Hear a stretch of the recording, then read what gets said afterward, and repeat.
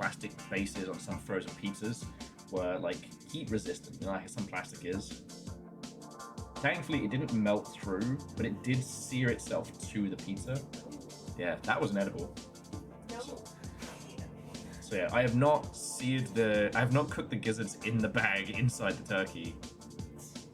But also, like, there's some recipes where you have like little cloth bags where you do cook the stuffing in. Yeah, you can. I've also never been a stuffing inside the turkey. Okay. But I'm not opposed to trying. It's your turn. Hey, J-Post. First, we're talking about roasting a turkey. We're both Bob's Burgers fans. And Littlefire sent me a Riverbrook Farms heritage turkey meme just as we were getting started. So I'm like, you know what? I've never actually cooked a turkey. Maybe this is my time. And it's really easy. Okay. Well, J-Post, your win is on the board. It's tied between Nova and Legend this month. Yeah. I'm saying Nova might go for kneecaps. I don't want to be all Star Wars on it, but you know. And PVS, what and welcome. Come on in, friends, come on in.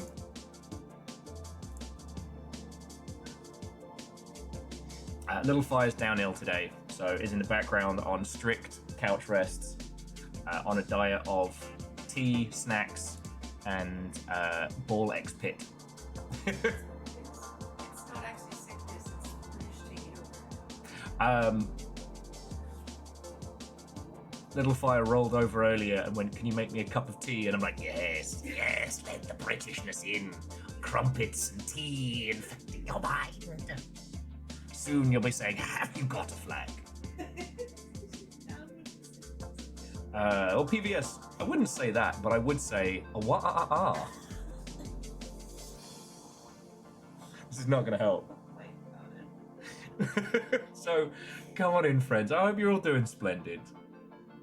Legend says hello to the house. You hear that, babies? They're having lunch. They do not give a fuck. And who is this Littlefire?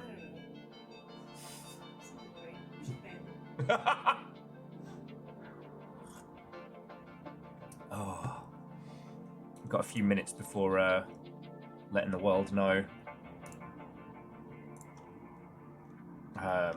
Jason Stroud was asking how many updates Sea of Thieves has had, like proper expansions, and my brain kind of short-circuited. They do not do their expansions normal. Oh, and Terry Kavanagh put out a new game, and it's just called Egg. The guy who made VVVVVVVV.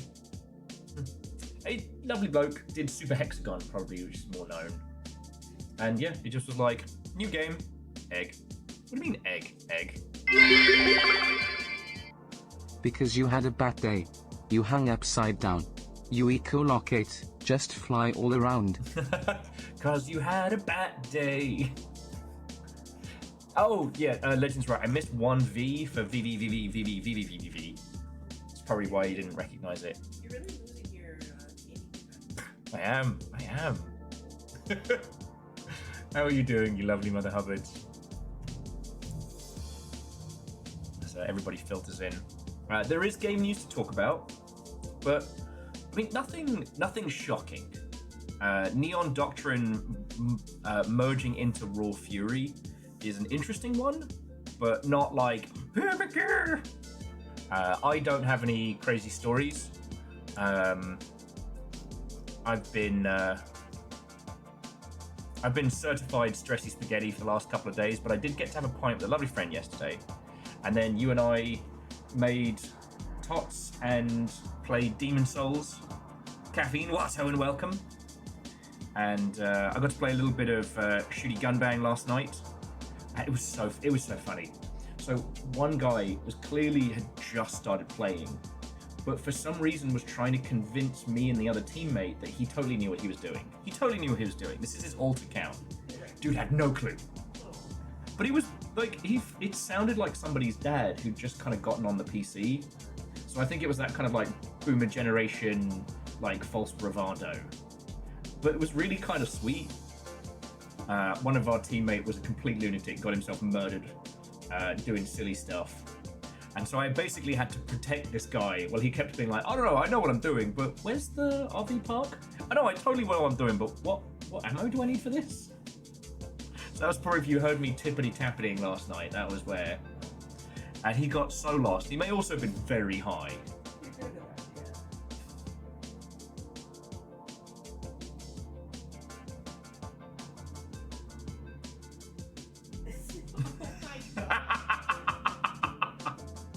PVS, I couldn't possibly comment. Sorry, and I laughed at your joke, but I didn't thank you for the bits. Thank you. Anyway, how are you all doing, friends? We have a day of weird indie games. I've got some absolute bangers for you today. I know I haven't been listing the games for Weird Indie Wednesday, but there's been so many good titles. I want to try and cover as many as we can. And I kind of liked how we did it last week. Like a little tasting menu. And if something really leaps out at us, then I don't know where I'm going to find the hours, but we'll just play it. And I've been kind of like solidifying the criteria for what constitutes Weird Indie Wednesday. That the game has to either be self-published, full indie, really fucking weird, or it has to have gone under the radar enough that people would mistake it for indie. You know what I mean? So if it's at like the sub 50 reviews on Steam.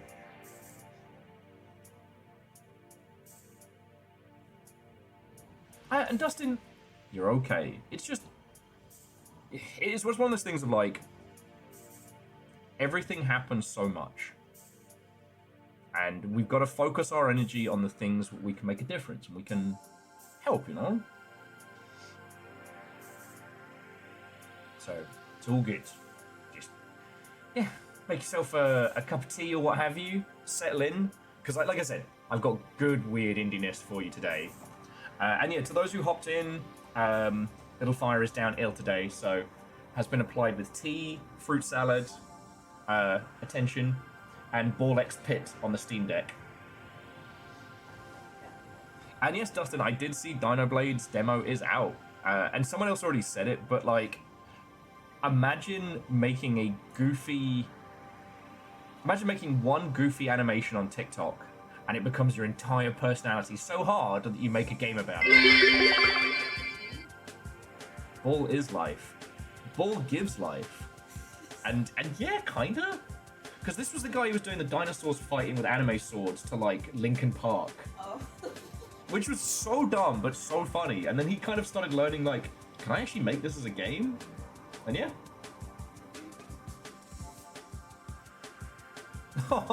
Justin says, get well soon. Strawberry sore throat. There's a joke in there, I'm like, no. It's not even one.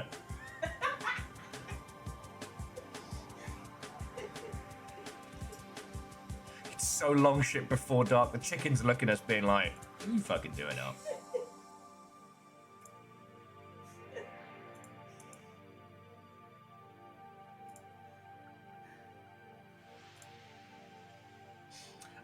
And Jay Post, like seriously, thank you for the Reactor online, sensors online, weapons online, all systems nominal.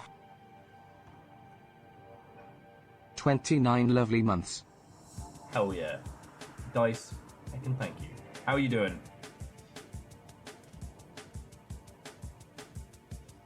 Yeah, 29 months, which is almost, and you might not know this, but this is almost 30 months. Bit of math. So yeah, friends, come on in. For video game news and discussion and stuff, there's some really interesting little points. Like, nothing massive. It's mostly a lot of fallout from yesterday. Microsoft's having big outages today at the same time that they're trying to launch Outer Worlds 2. You've been sick since Saturday? No! Littlefire's downhill today.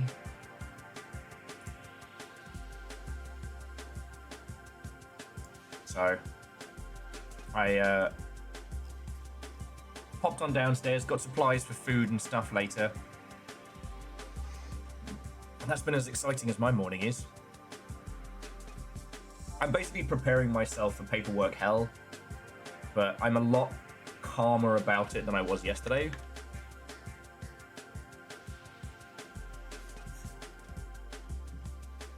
Aww, Dice, that's so cute.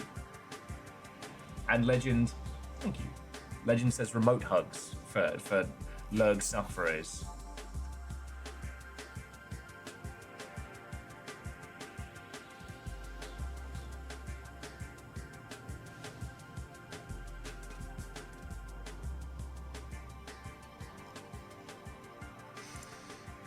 Okay.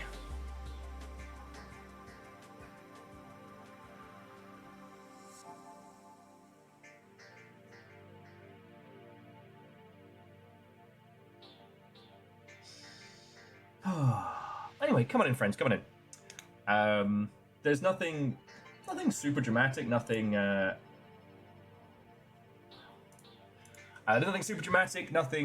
terror bad. You know what? Let's let the Longship know before we kind of get into the discussion-y points, because I know everyone's going to want to talk about Monster Hunter.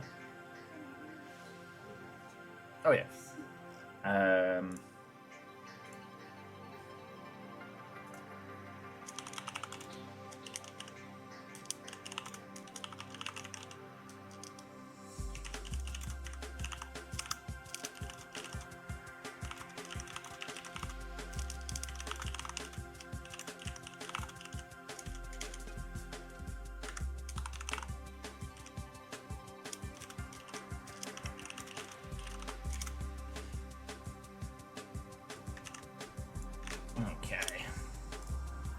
Discord has been informed. Oh. Dice, that sucks. I'm sorry you're going through that.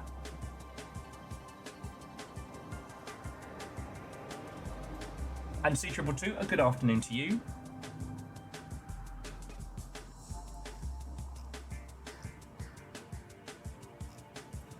Reactor online. Sensors online. Weapons online. All systems nominal.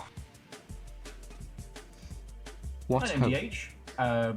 Fucking 70 months? Ignore. Oh, that on top of your 70-month spree just unseated the current Jarl. So there we go. Legend, that guy sounds like a rabid knobend. I'm going to be honest with you. Legend says they've got to go because their favourite streamer went live. He's, and I quote, this hilarious redhead that insists it isn't red, it's a bad joke about being blonde. That guy sounds like a right knobend. Yeah, and he's a bit of a proper dickhead. Shitaru, what? Oh, and welcome.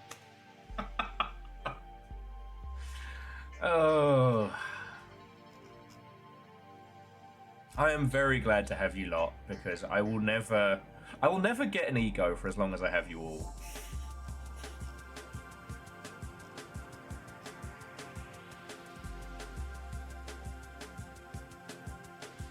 Ooh. MDH, alright. A Jarl's Decree, give yourself a genuine compliment. I have the alcohol tolerance of a small rhino. That is not a compliment. It's a learned skill. It's not a compliment. I can spot the corgi in Shitaru's post. Yeah. Vershi's like, that's not a compliment. That's a self-own. Angel Kalina, Watto and welcome. Vershi, Watto and welcome. Shitaru, thank you for filling the pint glass. MDH is referring to you as to what counts. Yeah, that does not count. God. It's hard. Yeah, exactly. That's why I'm not letting you get away with that one. God.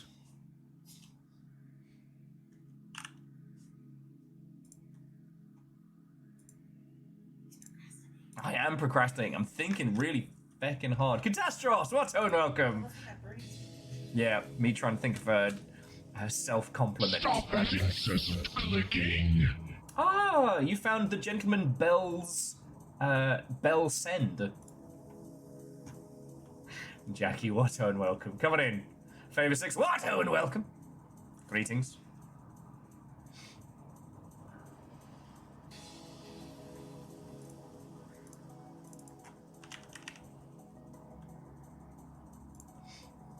How are you doing, you lovely Mother Hubbards?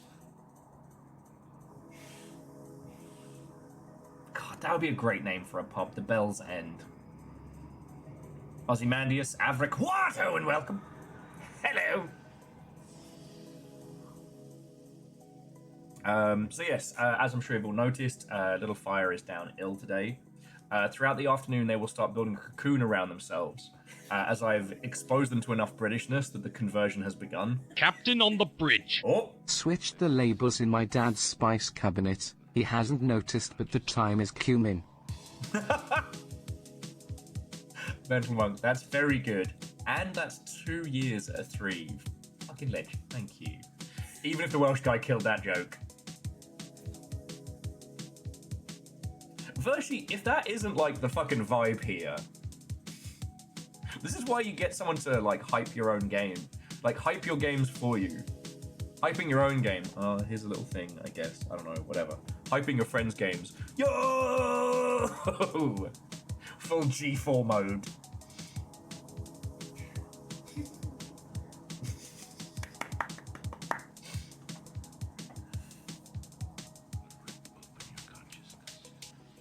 Dice, that's just called going blanky mode. That's like in-house camouflage. My dad used to say when one door closes another opens. Good father, terrible cabinet maker. Erwin, that's good. And friends, if you didn't see, it was C222 with Littlefire isn't sick. Littlefire isn't ill. She's sick. Bust a sick kickflip. Tony Hawk's trick sound plays. Dun-dun-dun-dun. Erwin, fucking thank you. Well,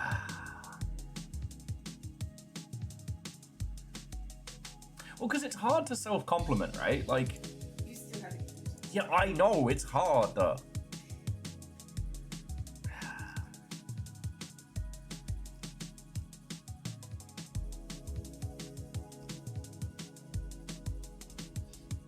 It's really hard.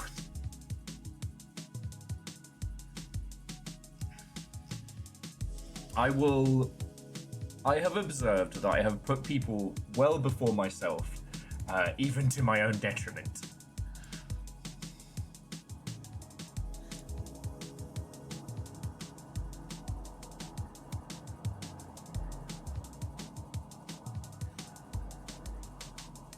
Famous, you can speak for yourself. Make a mean looker. No doubt. I saw your fancy ass coffee machine. Though I cannot have one of those. When I was working at Improbable, they had one of those like super fancy, expensive coffee machines in the break room because that's like the tech company thing.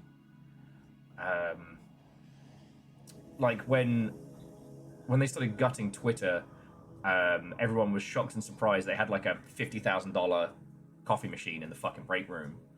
But that's just wanky tech pro-ness. So it was really awesome. I could make really nice espresso style coffee anyway. And I made so much of it, I upset the chemical balance of my stomach and had to coffee detox for like 6 weeks. It was the most miserable time.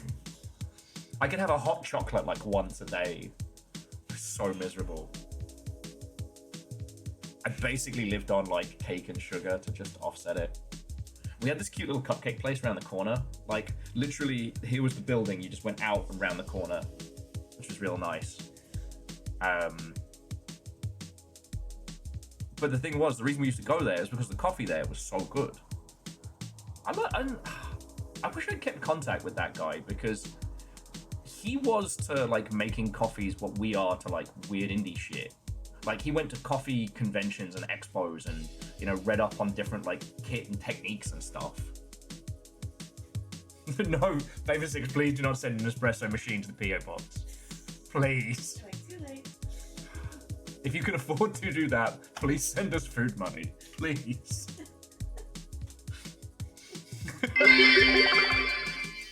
You can mess with me later. Starting earlier than in the past, thought you could get away from me?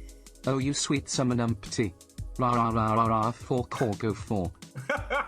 And a rah rah rah rah for Corgo to you too, Bacon. And yeah, I thought I could sneak by you. Bacon, thank you. And hey, happy Wednesday one and all. Come on in, come on in. I've got gloriously weird indie stuff today. And I don't know, I'm really thinking about solidifying like Weird Indie Wednesday as part of our like schedule.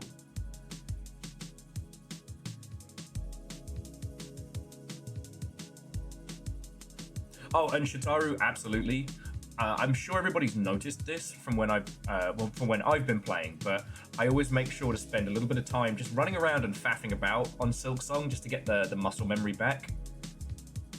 I'm really grateful for, with my my nightly shooty gun bang, I can just run around as an NPC for like a hot second. So I can remember actually how to play.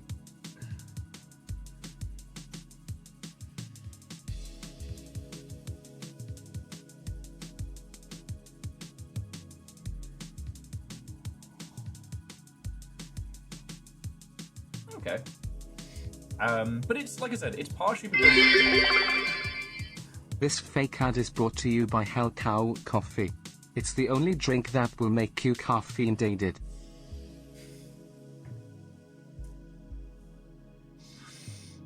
It should be illegal to be funnier than me, but then that would be a lot of people. Akari Zero, when you hit... This fake ad is brought to you by Hell Cow Coffee. It's the only drink that will make you caffeine-aided.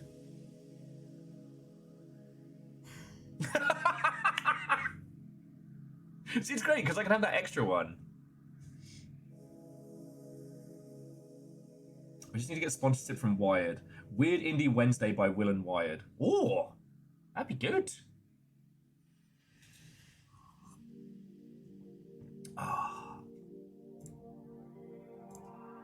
Sorry, Kari Zero, like, thank you for the bitch. Taru as well. That was very good.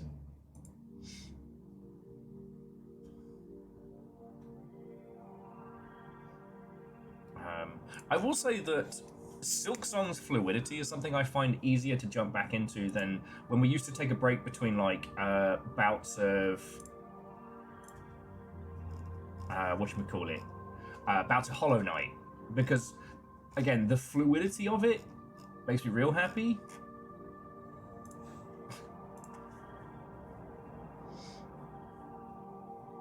Caffeine. When you really love just seeing people in shorts.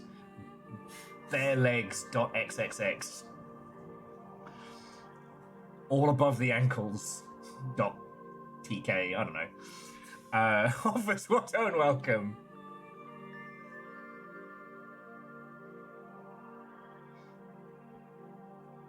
Yeah, that's always the challenge of, like, when you make a game that people really vibe with, but you realize the controls weren't good, like, making changes, but your core audience will be like, "Hey, what the fuck?"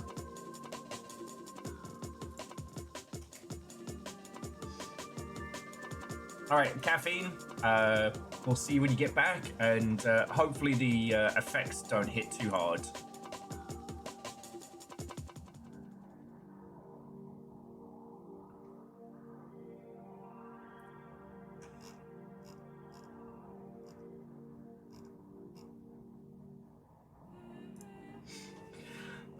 So, everybody's in. How are you all doing? There is game news to Natteron. There's some interesting stuff to discuss. I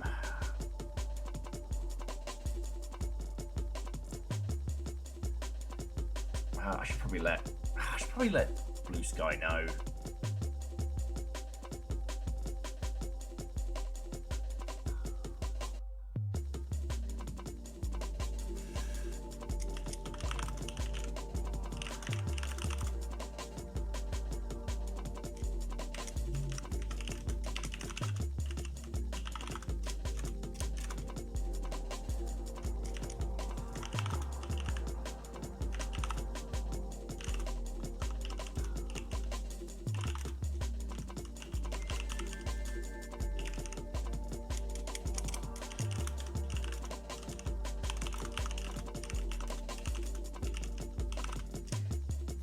And Angel Kalina, I'm sorry you've been going through the ringer of it. I wish I had the bandwidth to offer more than just stream conversations and whatnot. I'm going to be in the paperwork mines for at least a couple of days, and it's going to suck. So, like, you know, make sure you're good, look after yourself first and foremost and all that. And hopefully it all gets sorted nice and smoothly.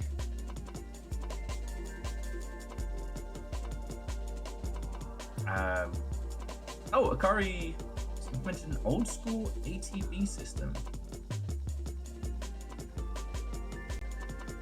Acronyms are the bane of my life, so I don't know. I have no idea.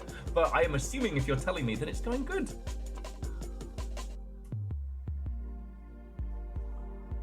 Active time battle. Okay.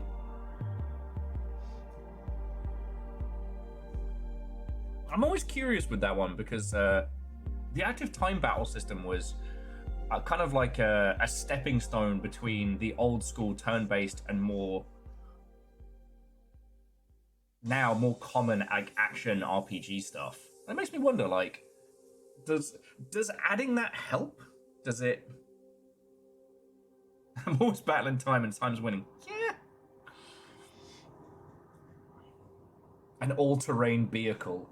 Okay, Wizardos, you joke, but you would be amazed the acronyms that people expect me to just know some days, and I have to be like, look, until there's either enough context to work it out in reverse, or until you just say, I'm not going to know. I know we make this joke all the time, but someone's like, oh yeah, I spent the weekend playing AC. Oh, you did? Oh, I'm sure I know exactly what video game that is from all the context I've just been given.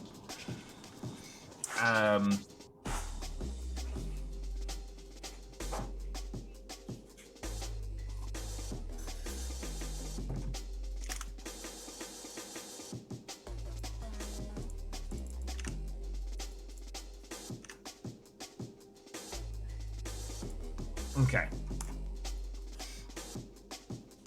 Yeah, fixing the air conditioning. Assassin's Creed, New Hampshire. Yeah. Armored Crossing.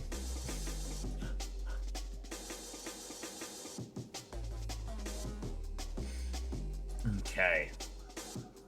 So, friends, miscreants, longshipians, and legends. There's a lot to banter on. Like, we're kind of, I wouldn't say spoiled, that sounds a little glib. But there's a lot of games news stuff at the moment. We have a little bit more information on what's going on with Amazon. They've said that they aren't going to close New World right away, but it's corpo speak for it's not going to be here next year. If you didn't see the news yesterday, Amazon announced they're like gutting jobs all across their tech side. And Amazon Games is getting hit pretty heavily. This basically also came as Amazon admitted that they failed at making a Steam competitor, and that Amazon Prime Gaming and Luna, or I think it's now just called Luna, right? But all of that side of things is just getting gutted. Like, Littlefire and I talked about it yesterday as well, but like, as streamers, it is interesting that they had the focal point and they had the delivery method and yet couldn't bring it all together. One thing we talked about yesterday is like, if their goal really was to succeed, where was the integration stuff?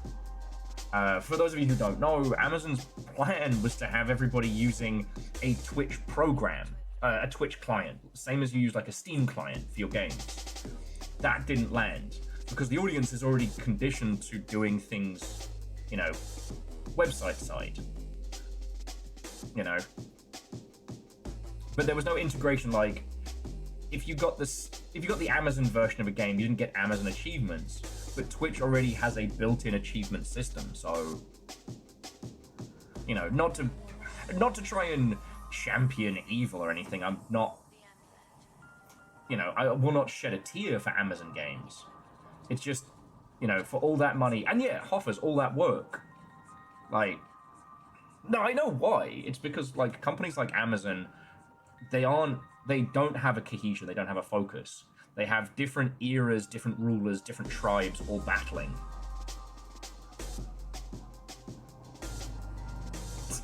Virtue, so help me! I will get the hose. Secret Producer says, new Halloween plan. Put on ghost makeup, wear my Crucible shirt. Alright, I'll do it and I'll wear my Artifact shirt as well. Be the ghost of game projects past. Yeah, Moose, they were well positioned to run a partner program to kick streamers some cash, but like they never unfurled the bounty system proper. And from what I heard from game dev friends, like the bounty system was only ever available in North America. You know?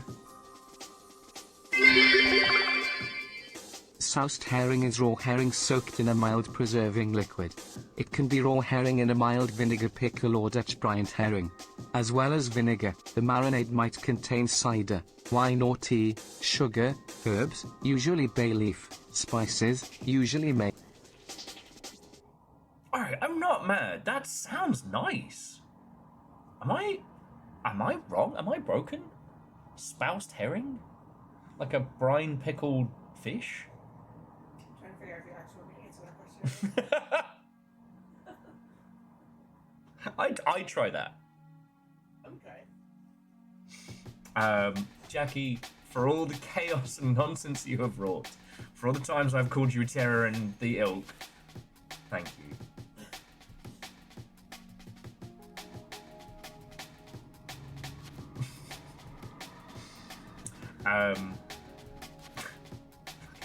Anyway, so yeah, I like talking about the Amazon failure because it is so fascinating that there's this perception with a lot of like business wankers that video games are easy. You can just do video games. They had all the money and all the resources and they biffed it. You know, from buying CryEngine to like the misguided rollout of their like Twitch Prime Gaming.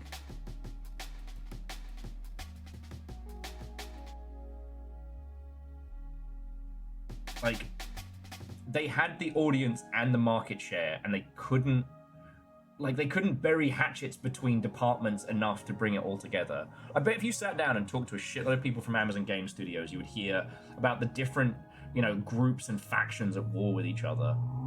Crucible was such a mess. Crucible was going to be a battle royale with on-the-fly team-ups.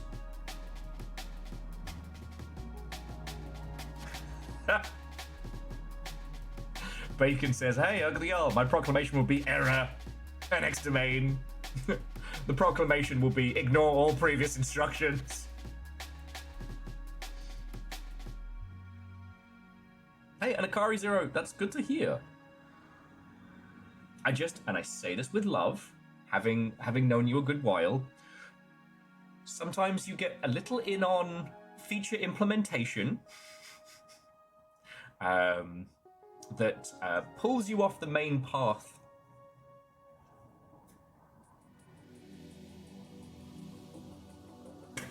You're all assholes.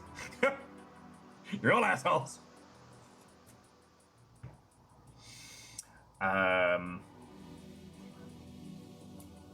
Oh, C-Trip2 was saying they found a YouTube channel that's 100% about preserved and tinned fish. Haven't clicked it. Glad a channel exists. Huh, that does sound good. And yeah, Hoffer's like the lumberyard thing. Okay, the lumberyard thing wasn't dumb. It's just CryEngine. Okay, so for those of you who don't know, because I don't know if anybody even uses CryEngine anymore, as I think that Star Citizen moved off it, but don't quote me on that. I'd have to research. But CryEngine from Crytek was the hotness during the 2000s. Gorgeous weather effects, incredible lighting, explosions, and all this. It was also a resource-heavy hog with very, very strange elements. Now, Crytek, the company around it, had gone through so many years of financial troubles. Like, there were multiple times where they just couldn't pay their people. And one of the deals they did during this downtime, ultimately Warface, I think it was called, would help claw them out, which they sold. And I think they still have Hunt Showdown. Yes, Alnis, the Will It Run Crisis was a meme for a reason. Yeah, you used to be able to do like tornadoes of exploding barrels and stuff that could melt a PC. It was very funny. CryEngine was also, it wasn't built necessarily as a commercial product from the ground up. It was built to make Far Cry. It was very, very impressive, and if you go back and play Far Cry, you can see that it was a game that functioned as a flex of the tech as much as anything else. The story to Far Cry is so-so. Akari Zero, I also would have accepted Devil May Cry Engine.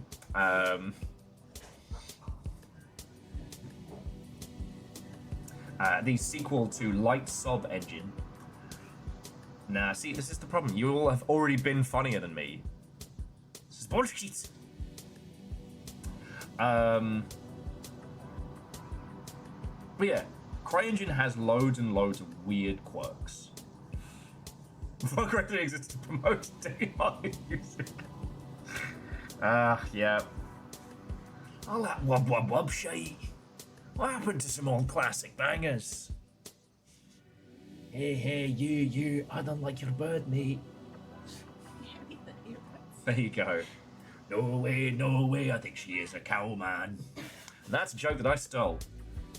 But yeah, CryEngine was not designed to be a commercial product in the same way that, like, Unity was, or that Unreal has become, right?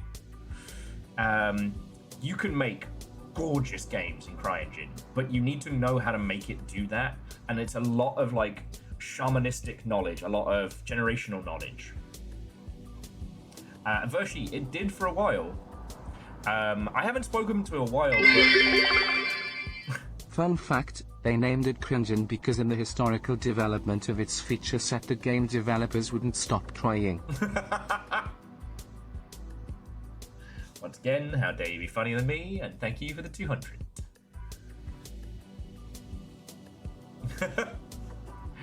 Catastros, 6 jokes a minute. That's generous. 4 attempted jokes every half hour. This isn't a speed run after all. But yeah. So Amazon buying CryEngine, or buying a fork of CryEngine. If you don't, so basically they took one particular build of the CryEngine and they forked it to make their own engine called Lumberyard. So it's CryEngine in all but branding, but anything developed on it from there is their own. And the idea was that Amazon was going to own the studios, they were going to own the engine, they were going to own it all, and they were going to make their own in-house games. But again, CryEngine is a strange beast. It has weird quirks. You know, if any of you have worked with any program for a long amount of time, there's one quirk that it all has. That's just the nature of these kinds of products. I mean, like, Unreal has its own quirks, you know, Game Maker, Godot, etc. But that's another... I cannot state to you how, if you want to make a game on CryEngine that's good, you need to know someone who worked at Crytek. You know what I'm saying? The documentation was spotty. And it's one of the reasons why a lot of more modern engines now have such a focus on documentation, was because the people who use CryEngine wait, hang on.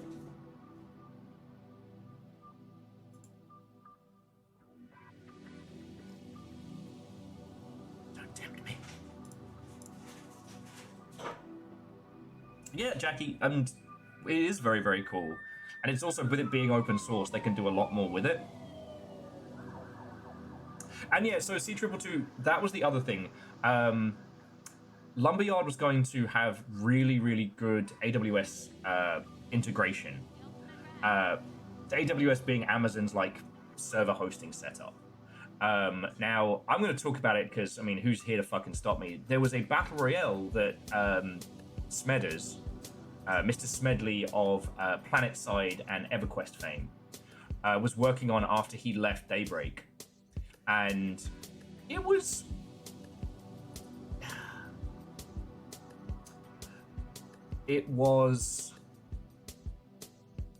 what he was trying to make was a step between the extraction shooters that are now very, very popular and the PvPvE elements, the battle royales.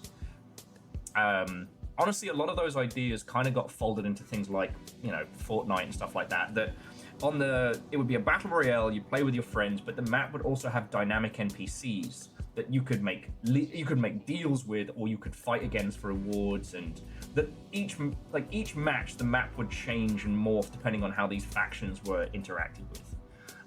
Like it or loathe it, those are some features that Fortnite's been able to implement, and they're interesting, you know. But the thing that Smedders was pitching was that you could modify the game and then spin up your own servers with your modified version. And there'd be basically like a mod browser that you could be like, oh shit, someone's done this version, we'll just play that. Very, almost Fall Guysian. That game never came out. We saw it behind closed doors. Whatever happened there, I don't know. Now, I believe Smedley's working on something else now.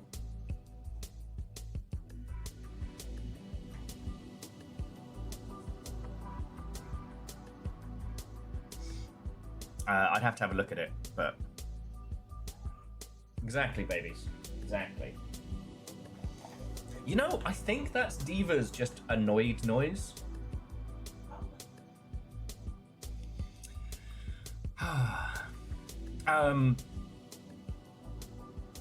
But yeah, so the reason I'm telling you all of this, like, little history lesson is just to show you, like, how all in on games Amazon was going. So they bought a bunch of games companies, they founded a bunch, they tried to make a whole bunch of games, and mostly they were abysmal failures. Crucible barely made it.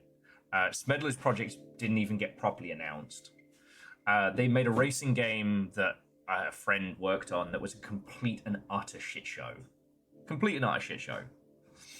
And they, despite having all of the cash, despite having all of the time, the whole thing ended up being a complete and utter mess. I'm okay for the moment, thank you. Thank you. Wait, no, you're supposed to be resting. I don't know how. Fair. You combine that with the fact that Amazon bought Twitch, which there's a discussion right now as to how Twitch does affect the gaming landscape. Twitch and YouTube have kind of settled into their little spaces. Right now, in English language territories, like the tastemakers do seem to be coming from TikTok, but that will change. I don't think there's any clear place because a lot of communities have kind of solidified. You know what I mean? Like, you all hang out here, or, I mean, most of you are like Playframe crossovers, and I shouldn't say crossovers because it's all homies, but you know what I mean, right? I think it's safe to say very few of you have gone looking for a new stream to watch recently, because I know I haven't. I watch my friends, or I'm here with you lot. TikTok's definitely the place where I'm finding new games that I wouldn't have otherwise known about. But then also I obsessively research games, so, you know, there's also that. But the point being is that when Amazon acquired Twitch, Twitch was the tastemaker, and it is still a huge part of how games are shown and discussed. They also had, like, was it Amazon Luna, which was going to be their Stadia competitor. And all of these different factors that they were putting silly amounts of money into, none of which were shaking hands, none of which were working together with any kind of clear or cohesive vision.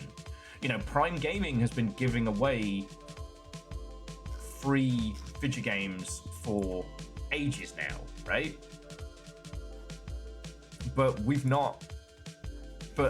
the speed at which those have been coming out and the speed at which they've all been kind of moshed together is, well, it's a mess. It's a mess.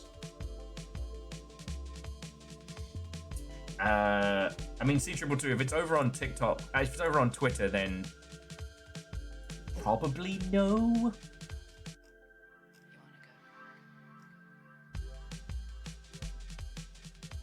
Can you give me the good shit? Because DJ Wheat's not Amazon anymore.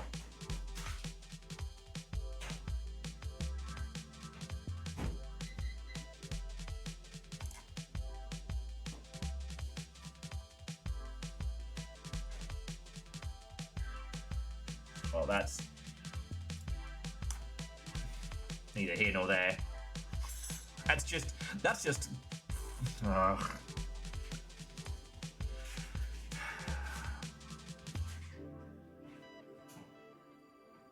Oh yeah, Hoffers being at that GDC Stadia announcement was so funny.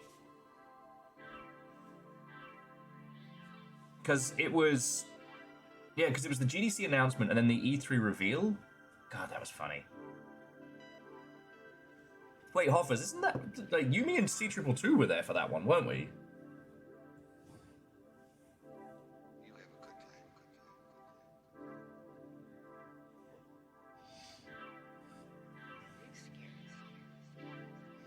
Yeah, sorry, C222. I don't want to talk about the potential death of Twitch. I have so much shit I'm worried about. If Twitch goes, then cool. Find me outside Trader Joe's with my accordion. Be like the introduction to Earthworm Jim. God,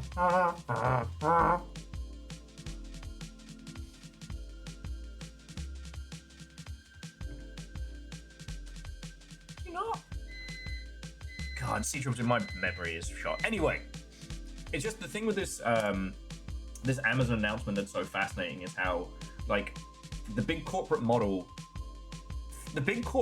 failing at video games is so fascinating because, like Tencent's been able to do it, other companies been able to do it, but like Amazon's style of like infighting and, you know, super corporate consumption just does not produce art.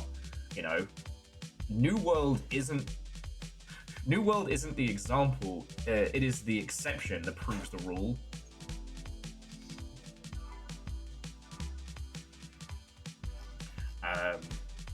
And yeah, and with New World being successful, they're still going to be shutting it down. They're using fluffy language right now, but it's going to get killed. Okay, so the other ones is, yeah, as I said, Microsoft's having a very, very bad day with massive server outages right as Outer Worlds 2 is launching. I will say that Outer Worlds 2 sometimes crosses the line of what I consider to be like good-natured ribbing.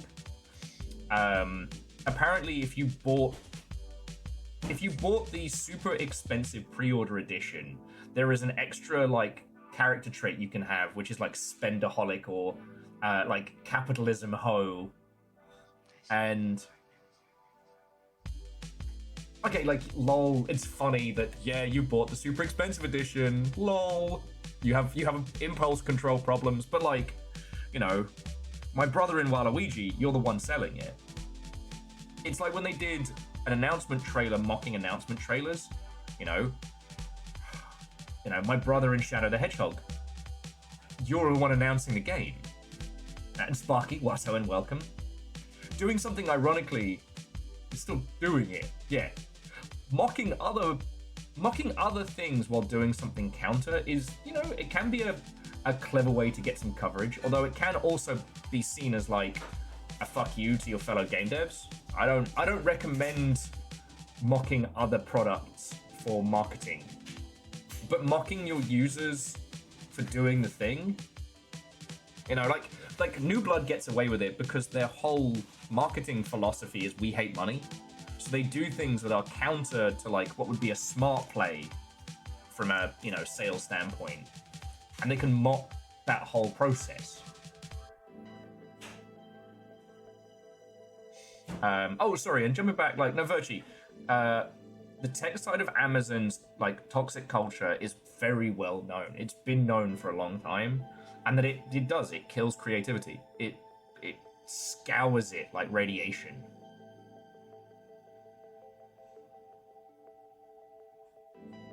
Yes. That's right, Virtue was just saying that all the money and all the tools in the world can't unruin someone's life, and Amazon corporate culture is designed to ruin lives. Yeah. And they're open about it.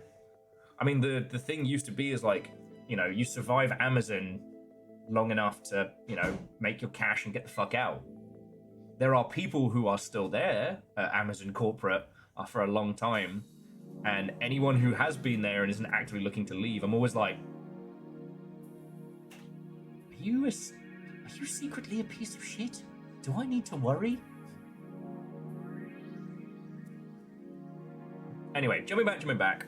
I hope Outer Worlds does good. I'm not banking against it or anything like that. It's going to be interesting to see how the outages plus Game Pass plus like Microsoft's very negative opinion in the gamosphere right now, if those have a large impact on sales or not. And Nova, Watto, and welcome. Who is the sleepy one on the couch? What? I'm eating. Promise. There's food. Yeah. Feeling me. It's the last of the roasties. It was going to be your packed lunch, and now it's your couch lunch.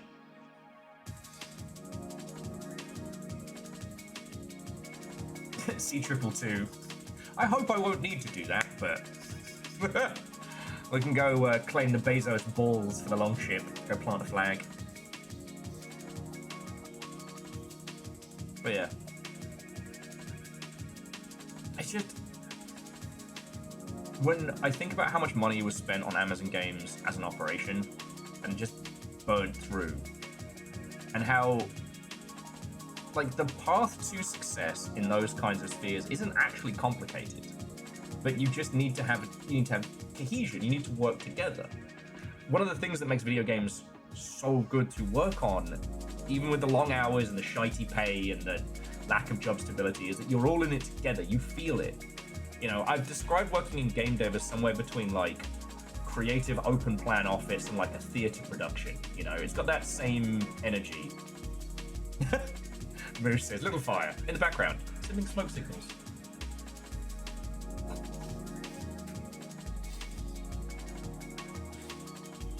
Ooh, you're doing samurai stuff. Oh, and I'm making chicken korma for dinner tonight.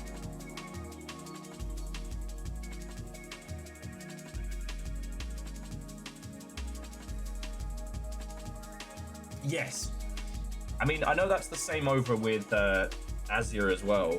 Azure. I'm just going to change however I pronounce it each time and get more weird. But yeah, as C222 says, AWS isn't a team. It's 100 different teams that barely talk to each other.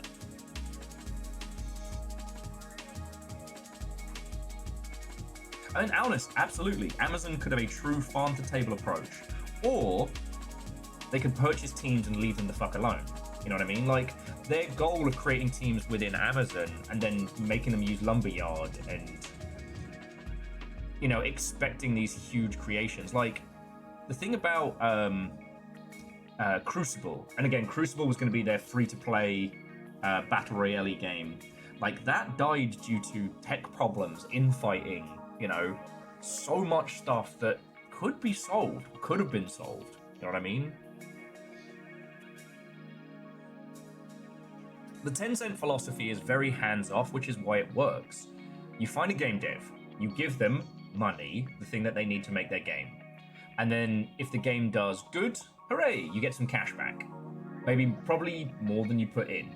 If the game does very good, then you go, hey, are you thinking about selling? Because we're thinking about buying.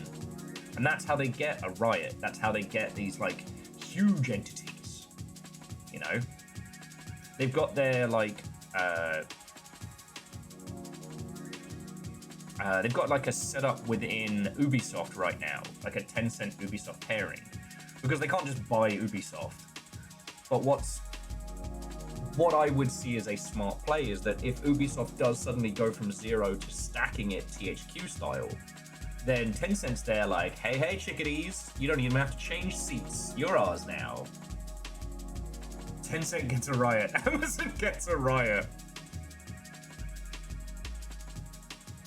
Yeah. And I guess I get salty because, like, I look at... I put together all these business plans and all these ideas and concepts as to how to build a publisher from the ground up. You know, that is a lot of where I put my brain power when I can't sleep and things like that. And the big challenge is that initial hit of cash, right? If I had even a fraction of what they threw at Amazon Games, world domination relies in our palm.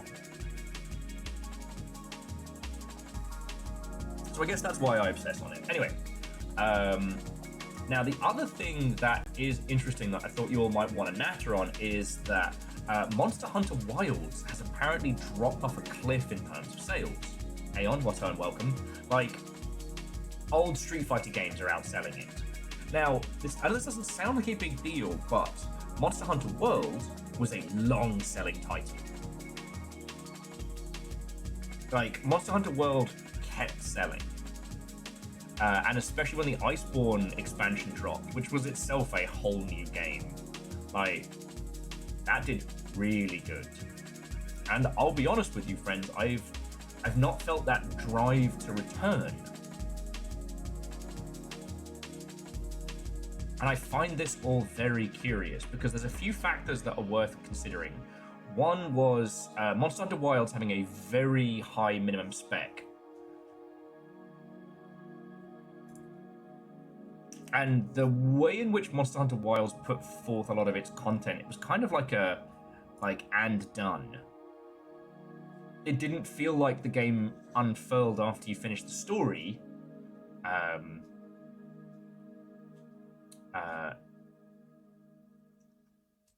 And I haven't felt that same pull to return.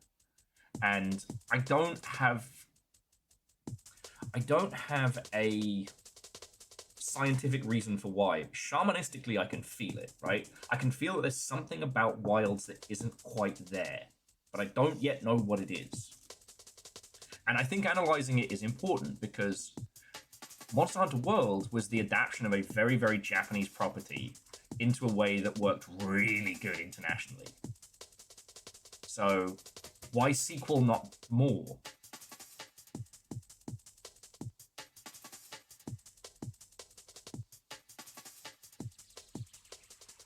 So yeah, and I mean, Alnus, when the environmental effects started popping off, that was when it felt like it earned its high spec.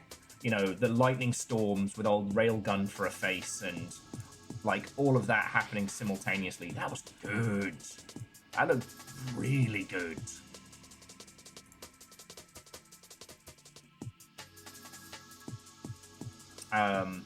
And was those...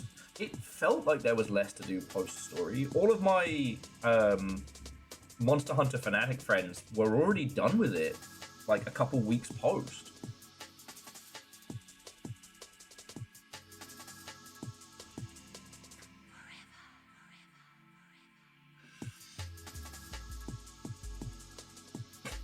Moose, I was trying to translate G is the ring space. I wasn't sure you were going with it. But yeah, no.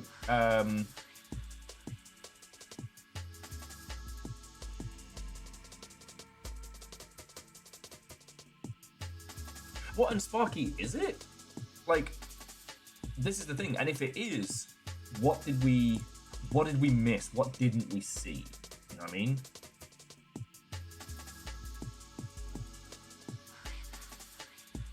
Okay. Martin was saying most of Wilds was very front-loaded.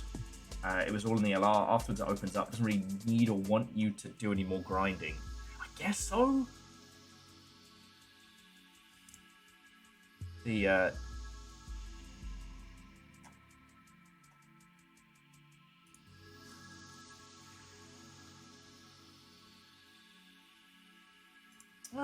See, Catastrophe, I don't think Monster Hunter World was lightning in a bottle. Like, I just remember us all hanging out, like, floating in the hot tub with our cats, and talking and nattering and having a great time of it, right? Like, and Wilds has, like, these incredible performances you can sit and watch, and contests to play, and little stuff to do.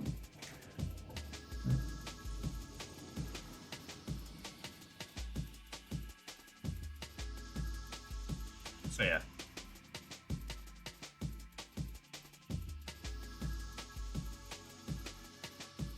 And honest, that could be it. I don't know. There were still some monsters that were very, very difficult to beast. When you got, especially when you got to Master Rank in Worlds. In Wilds, I feel like we kicked everything's ass, and then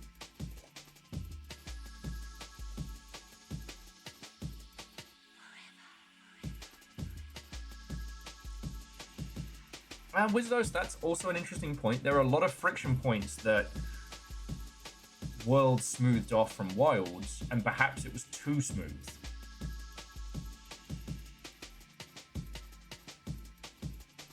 So yeah, it's just, this is an important one because, like, we don't yet know who's going to be the new, like, dominant force in video games.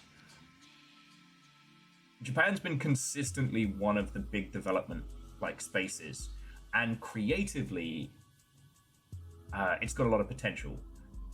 China has the potential to make a lot of, like, big multiplayer titles, you know, NetEase and stuff like that, throwing their cash around, but you know, if you think about what we in the English language territories have received from Chinese devs, we got Wukong, and that was it. Like, there isn't a big, like, rush of narrative games coming out of the Chinese game development space, or, like, smaller titles.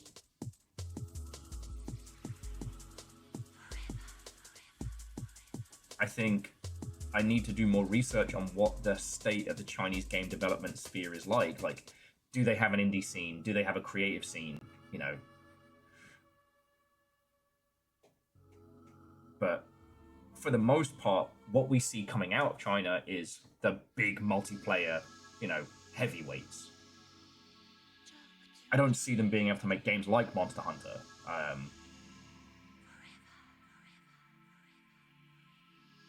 You know what I mean? And the strange thing is, like, other teams have tried to do the Monster Hunter formula. The only one that was vaguely successful was... Oh, Baron was super into it. It was the free-to-play Monster Hunter game.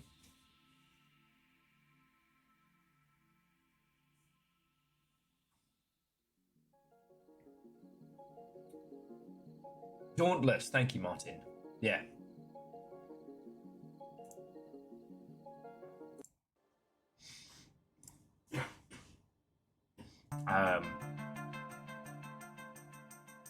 With a lot of those titles, the Monster Hunter formula should be repeatable. Yeah. I mean, genres, I've not checked in on Wild Hearts. I don't know how it's doing. And Tokuden sold all right, but, you know, the God Eater franchise was made on, you know, blood, spit, and prayers. And they moved over to Code Vein, which did way better. Code Vein, to my knowledge, sold significantly better than God Eater. But, like, the God Eater franchise was aiming for the PSP after somebody fucked up at Sony and they lost Monster Hunter to Nintendo.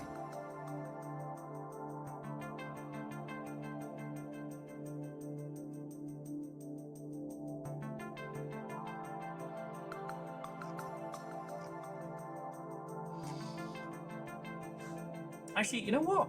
I don't know. I don't think Joe's a drinker, but it'd be interesting to have a sit-down chat with Joe. Because I didn't spend a lot of time with Wild Hearts because it was an EA production and, like, what is there for us to learn? But, you know, now we're still, hopefully, towards the end of the churn.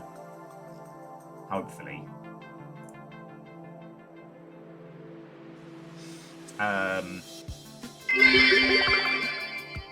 He can't handle his fruit juice-based alcohol very well.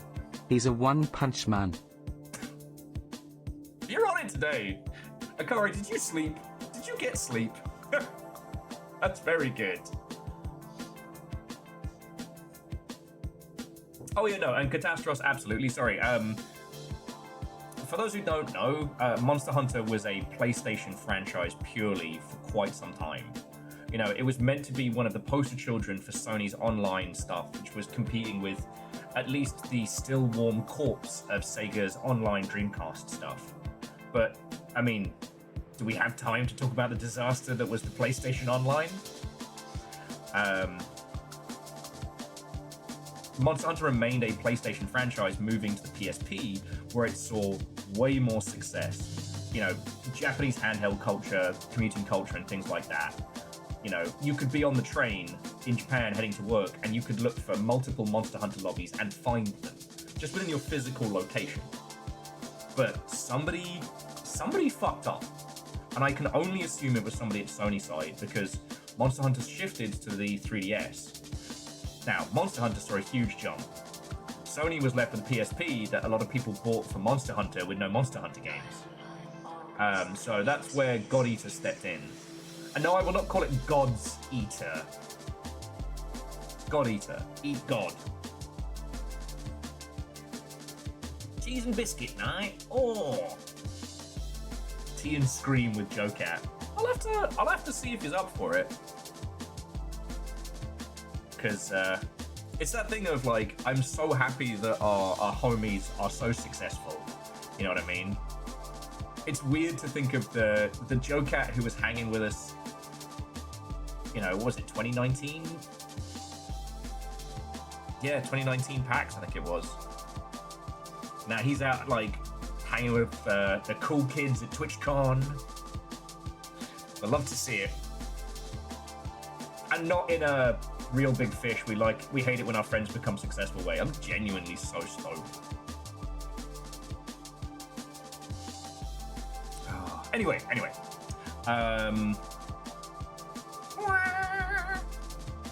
No, the reason why I'm focusing on this is because this shift in like the dominant sphere games industry wise hasn't solidified, right? We predominantly spend our time in PC and indie, right? That's where the Longship predominantly lives.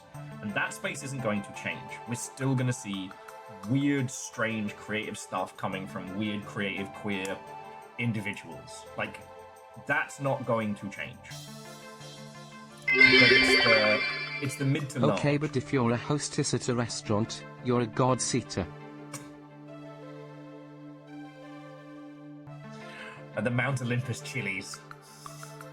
I'm sorry, Akari Zero, you've been throwing in loads of bits today. I hope you're doing good fiscally, alright? Don't die! I can't afford necromancy! Better figure it out. How long do I have? 3 hours. Yes, please donate within your means, but seriously, thank you. And Choro's saying that Wild was weird. Like, didn't really feel good. Yeah. Oh yeah, and Aeon, Littlefire's down ill today. So I've been playing Nursemaid. And I'm cooking up a big old korma later.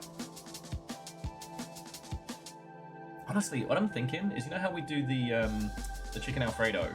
I think I'm gonna cube the chicken, give it a rub with spices, fry it up a little just to sear it in, and then slow cook it in the korma, but do it on the pot, not the slow cooker. Yeah, this house is about to smell amazing.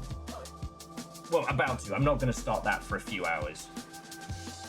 For a fair few hours.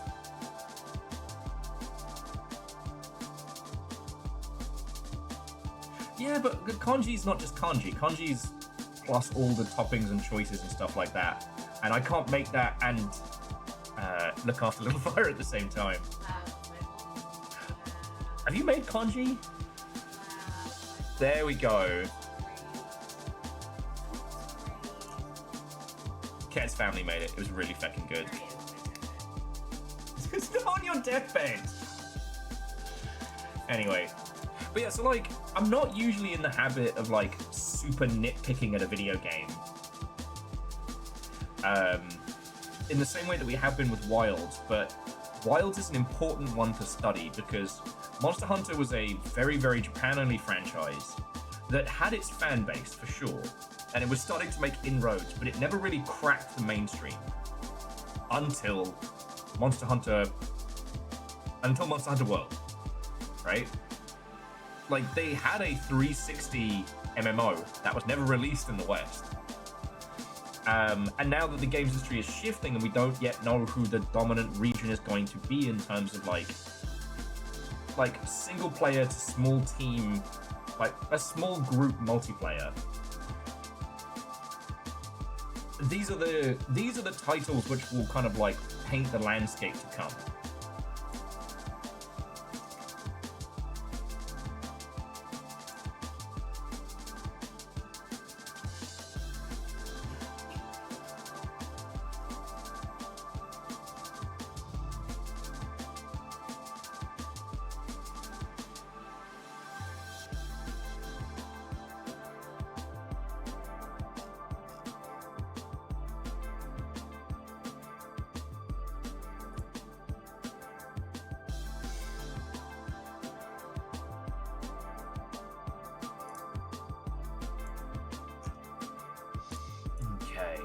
And so yeah, friends, that's pretty much the game news to natter on today, the points to research.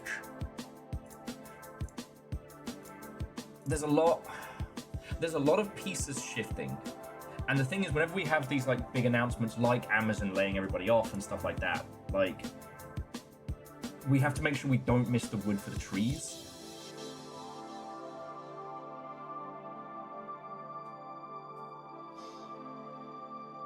And Alnus, that is an interesting point. I wonder if the Wilds is too smooth an experience to keep the weird, grindy sickos, but is not a simple enough experience that the, hey, do you want to come play this group? Can jump in. And they are now very well catered towards. It is worth noting that the comedy multiplayer games keep selling well. RV There Yet has already celebrated over 1 million copies sold. And it is important to remember that, like, for users, they don't care about the budget. They care about having fun. And because I know you got talked into getting Monster Hunter Wilds when it dropped. I only played, so I Yeah. and I did. Yeah. But I've never been a Monster Hunter fan.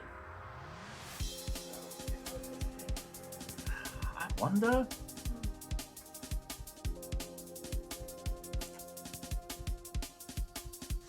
Well, and Wizardos, I don't want to use Rise as a comparison because Rise is first and foremost a Switch title with a port. You know what I mean? Worlds was the one that did very, very well, and that was the one that was a more international strike. You know what I mean? Because if you've been following Monster Hunter development, they basically split into kind of two teams. They had the Worlds team, which was like your big global multi-platform title. And then they did, what was it, Generations XX, which, despite the title, not porn, was just like a greatest hits Switch title that didn't get a PC release. And then Rise did. However, Rise lacked a lot of the functionality that Worlds had, and the international audience had come to expect. You know what I mean?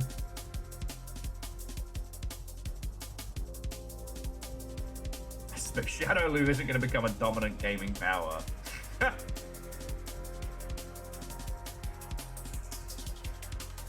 Legend, they can say what they want. Their failure to name their product correctly is not our fault. Like Hunter x Hunter. Oh, you're not supposed to say the X part. Well, then why is it there? Why is it there? If you put an umlaut in it, don't expect me to ignore it. Sorry.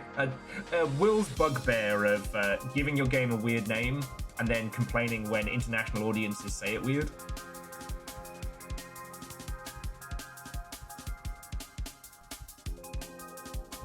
Oh, Wizardos. It already is. But that's another story.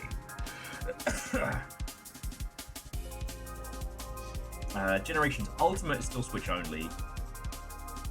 But it was a 3DS game that had a side port onto the Switch, yeah.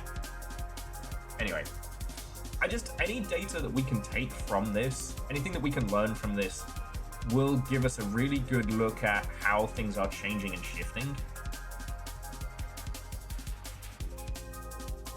Like, the thing about the Chaos Comedy friend games, you know, your Repos, your Are We There Yet, you know, Lethal Company, etc., is that they hit a repeatable format because, like, so take Content Warning, for example. Great game. What is it, like $3? Wonderful to play for a Friday or two. And then once you've kind of hit everything and the jokes don't land like they used to, hey, don't worry about it. It's $3 or $4. Like, what's Are We There Yet? $8, right? And like, I'd love to play that with a bunch of folks. If you haven't seen it, sorry, let me show you, because I realize I keep mentioning it. So Are We There Yet is mechanically identical. I shouldn't say identical. Is mechanically pulling from Peak, but you have a big camper van. So you have the same system of, like, you know, like exhaustion, food, mechanical damage, etc. But it's for the RV, not for each person. And you have to bring it up increasingly difficult environments.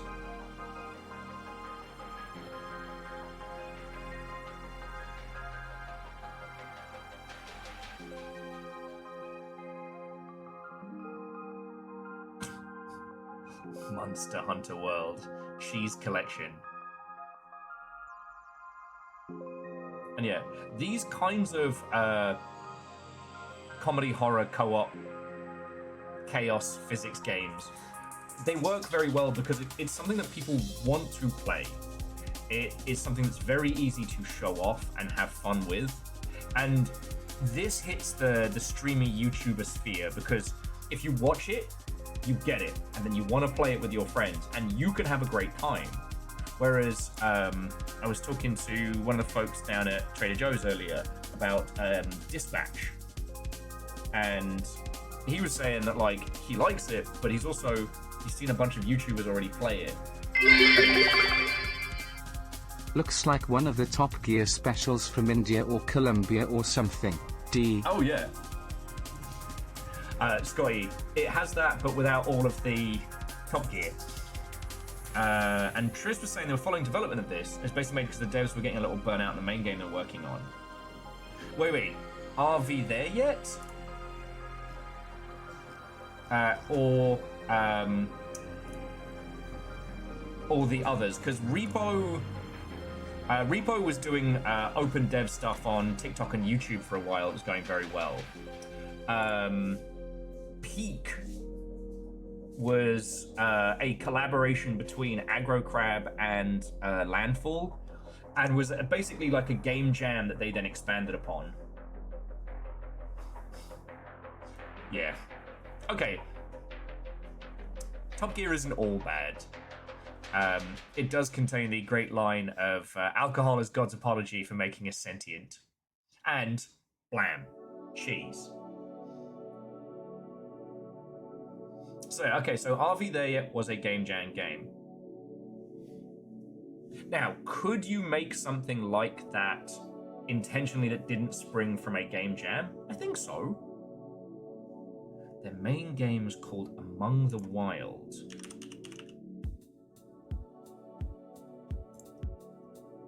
Interesting. Sorry, I'm just... the name rings a bell. I'm just looking to see if it's...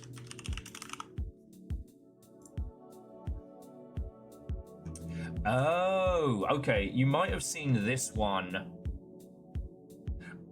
You might have seen this one from Summer Games Fest.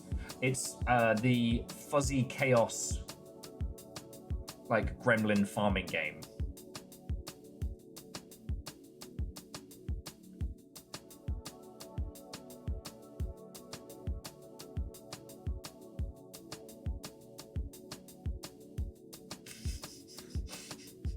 Look at these little faces. I need that. Yeah. Now, I think this will still do well. I think the quality threshold on these like farm and construct games is now quite high. Well, maybe not the quality threshold, but the feature expectation.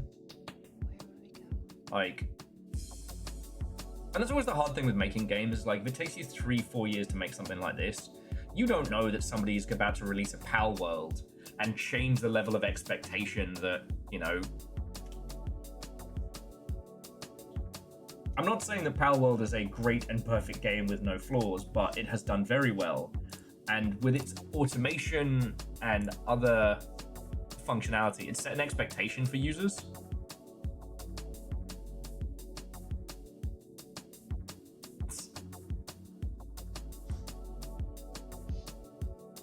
Yeah, no, it was something that really stood out to us during Summer Games Fest.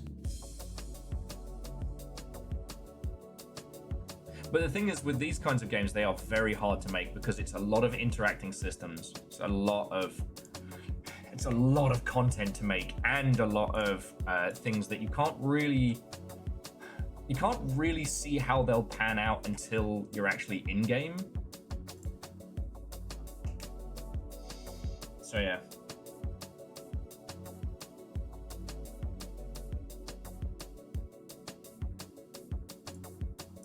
I mean, Sparky, okay, I think you could make it within a standardized environment. I think what you would need to do is something similar to Amnesia Fortnite, which is to let your teams jam and then, you know, cherry pick 1 to 3 of them and then just expand upon them in terms of content and features without trying to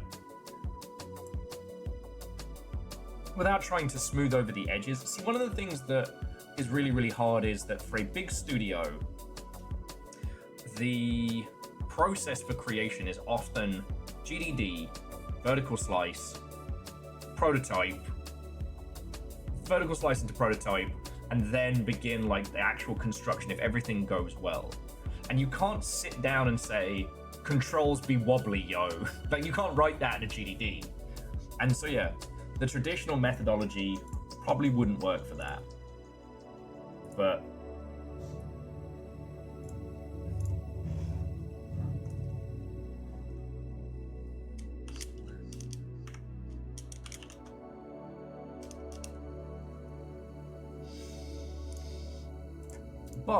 again, you know, for as much as Aggro Crab like to pretend like they're just these silly, quirky little folks, they're a full game studio. Same with Landfall, and they managed to create it. Like, Peak has outshone a lot of games.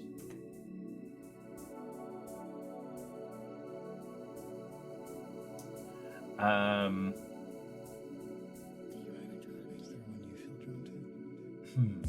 Favor 6, that is an interesting question.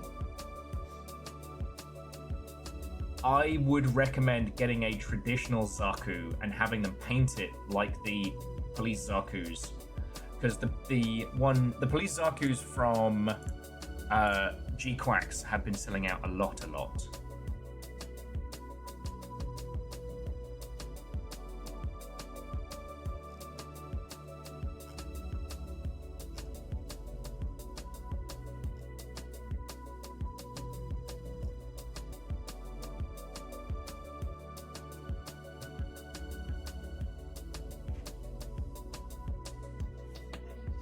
Tashra says, Yahtzee points out it takes a lot of care to pull off being completely carefree.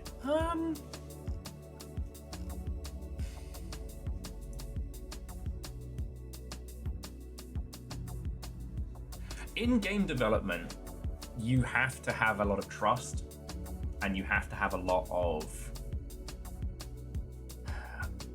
management needs to have a lot of creative hands-off during the early part, and that is difficult for a lot of big studios to do. You know, because the thing was, as like the Peak thing has been well documented. Another Crab's Treasure was a big game. That was a properly developed, you know, small to medium-sized team game, and it did good. So that team and the team over at Landfall, they got to do like a little game jam thing. That was like their kind of like, all right, here you go.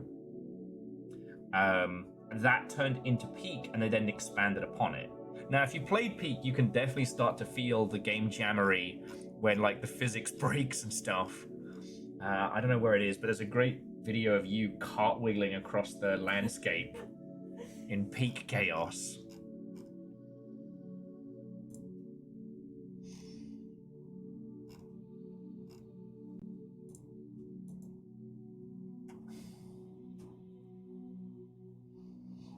And yes, Another Crab's Treasure was fantastic. And it sold good. But Aggro Crab...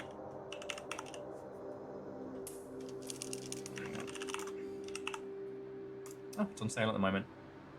Yeah, overwhelmingly positive. Over 8,000 reviews. Actually, and that might just be in...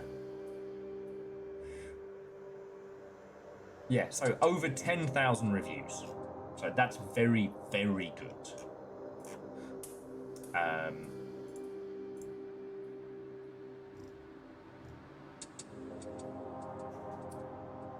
But even Aggro Crab has talked about how hard it's been to find funding.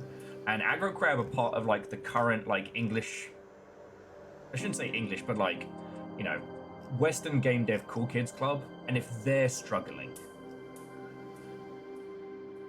they've also been saying that they will not be doing another big game like Another Crab's Treasure, which is interesting.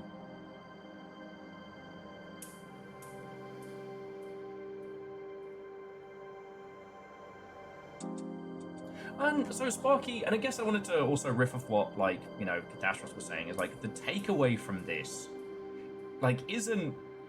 The takeaway from this is, like, fast iteration is still... Fast iteration is still the holy goal of these kinds of titles. You know what I mean? Now, having the money and time to work out from that is no small feat, right? You need to create an environment in which that's available, or you need to do that yourself. And that's a hard thing to ask of people, right? Like, oh hey, I need you to spend your personal time like jamming on this game jam game to get it together so that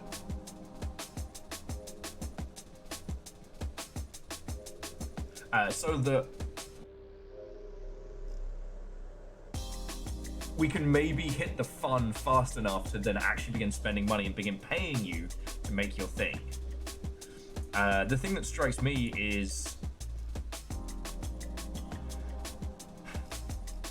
it's not a guaranteed formula, that kind of like comedy to success, to the extent that it was recently, because I think about co-op kaiju horror, co-op kaiju cooking horror cooking, which has not done good. And I've been thinking about it a lot, thinking about how it works and it doesn't, and like the time limits are too strict.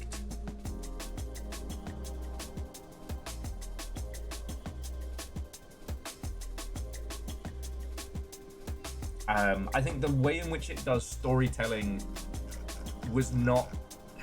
Okay, so co-op kaiju horror cooking does have a story, and it's a story about this group of monks who worship these gods and how they're driving each other mad and it's all falling apart.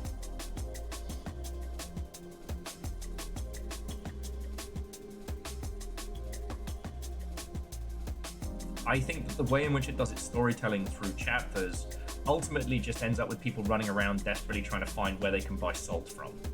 Like, users ultimately check out. What's interesting about things like Lethal Company and Repo is that story is told to you through like little hidden things. If you want to know the story of Repo, you've got to like deep dive that shit. If you want to know what's happening in Lethal Company, there are hidden emails and places and stuff like that. There aren't characters talking to you. There isn't an unfurling story in that regard. Also, with co-op kaiju horror cooking, it's very easy to get to a point where there's no way to continue. And that never feels good. it's one of Lethal Company's weaknesses, except for Lethal Company has things that will spook the hell out of you. You know, that point when you realize you cannot make quota, no matter what you do. So yeah. It's that thing, Sparky, of like, the big projects that you want to create in games.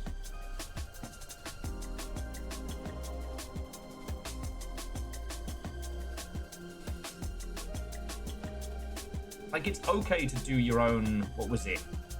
Oh, what was the movie? Is it Francis Ford Coppola? Spent all his cash making a movie with Adam Driver that loads of people dunked on. But like, that was a movie he wanted to make with his friends. Go for it, buddy. Like, you spent your money on it. If you want to reach that point of making like those personal games, that's a really cool thing.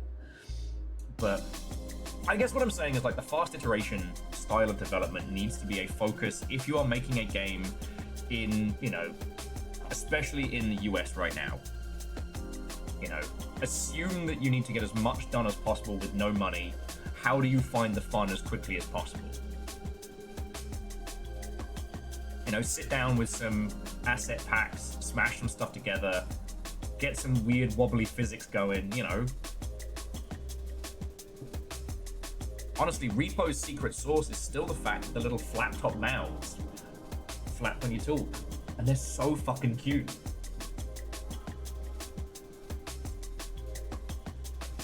I'm just checking on you. Do you need anything? Do you need a cup of tea?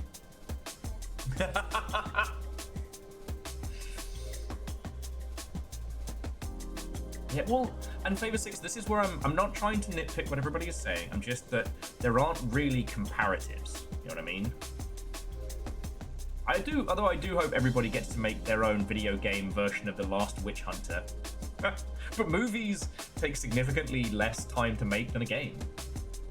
And jumping back, I do agree with Vershi that Silverfish taking its time... Silverfish not bombarding you with story from the get-go is very, very cool. You know, I like the fact that you're not called stalkers, you're called inheritors. Because humanity fucked the planet and you've inherited what's left.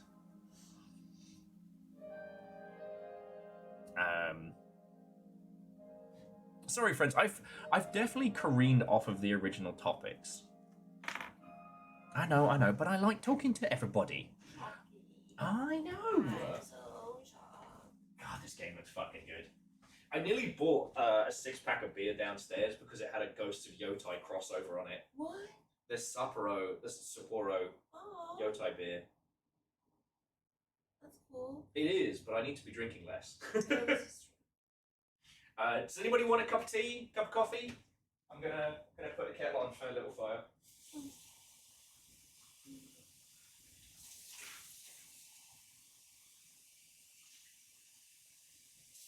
That's right, everybody. Littlefire is voluntarily drinking British-style tea. I know. It's too late for me. Save yourselves. I've got you on the crumpets. I've got you on the tea. It started with an innocent crumpet. Next thing you know, now I'm taking milk in my tea. Very strange. I did almost get you the jug of sweet tea from downstairs, but I realised that might be like, you know... Yeah, you can't do that. Just the sentiment would be nice. I would appreciate the thought. Well, that's why I got you a fruit salad. That's actually going to heal you. Oh. Not everyone's sweet tea is good. Speaking of which, do you want a crumpet? I'm okay. Alright, I'm going to put these crumpets in because I could definitely go for some. Okay. I keep talking about crumpets.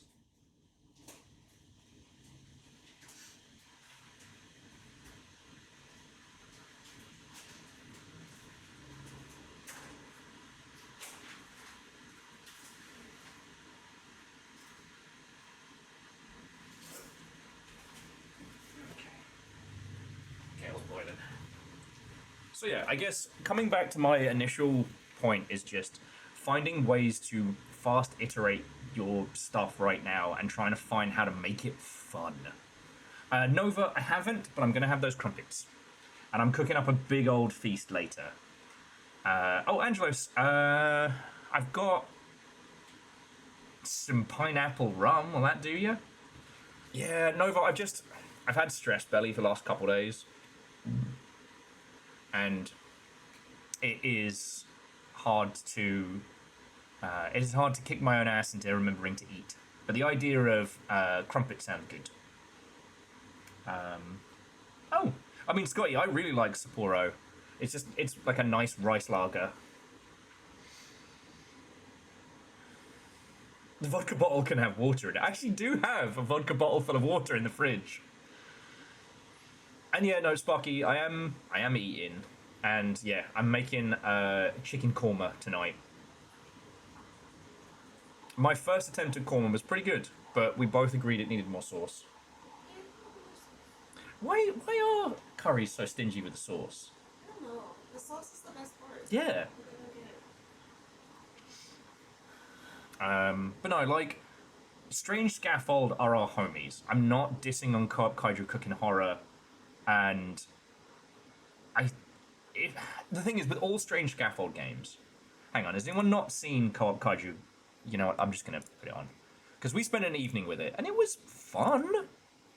But I definitely found that after an hour or two, I didn't want to know about the story of the monks. I just wanted to play with the homies. And that it also had a little bit of the, whatchamacallit, the phasmophobia problem, in that you needed one person to basically be like the van princess. In this, you needed one person to be the chef, like directing everybody, telling them what ingredients was needed. A lot of going, yes, chef.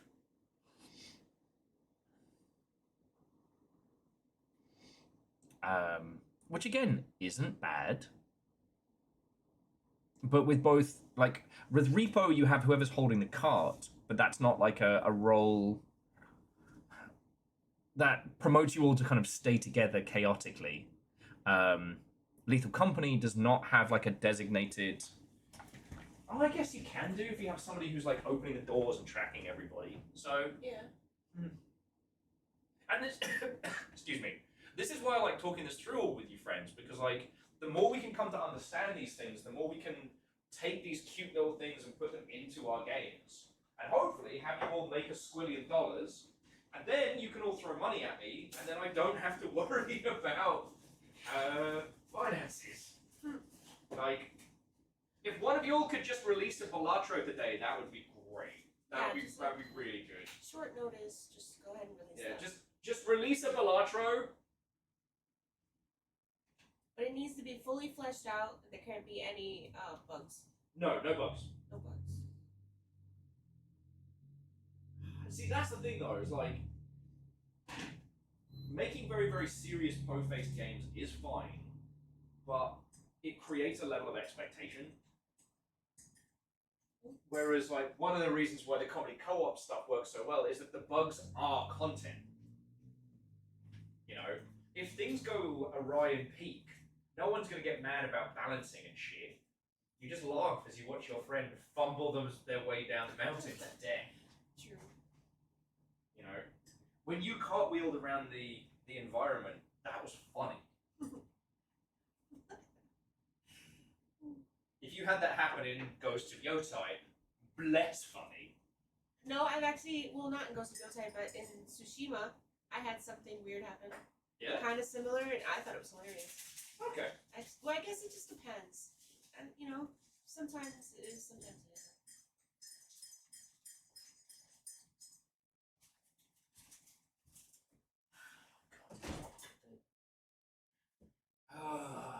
What happened? I didn't put the dishwasher on.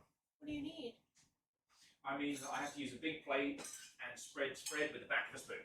Oh. Well, Everything happens too much. No, it's alright, I'll put it on in a second. Like, there's nothing that needs doing. It was just, I should have put it on last night, but is it cold? not quite. But there's a bunch of stuff in the sink I can put in.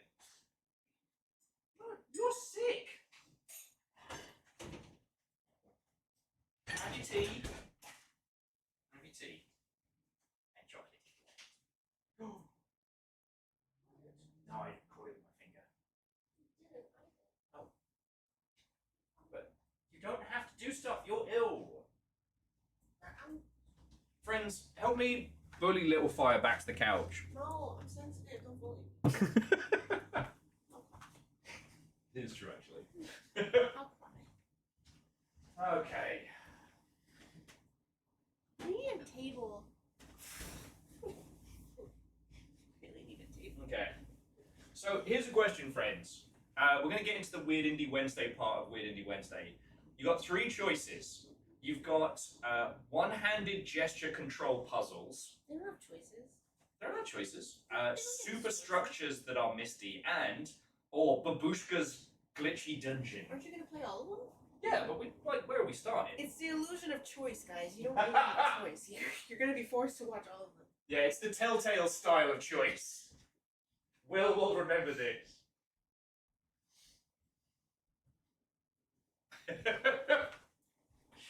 Oh, does anyone else want a cup of tea? Oh, Catastrophe with go back to bed and rest before you're reduced to little embers. One-handed. Am I allowed to watch this in the UK? Ooh. No. So it's called Caput Mortum. You play an alchemist exploring a lost tower, but it has this super unique control scheme that I want to show you all. Oh god, he's burning it.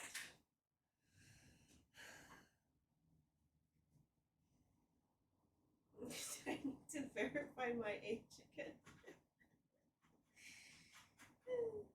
Yeah, just have to send a photo of your British passport to be allowed to watch. Oh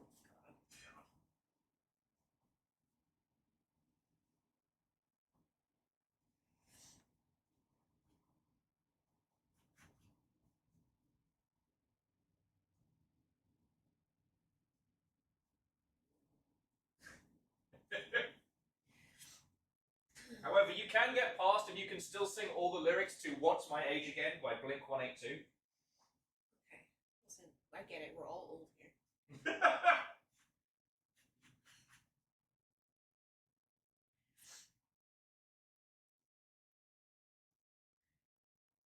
The simpler time.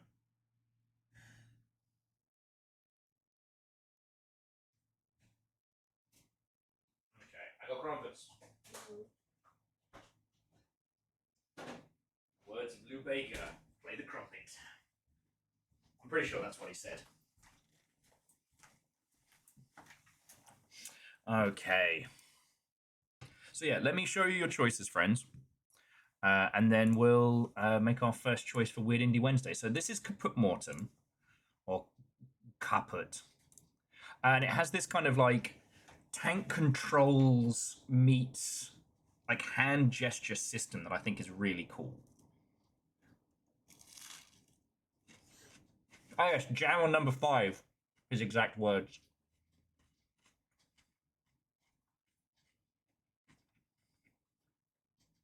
See, I initially saw this on my Will's obsession with Kingsfield-esque games.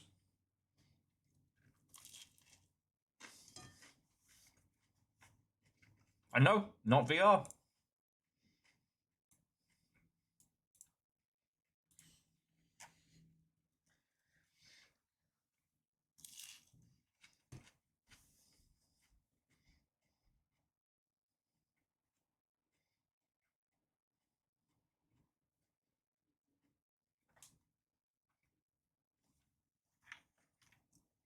So this is one of our choice for today.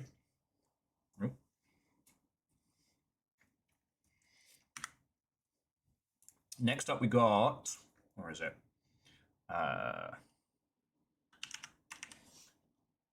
Full structure. One big word. I'm just going through a phase right now of really enjoying like superstructure games. And I don't know. There's something about this that has the spark. It intrigues me. It's not a rage game. Though it may make me rage.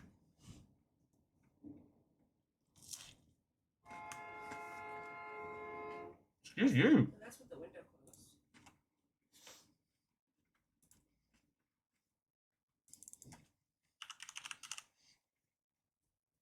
And last but by no means least, this is one I've been wanting to show you all for a while. Wake up, dearie.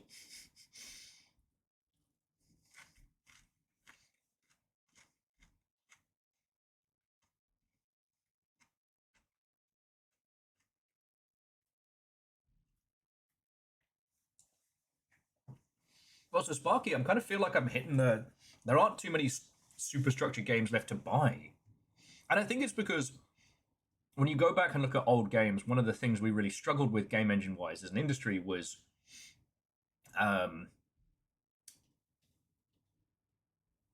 like size and scale and distance were very, very difficult to make, right? You know, draw distance and all the ways in which we've found to make games have these like long views, all the cool, quirky little tricks we've pulled with game engines to make it happen. Like it's more possible now than it's been. Okay. Be serious. Excusez-moi, okay.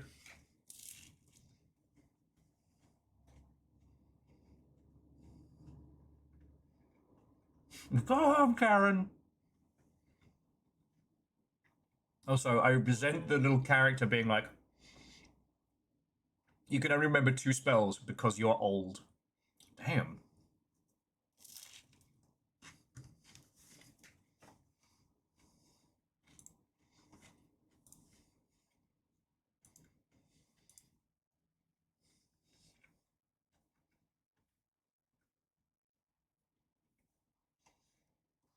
But yeah. I guess, Angelos, it's partially from the whole gamers don't look up thing, which continues to make me laugh. But it also... Hang on, let me put on some smooth jams while we're just nattering. There we go. But also, it's easier to trick draw distance in a straight line.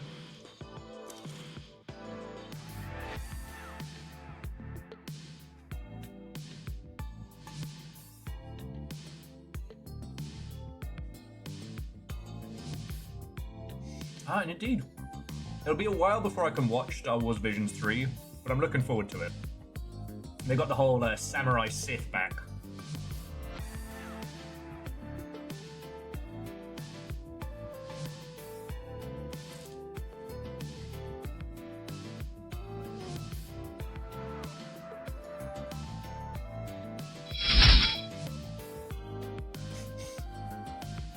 That's Mildly Raven is an excellent username.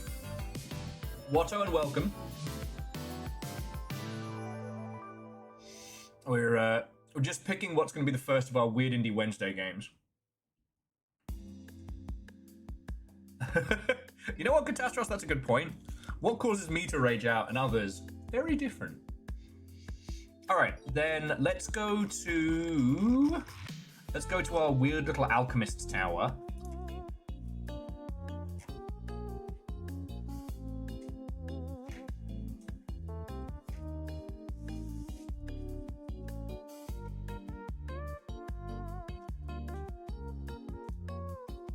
Apparently, DICE is saying that Twisted Wonderland is a gacha phone game where all the Disney villains are anime boys at magic school, which they have made into a show.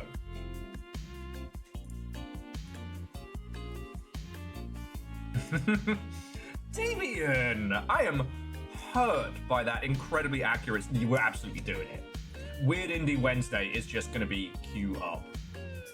The Longship Tendies begins.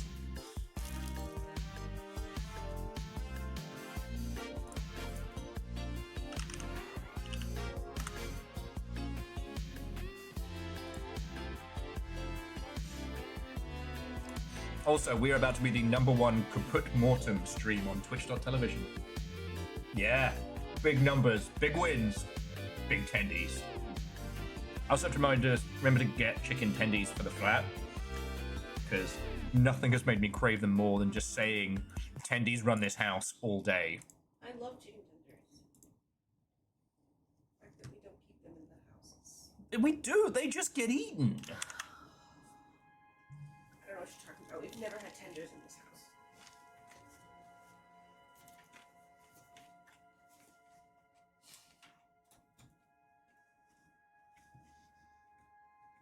We have 2.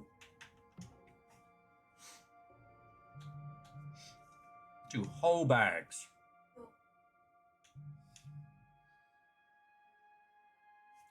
Okay. Let me know how the audio levels are. Oh, Nova, this is glorious. All right, give us the goss.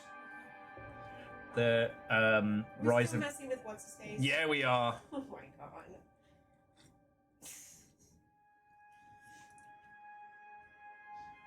Is he still coming to Seattle?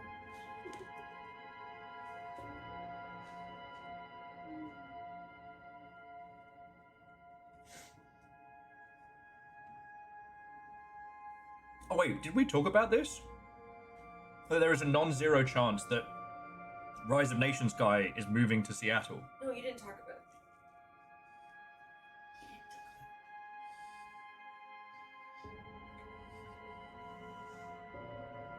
I mean, if he does move to Seattle, I'm not going to bully him off the bat. I am going to talk to him about not using AI-generated nonsense and then see where that goes. We need Steam access for what?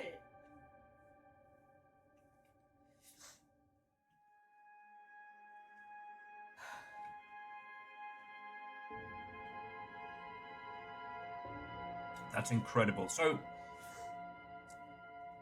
the gentleman behind Rise of Nations, who was supposed to be at PAX, but when he realized he didn't have a game, didn't. Nova emailed him just to find out what happened with that, because I was swamped and whatnot. And he has then proceeded to repeatedly email Nova again and again, going so far as to now offer alpha demo access on Steam.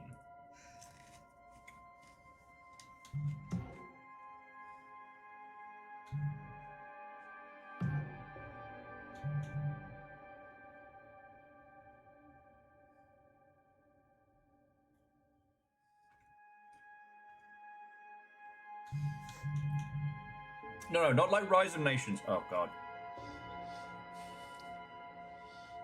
If I said Rise of Nations, I apologize. It was the...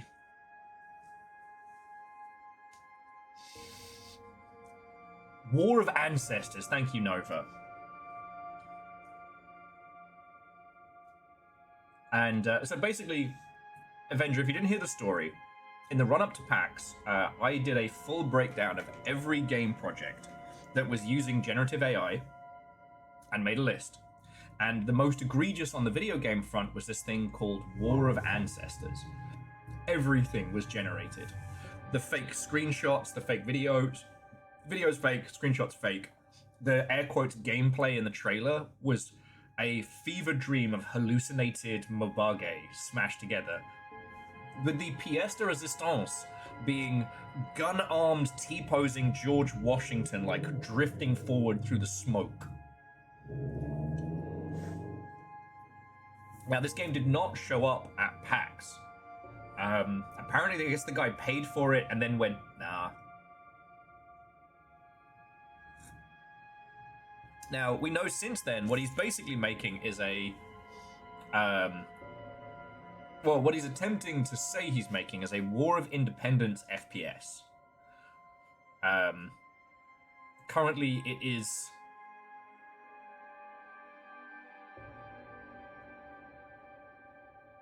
It's an Unreal Engine, like, white box tech demo setup with a strange model around it. But the reason why we've been picking on this is that, like, the website around it is all hella fake. The trailer for it is all hallucinated AI-generated slop. And the main guy, he is trying to position himself as one of those, like, thought leader types. There is no game. There is no game. And this is becoming increasingly funny. Gideon Watto, and welcome.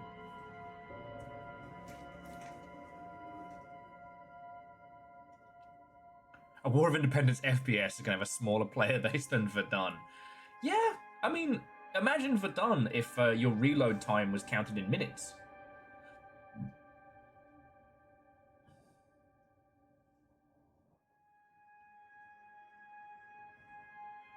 I mean, I'm sure you could make something fun or funny around that setup. Although I would recommend anything other than any Manifest Destiny, you know, Founding Fathers type project. I would highly recommend against it. But there was that game we played from the DreadX FPS collection, which it wasn't quite full black powder, but it had that same kind of like manually eject the cartridge, load it, you know, black powder, load it, cock it, which was kind of cool. Reloading a musket like receiver would be very funny. Gideon, is this a Vermis reference? There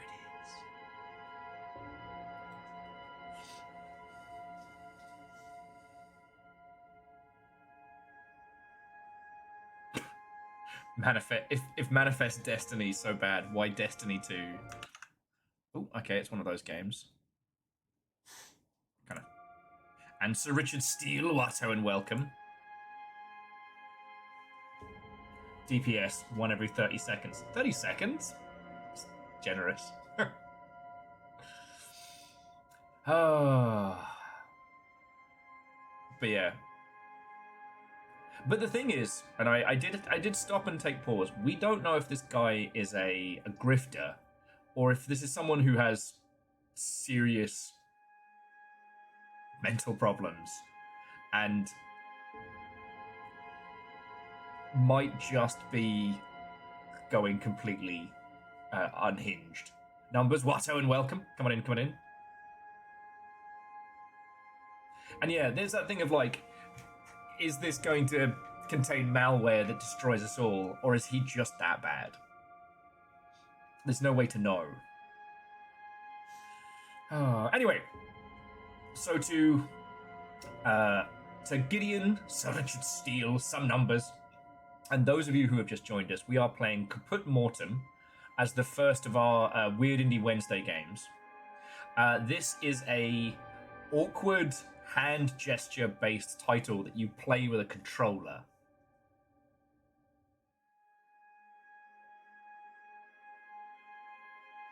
And you know what, Angelos? Yes. Like, in a very, very real sense, and the reason why I haven't, like, put this guy on blast is that, you know, generative AI is really fucking up some people's brains. Like, we talked about this with the AI telling this woman to date her therapist and that she's a cult leader and shit. Yeah. Like, yes, it's dumb and stupid, but some people are leaning into it so hard it's giving them psychosis. And if someone already had, like, issues discerning reality from fiction through, you know, mental disorder or otherwise, and you then add AI into the mix. But also, there are a lot of grifters out there who think that they are great game creators. And the only thing standing between them and the next GTA 6 is just, you know, someone to make their great ideas. Legend, to be continued.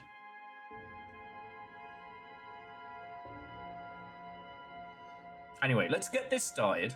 We can keep dunking on AI peeps. But anyway.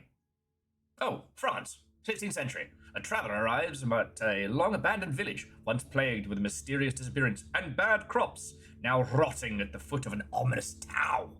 The edifice, built by alchemists decades ago, is rumoured to be the source of the village's misfortune and home to a great evil. Something sinister beckons the traveller to venture inside.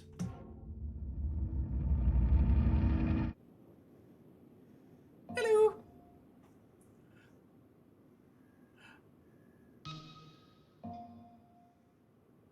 Okay.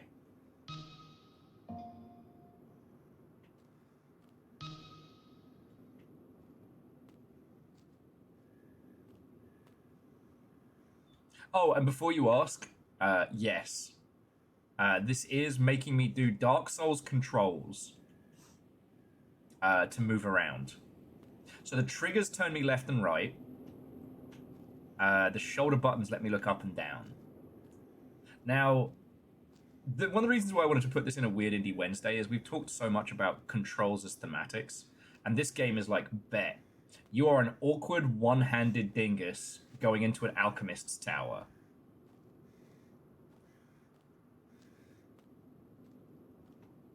But jumping back in, oh yeah, so Nova dropped the. Now is that the? Oh, those are the concept trailers with all the fakery. I had to really dig to find that stuff.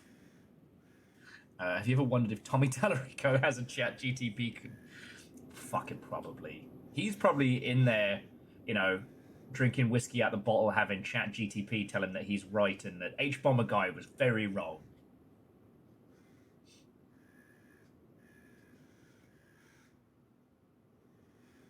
Awkward One Haunted Dingus was my nickname in high school. God damn it. And DJ Coyle, you're right. There are a subset of AI users who are more victims than assholes. And I try and take that into account. One of the things that I've been doing a lot is when we encounter games that use generative AI, I have a look. I try and... Oh,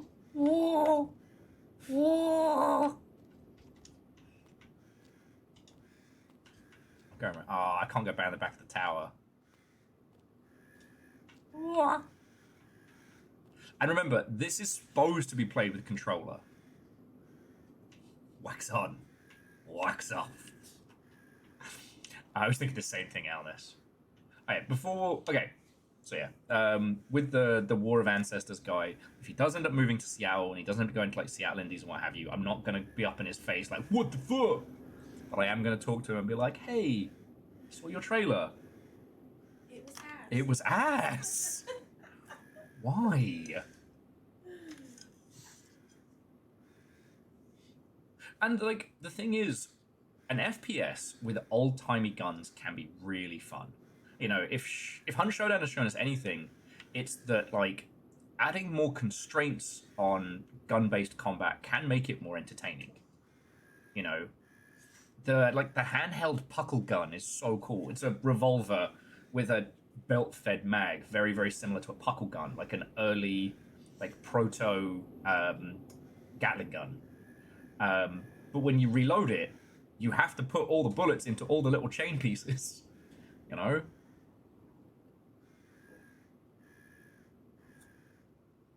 Yeah, Aldous, you're right. They can always get a job as a window cleaner. But sometimes inconveniencing the player with weird controls is a good way to create something unique, something special. And that was one of the reasons why I wanted to show you all this. Because it can be used to make people feel, you know... It can be used to make people feel disempowered. It can be used to make people laugh. And the reason I mentioned the Dark Souls thing is that, again, it's easy to forget that Dark Souls being like, no, your attacks are on the shoulder buttons, was revolutionary at the time.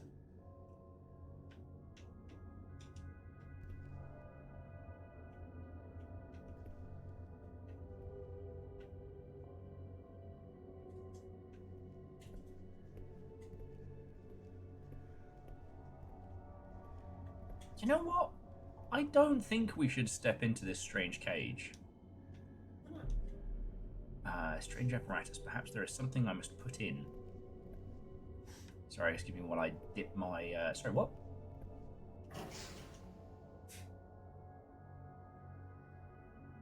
Okay. It looks like feathers. Can you have a few of an egg in these trying times?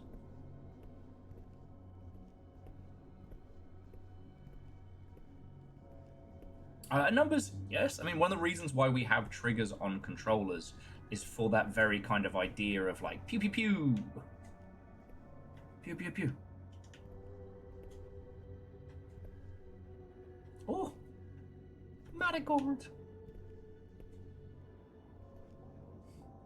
I may not know my flowers, but I know a bitch when I see one.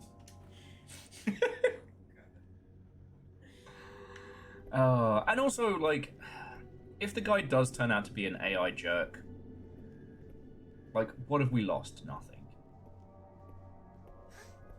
If the guy isn't huffing the nonsense,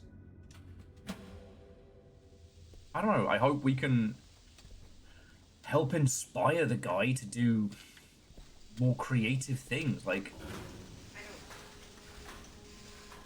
I am trying to come up with a scenario. Yeah, I'm trying to come up with a scenario where he's not. This is not a Disney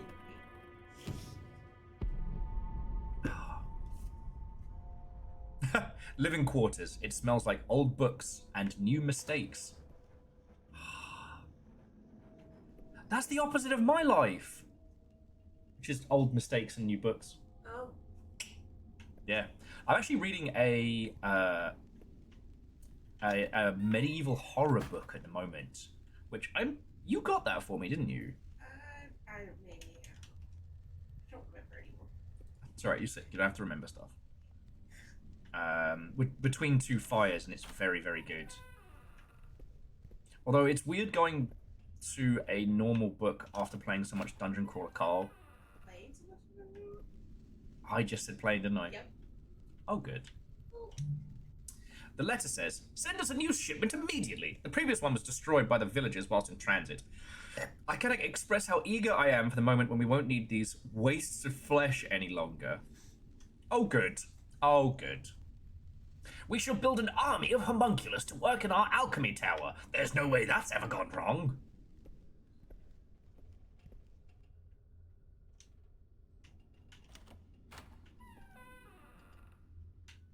Yep, there's one beautiful flower left.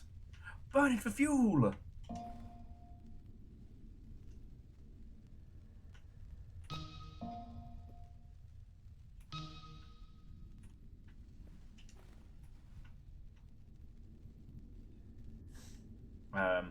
But no, I meant more that, like, Dark Souls was fascinating because for a lot of people it was the first time they encountered that control scheme, and it set a lot of folks off.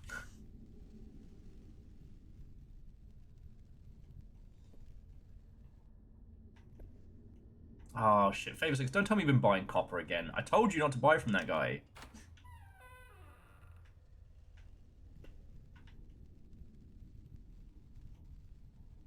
Unfortunately, Etsy had its whole thing of turning out to be quite terrible, but I did nearly buy the keychain, which is the old Sanskrit of the terrible copper ingot salesman.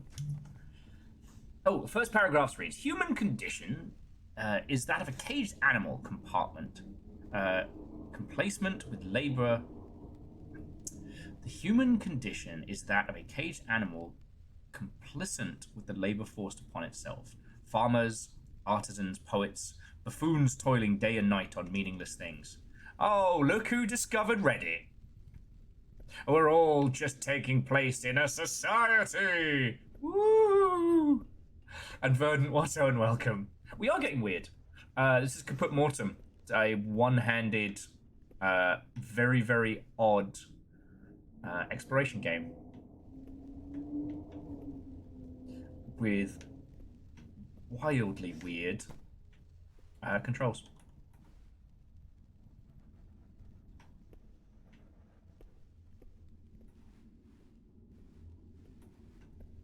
Alright, anybody speak Latin? Flee intruders, the death of a man lies below.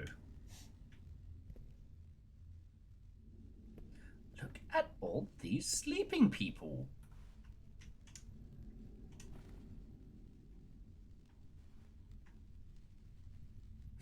Hey everybody, it's your pal, not Bonio. Forgive me, my brothers. Oh, you know, Numbers, do you not know I speak fluent Latin? It's one of my special skills, actually. There was something weird that happened in the game at the moment. Oh, Nova's messing with me.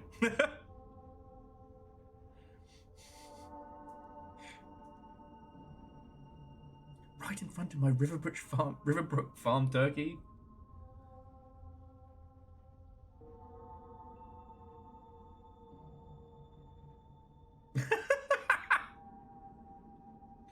Nova, you should send that to Littlefire before it goes.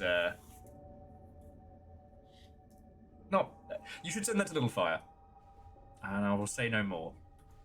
Oh, okay.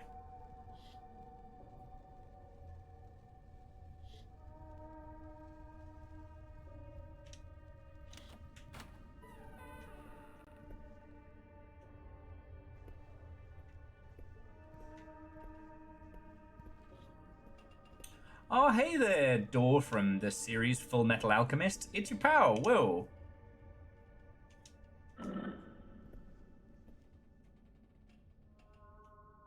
But, like, you don't need me to tell you that awkward control schemes can create some really good moments of, like, tension and hilarity. Like, Damien has this really great speech about what Damien calls, like, anti-flow. You know, creating games that do not have a state of flow about them. They're actually... They almost exist to infuriate you. And that through that kind of anti-flow state, you force users to be more present. Oh man, it's covered in poo! Poo? Dang it, gotta put this cane back. So, like, this game has not given us an inventory to put stuff in. So we just have to make sure we leave stuff somewhere we can remember. Like, remember, loads of people apparently just discovered Labyrinth of the Mountain... was it Labyrinth of the Mountain King? That weird, like, Kingsfield horror game that you and I played. Oh. I need the stick to pull it out of the pooper. Alright. I'm gonna get my anti-pooping...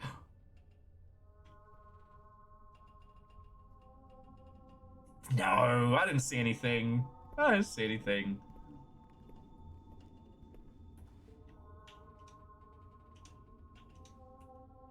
Labyrinth of the Demon King. Raven, thank you kindly. That's the one. We did a day on it, and I do want to go back and play it.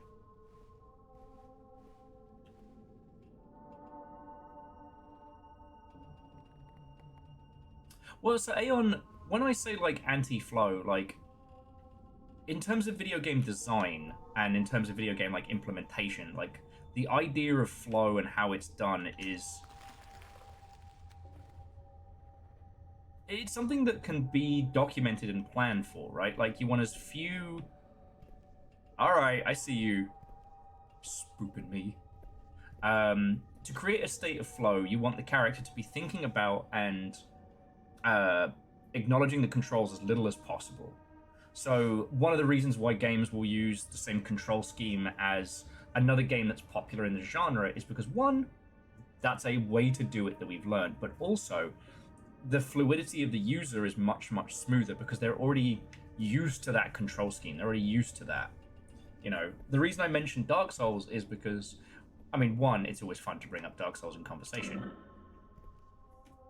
But also, the shoulder buttons for a third-person action game was something that very few people had encountered before that point. And it threw everybody for a great big loop. You know, now that control scheme is more ubiquitous, more people have had experience with it. You know, like I said, Littlefire and I were playing Demon's Stone last night. Demon's Souls. Demon's Stone is the one with Sir Patrick Stewart saying that you suck. Look at all these sleeping people.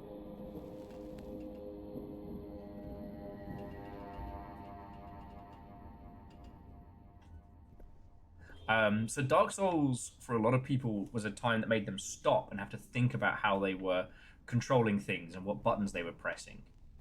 And loads of discussion and reviews at the time looked at that as a negative. Personally, it made me stop and think about what I was doing. It stopped me from doing the old light heart attack.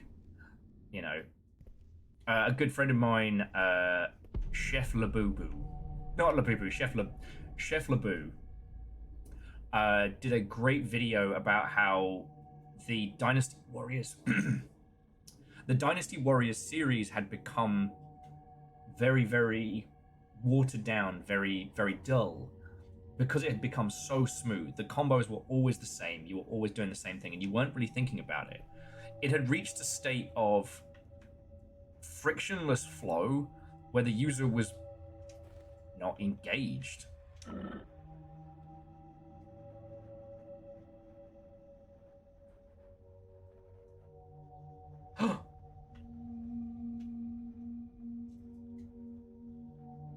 Avert your eyes.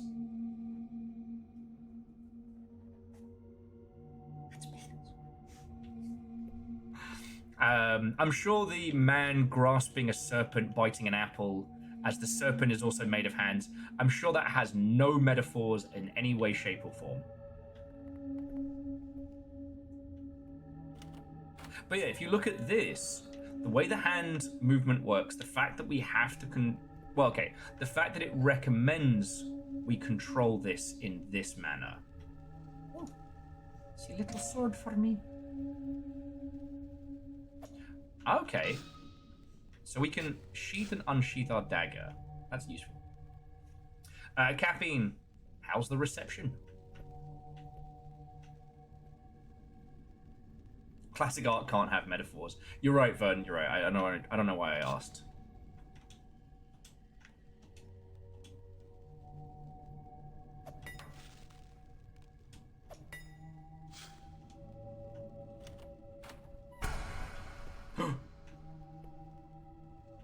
What horse is that?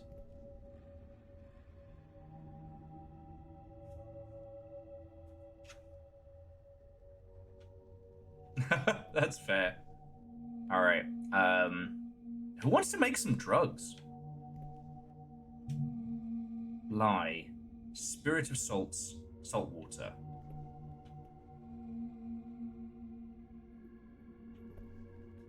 Cooking some magic meth today. But yeah, so one of the reasons why I was so eager to show you all this game is because the controls are almost actively hostile. Now, it does mean that for those of you with motion sickness, it should be a little easier to watch. Or much worse, I don't know.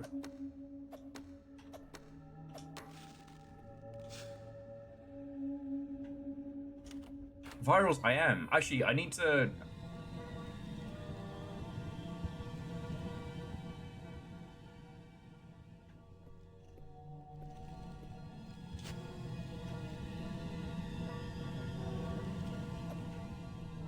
Alright, let's fuck him up. Yeah.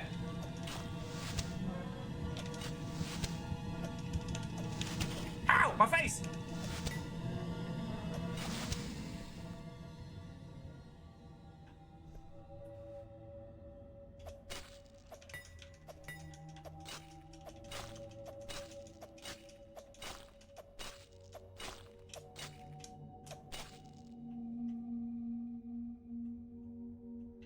Dice, don't you tell me no lies. See what I did there? Thank you. Oh my god, we are Stabby Dave all along. He stabs because it's all he can do. I have one hand and I'm a stab. The Stabby Dave story.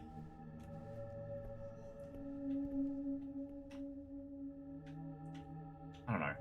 It's also, it could be because like, you and I have been watching a lot of stuff on, you know, old horror games from the PS1 to PS2 era, and how many of those had very, very janky controls. But because there wasn't a standardized control scheme, you know?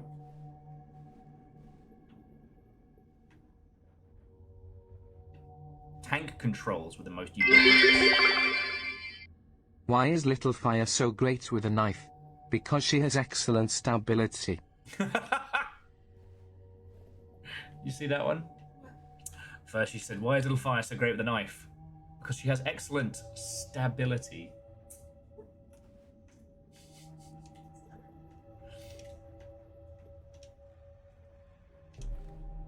Laboratory storage key. El Salvador. I assume if I put my hand in that, I'm going to melt it off. Stabby Dave 1. The Stabbening.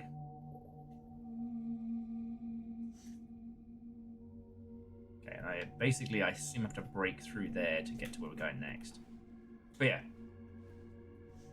So yeah, Flavor 6, like, when you think about it, like, Resident Evil 2 was a strange amalgamation of point-and-click control schemes and what was the done thing at the time.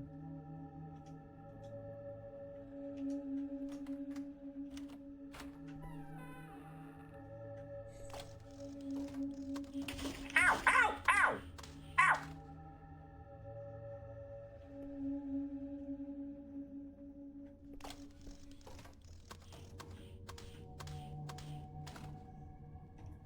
He fucking stabbed me! Oh, man. Now I've got, like, super tetanus. That's worse than regular tetanus.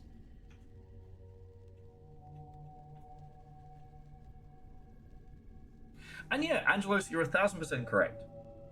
The janky controls of the old horror era added a little bit more to be afraid of.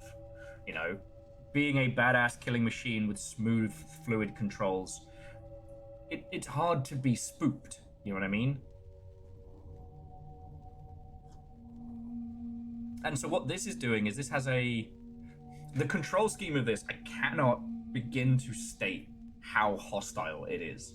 So like, we turn left and right with the triggers. We look up and down with the shoulders. We've got A to interact, but then Y is sheath and unsheath our dagger. And then if we want to put stuff on the ground, we have to click in the right stick. And then crouching is about the only bit of this which is consistent, which is...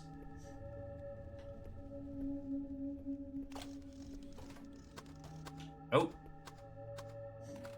Okay, it's out of ammo. Okay, so we need to... Oh, this is pretty cool. So the puzzle here is, if we try and put our hand in the solution, it'll melt our hand off. So we need to turn it into whatever that alchemical symbol is. We need some alkali to neutralize what we're looking for. So we need that 4U symbol to combine with what we have. Which I will guess is... There we go.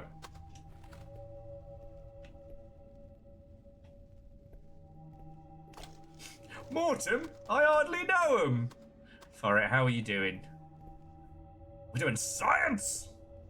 Got eaten by a manta ray, by a huge tapeworm eel thing. There we go. And now, because we completed the good soup, which is now salt water.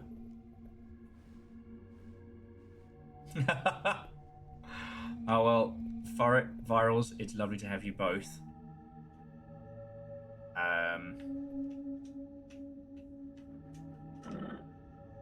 Okay. So we need to find one more piece to this. I'll use my hand to censor it. Totally not metaphorical statue here.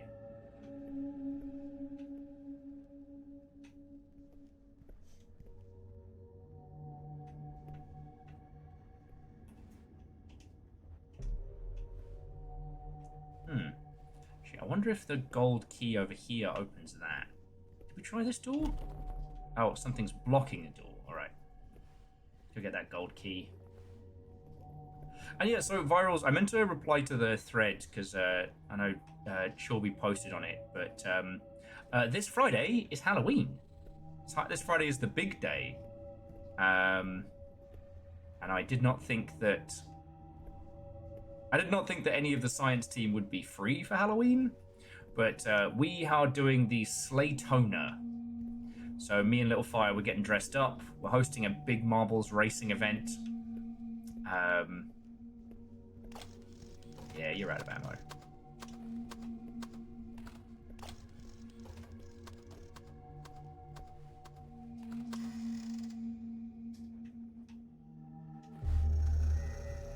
Wait, what? Why would you put that on? I found this bangle that's looking at me, and my first thought was, yeah, you know what? I can style this on. This seems like a great idea with no downside.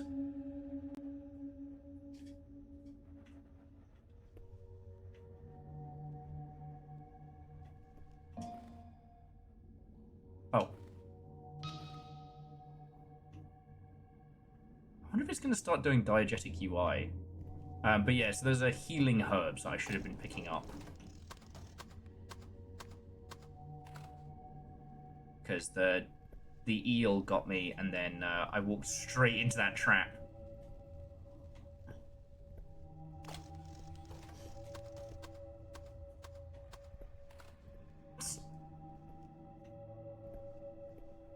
That is a bracelet mimic.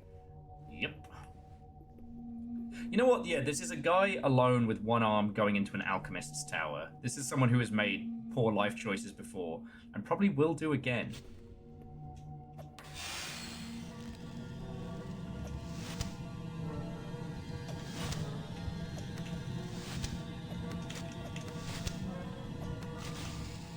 Yeah. I also like the overly dramatic, like, oh, it's a monster. And yes, Simple Chaos, we've got the good and the weird both here. Oh, and just a little thing in case you want to make a note of it. So for Weird Indie Wednesday, here is the criteria. The game must either be A, self-published, B, really, really fucking weird, or have been missed to such a degree that it has very, very few, like, notable reviews. I will soon run out of sulfuric clay and will only make one more figure. 3 males from the village are in stasis, and their spiritual humor must be processed within the month, otherwise we'll have another incident on our hands. Oh, they were doing experiments on the villagers. Oh, I love that. You know what? At least it's not a bad dad. Oh, we're making our own homunculus.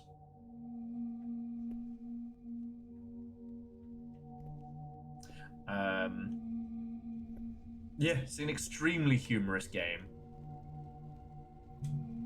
Transmutation of the soul and spirit.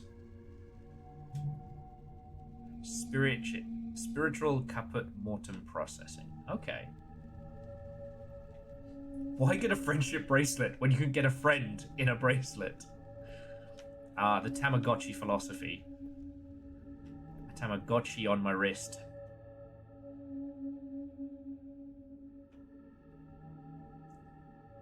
Prediction, the final boss is our left arm, which has been turned into a monster. Okay.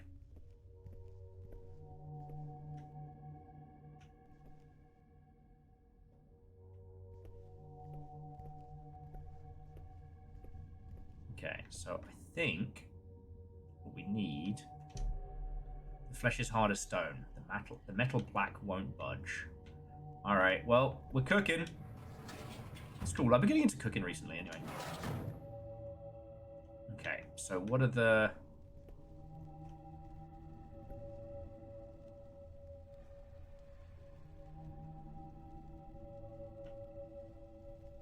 I don't speak star sign.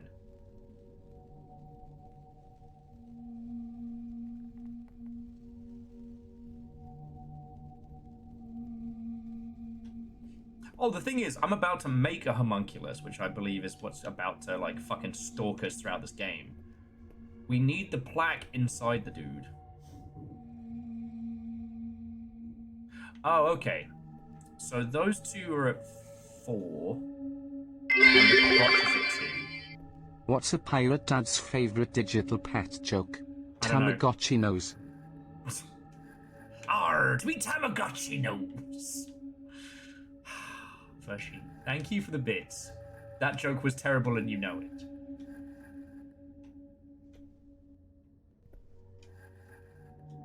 No, but seriously, thank you for the bits. Okay. Let's see if this works.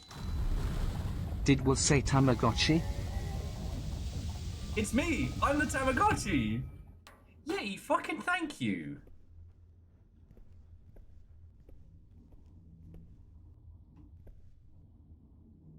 Seriously. I like Virtue, thank you for the 200 bits. Yeti, thank you for 20 bucks, you fucking legend.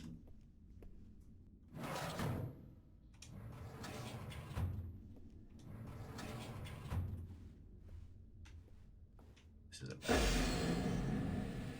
Bum bum ba! Papa? We made a homunculus.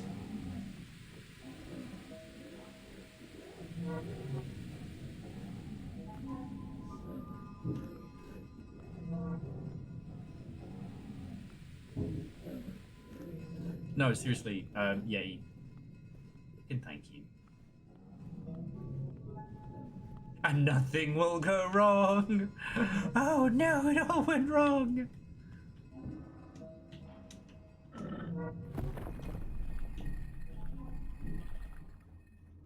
The way is clear. So long, Crunchy. I'm sure creating life out of nothing will not have any severe consequences for us in any way, shape, or form.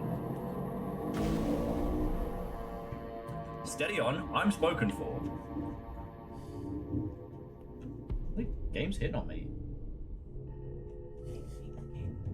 Empty. Empty classrooms filled with soulless minds. Okay.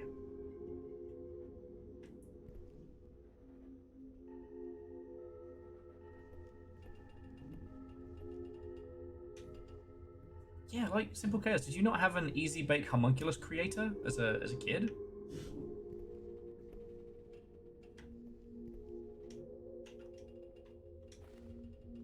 I'm gonna eat that now.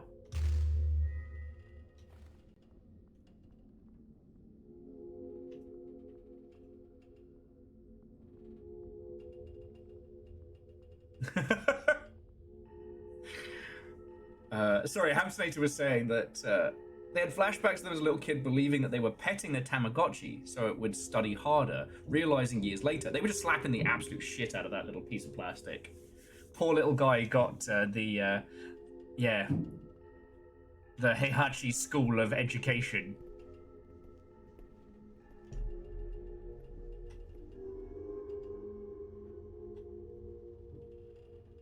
Homebrew homunculus is what I call the last round of homemade cider I tried to make. Me and Christian got very drunk that night. Alright, we'll be careful of traps and whatnot. The planetary system: Earth, Moon, Mercury, Venus, Sun, Mars, Jupiter, Saturn.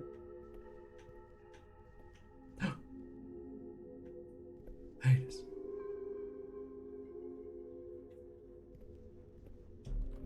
That one's locked. Okay.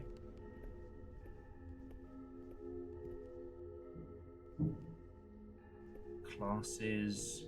Oh, okay. Secret tunnels. Cellars? Oh, cellar. Would anyone like to make the cellar I hardly know a joke? Or are we just leaving that one on the table today? Which, you know, that's fine.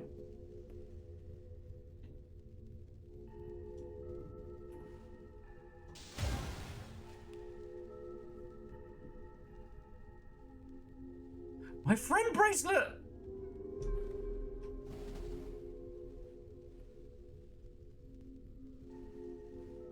Ah, poo. Does anyone else get a new classmate?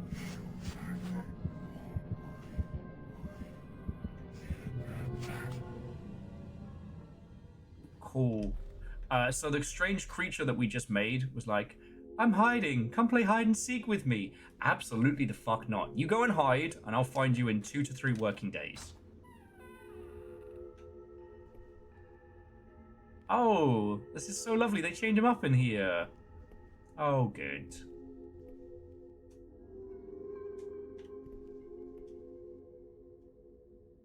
Oh, good.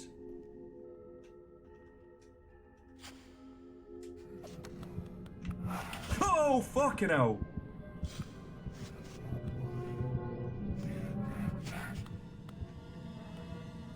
alright. Guess we do have to go find him.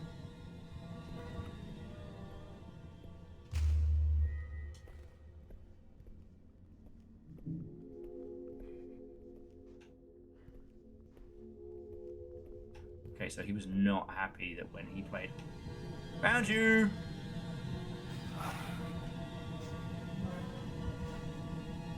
You're the one to play hide and seek.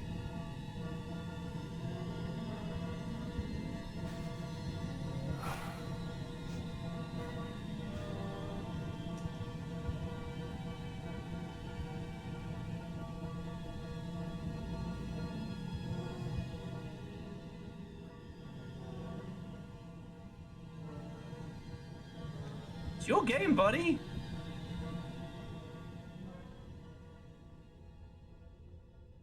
Poor guy's gonna have a little fucking heart attack. I'm not stabbing my son. I might stab him a little later. Just a little bit. Okay, we know where he is. Yeah, more like hide and seek. More like hide and shriek. Hey, I see you.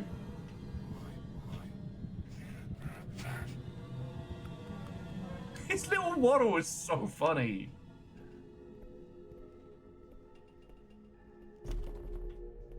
Alright, around the back. God, we spent so much time last night on Demon Souls trying to find where we're supposed to go in the hub area. Oh, video games. But yeah, so now we're at the, the avoiding this guy part, but I don't know how much time we're going to spend on each of the games today. I don't know if this is a game that we need to do a whole day on, right? Oh.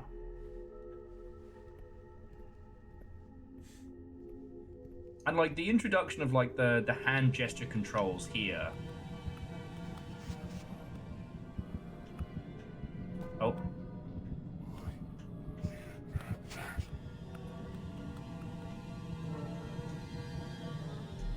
Like, what's interesting is that our character seems mute and one-handed, so I hope we're not dealing with Oh,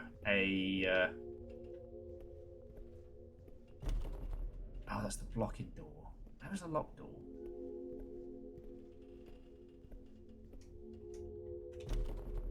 Oh no, that's the fire door. But yeah, so to deal with big guy, we have to drop what we're holding. And the cellars was... there he is.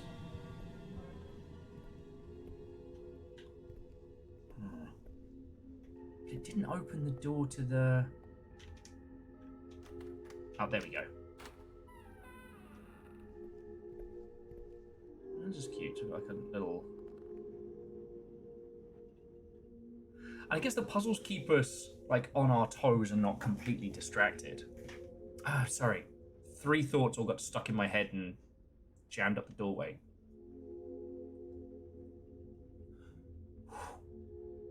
So, yeah, so for Weird Indie Wednesdays moving forward, as I said, I want something that's either super weird, something that hasn't got a formal publisher. So like, something published by Devolver isn't going to make it onto the list unless it is either super fucking weird or hasn't been reviewed a lot. Those are the criteria. Terry! Terry, what are you doing, Terry? The androgyne hid its key well, but will gift the faithful. It placed a lonely star at the entrance of Olympus.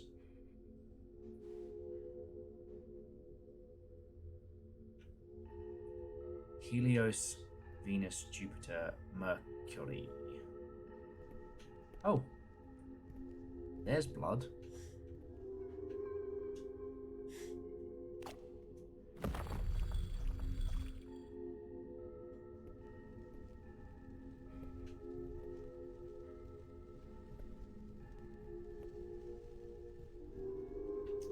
Oh, so I think we have to rearrange these in planetary order. Anyway, I'm trying not to turn our back for too long.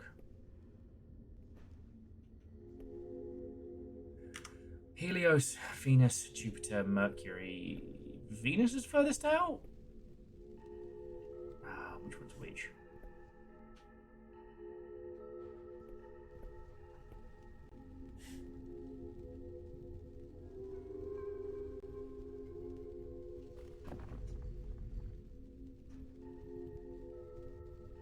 Mercury comes first.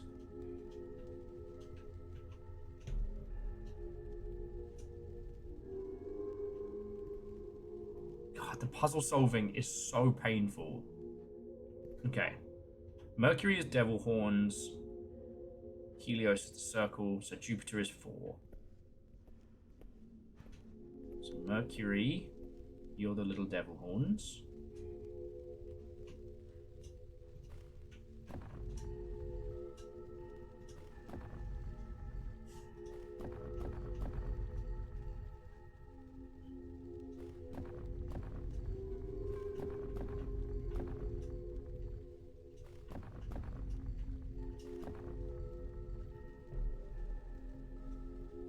Did we fix it? Does my weird homunculus son know what's going down? Well, that's not right. Wait, Jupiter's further out than Venus, right? And Helios is a moon. Where are my NASA nerds at?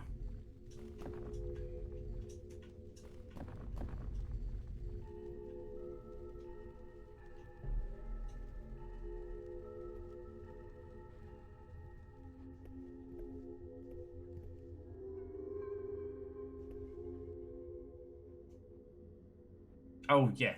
Okay. So, Mercury, Venus, Jupiter. Alright. Sorry, Helios. You are going for a ride.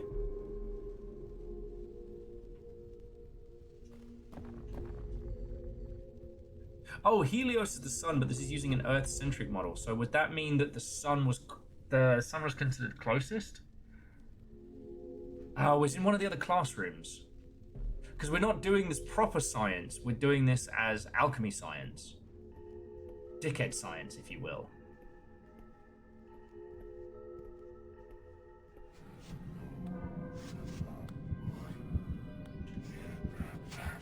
Bye, son! Patty cake. Play with the classmate 5 times. Here we go. Okay, so Sol, also known as Helios. So it's Mercury. Oh, God. Mercury, Venus, Mars, Jupiter, Saturn. So Mercury is closer.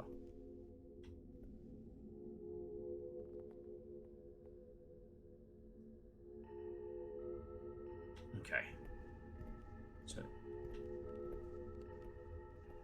Oh, the reason why I call it dickhead science is just because, like, the study of alchemy was predominantly done by people who had more money than sense. You know. Sir Isaac Newton getting up in his fucking bedroom huffing fumes.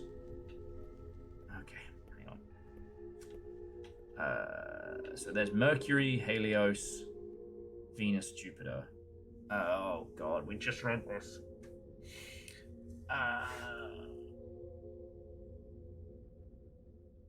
Yeah, Mars is just toast. He's just exploded. He's just gone. So I think it's Venus and Jupiter need to swap around again. Swap Venus and Helios. Roger that. Thank you. Thank you, numbers. Thank you, virals.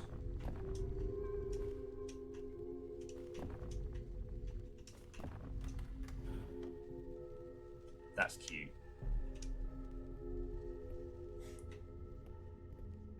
Okay. And this is the key for the main door. I love this for us.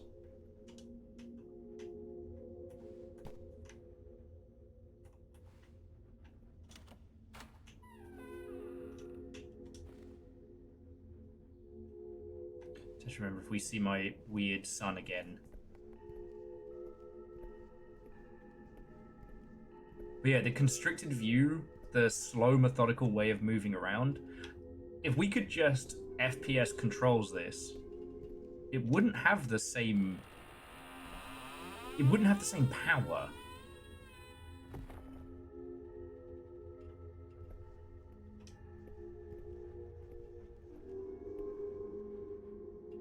Okay, so we now need to find a flower to put into this.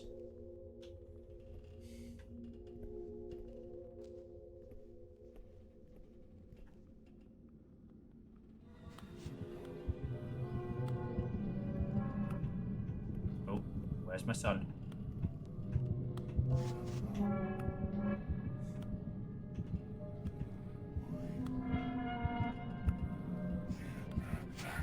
Oh, Jesus.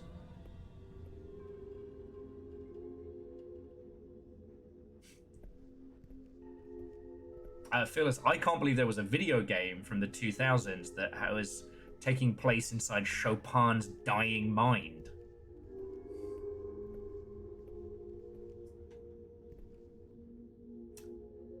Oh yeah, DJ Coil, I mentioned it earlier on today, but yeah, the Azure outages today, I mean, they have probably fucked a lot of things. But none more so than, like, Outer Wilds' release. You can't buy it from Microsoft, you can't download it.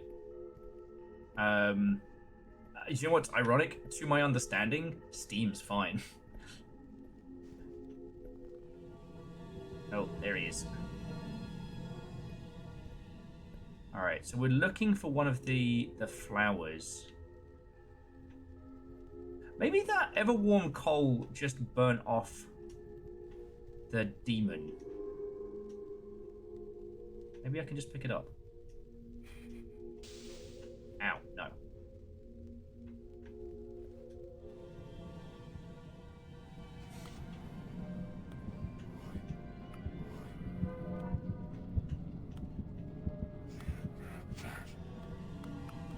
It's just his little waddle is so cute. Oh, we're in danger. Oh yeah, we're talking about Eternal Sonata. Actually gonna... Bless you.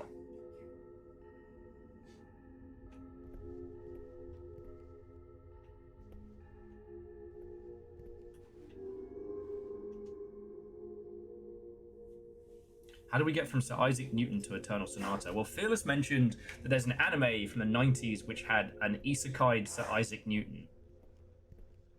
Also, we had Read or Die, which had, you know, resurrected historical figures. Okay, oi.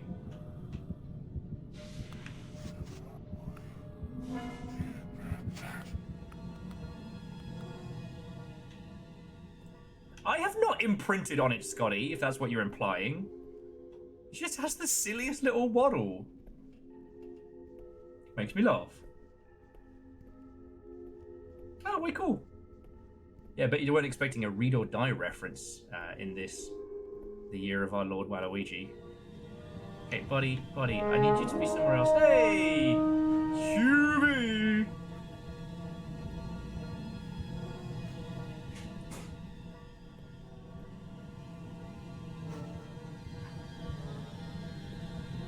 Okay, I guess we've got to find some way of prying these bars off. So QB, once again, how was your stream? How are you? Welcome to Weird Indie Wednesday. The first of our Weird Indie games today is this one. Caput Mortum.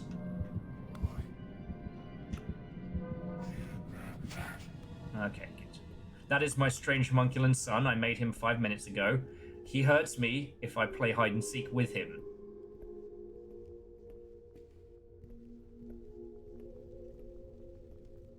The Longship is basically accusing me of imprinting upon this strange bestial creature.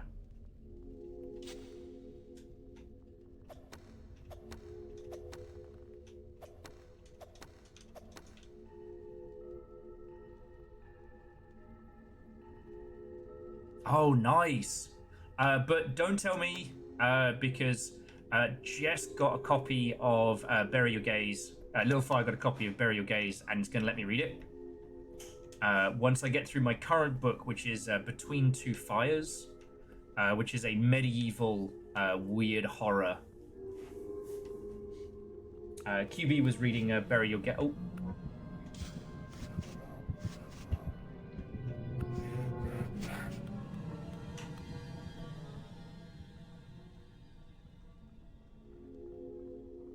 Okay. So it's locked. We have a key for the main door, but we need to find a... We need to find a flower to power that main area.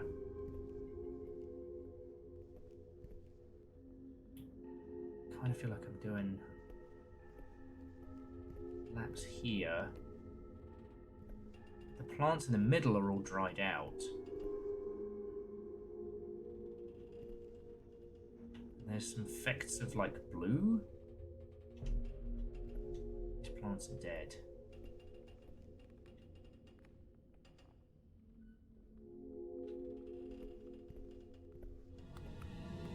Okay, hello. A weird homunculin child.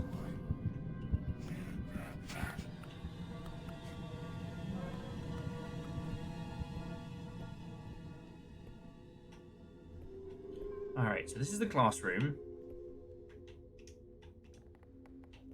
Let me read this. The words crudely written on a piece of paper. Fascinating to witness the rate at which the homunculi are learning. His class C is already set to be moved downstairs. Lucas, what is that one doing? It's transcribing our conversation. How is that possible? We didn't teach him how to write. Must have learned by watching us. You, let go of that! Surprise pop-up book. I think a Chuck Tingle pop-up book would be both brilliant and horrifying in some regard. But yeah, so this weird little game we're messing about on has the oddest control scheme. And it's... There's got to be something in here I've missed. That's all I can think. Because the ever-warm coal kind of burnt my bracelet on. And I'm worried that bracelet was keeping me safe or alive. But yeah, we've ventured into an alchemist's tower. And in order to progress, we created one of these homunculi earlier on. This one seems capable of, like, communication, but just wants to play hide and seek. So yeah.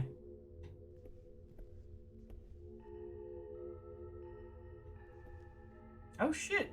Favor 6, I didn't know that series was still going. Although most of us... Wait.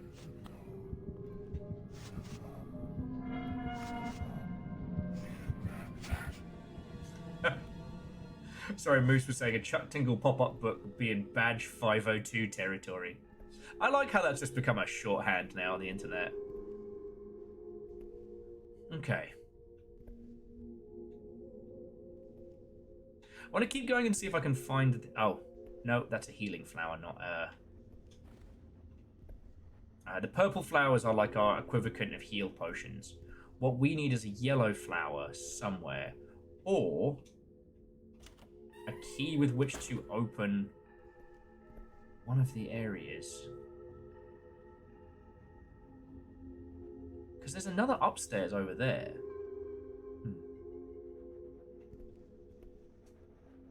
But yeah, so I'm chipping away at puzzles. I reserve the right to making the coffee in a little bit. But this game is gloriously weird. Like, seriously, so QB, you turn with the shoulder buttons. You look up and down with the bumpers. So you turn with the triggers, you move with the bumpers. And you only have one hand. So, like, we have a dagger because it's sheathed. And we can keep our health potions because I guess otherwise we would go loopy. Extremely weird tankish controls. And we get to choose wherever our hand is. And what we keep encountering is this homunculi who just wants to play. He'll fucking shank us if we're not paying attention to him when he comes by. He'll stab us. And he gets very, very grumpy about the fact that we have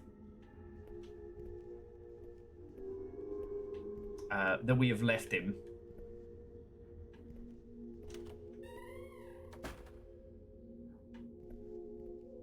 Oh.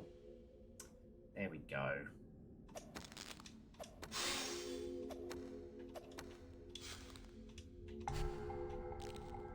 Weapon. Rusty hatchet. Okay.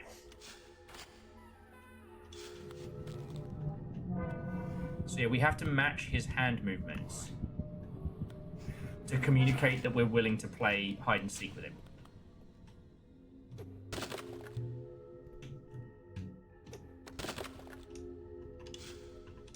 So yeah, this game is very weird, and I'm really enjoying it.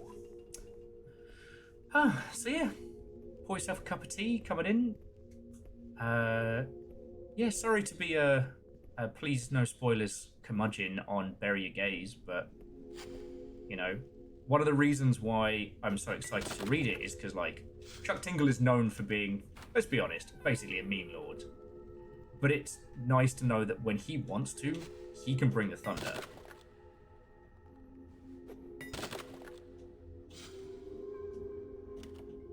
And it's also weird that, like, Receiver, like, now that we've been playing this for... Wait. No. I'm not playing with you right now. I'm looking for items that I need.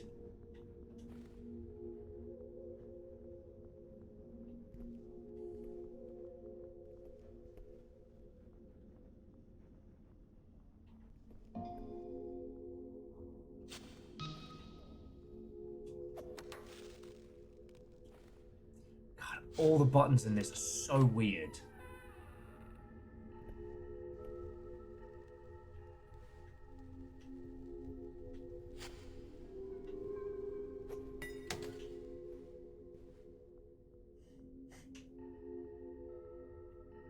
And the traps are all physical. It's like I wouldn't call this diegetic, or I wouldn't necessarily call this immersive sim either.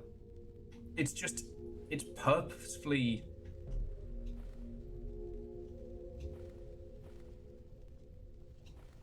Oh, and I'm fully healed, so I can't take that anymore.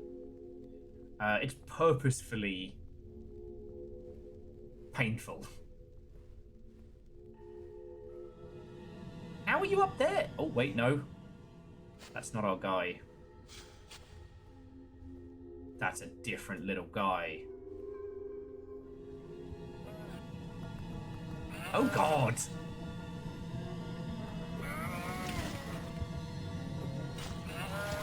Oh, it's so nasty! Oh,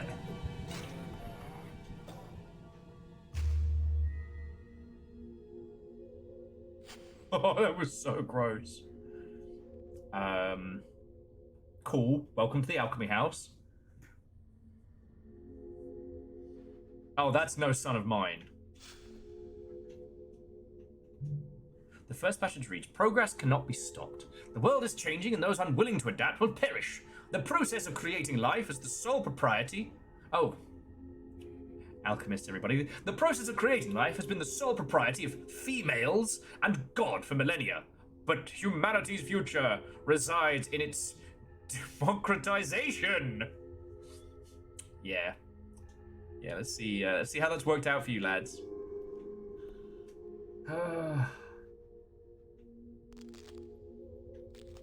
I will say, friends, though, if I get a little non-communicative, feel free to yell at me, because this has definitely intrigued me.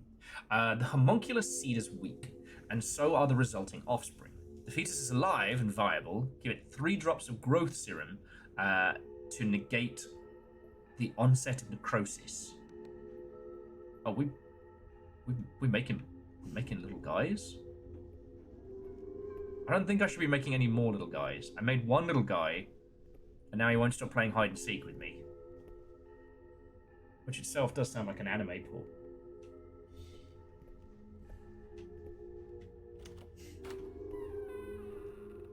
Alright, I see you. Okay, ow!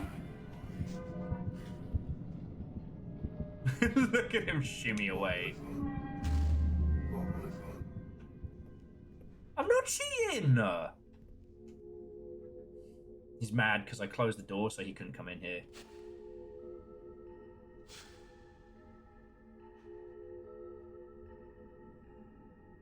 Yes, apparently, Moose, we have reached the Empreg lab of the Alchemy Tower.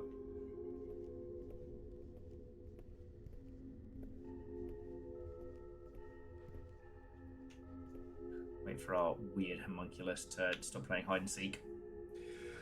Oh.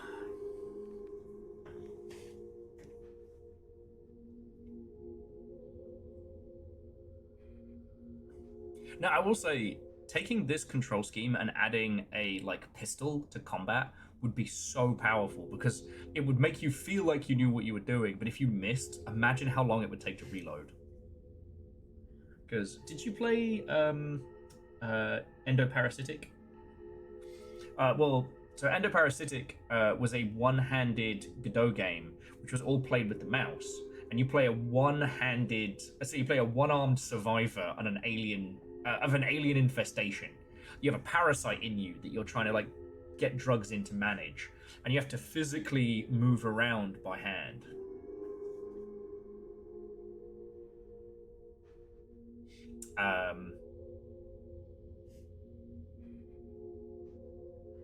And so you could pick up guns and things like that, but the revolver you had to physically load and unload. She's still just there giggling. Ow! No.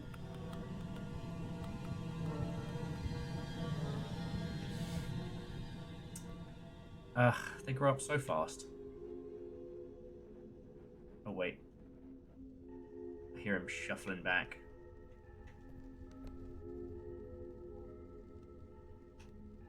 Yeah, there've been a few. Like I said, the one that we played that I really enjoyed that was very, very good was the... Alright.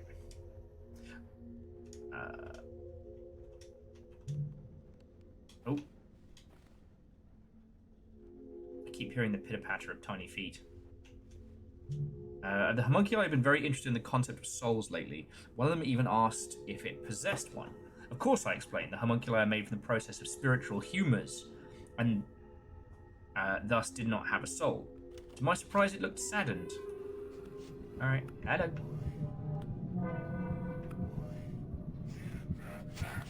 I also like the way that it's very childlike in its movements, right? But when you get it wrong, it waves at you like, come on, come on.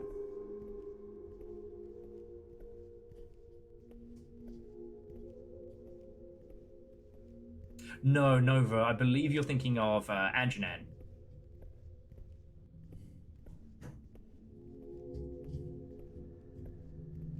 Alright, so we're going to use the anti-necrosis potion on the... Oi!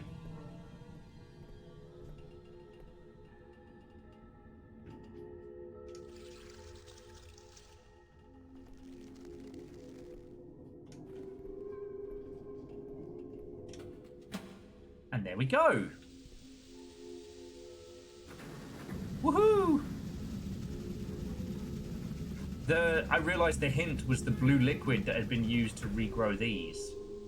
I can do my little gesture. But yeah, there have been a few games that have messed with the concept of slow manual reloading, and I love them.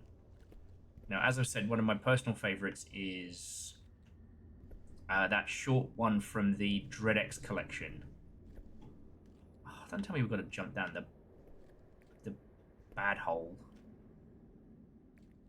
Ugh. Oh no, it's leaking from the eyes. Oh, that's nasty.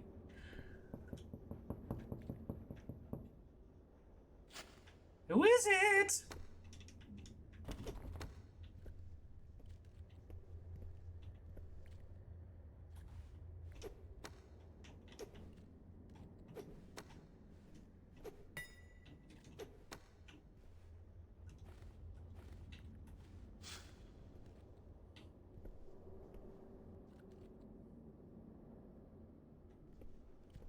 Okay, and the door's closed behind us.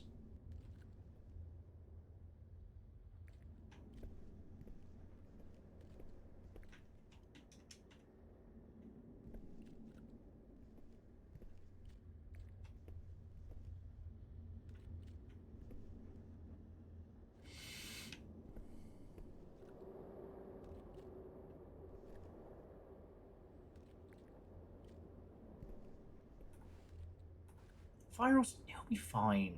Leave him in daycare. Weird, creepy alchemist daycare. Not to be confused with Alchemist Joker. Okay, because his name is Alchemist. It's really hard being this funny all the time and going unappreciated in my time. You know, it's really hard being around that level of humor all the time. Thing is, I do this shit in the fucking grocery store. This is not just for you. And he does it louder because he doesn't have you guys paying attention to him. He wants people in the store to pay attention to him, so he does it loud. No. And I'm sitting there like, please don't Look, I get genuine laughs out of people. It's just, of the two of us, in theory, one of us doesn't like other people. Oh, it's not a theory. This is fact. I do not like humans outside of an internet space. Nope.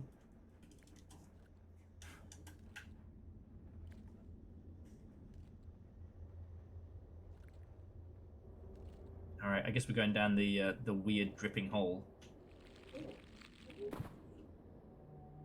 Apparently the Slippy Hole game. Silent machines, loud with purpose. Welcome to the tunnels. Ooh.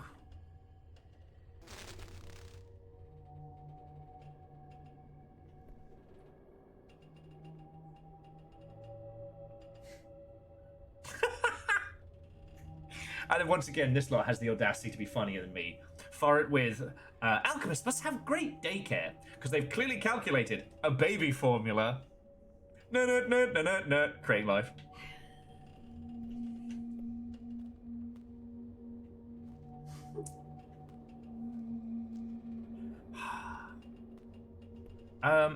Angelos, are you still here? Are you still hanging out? I was having flashbacks to a pub conversation between old Dan Carrington and King Dave. Was it Carrington? I'm trying to remember now. Oh, all I was going to say was I just remember them winding each other something. One of them winding the other up something fierce in the discussion of alchemy, right? That it's not entirely... Okay, it's not outside of the realms of science fiction to be able to turn one thing into another, right? But the amount of energy that would be required to turn like lead into gold, for example, would vastly outweigh any benefits from it. And I still remember... Bees!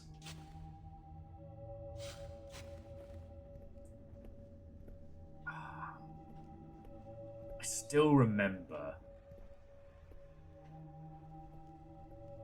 I still remember the fervor of the argument. The problem is I don't remember if it was King Dave winding up Carrington. Ugh, tripping up my words today. Ah, it's the puking chicken. Alright, let's go.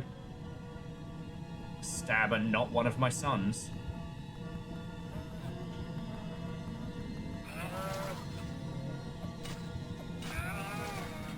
Strafing is so hard like this.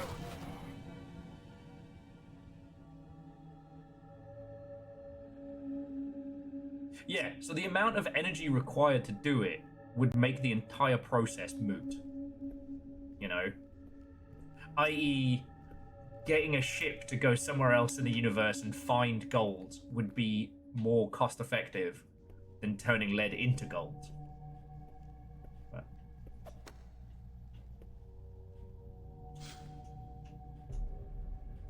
I need something to climb into that room. Alright. Puking chicken is my least favorite way to prepare poultry. Ah, the salmonella special.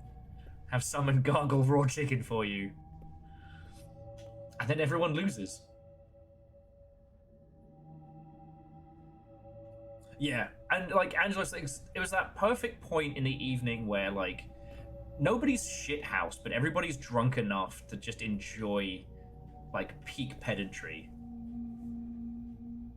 The other one was the machine that could predict everything. That argument happened a lot. I was the one who used to get baited with that one, though. Which is, if you could make a machine that predicts everything, what would be the point in doing anything? Because even if you decided to try and do the opposite of what it told you, it already knew you were going to do the opposite.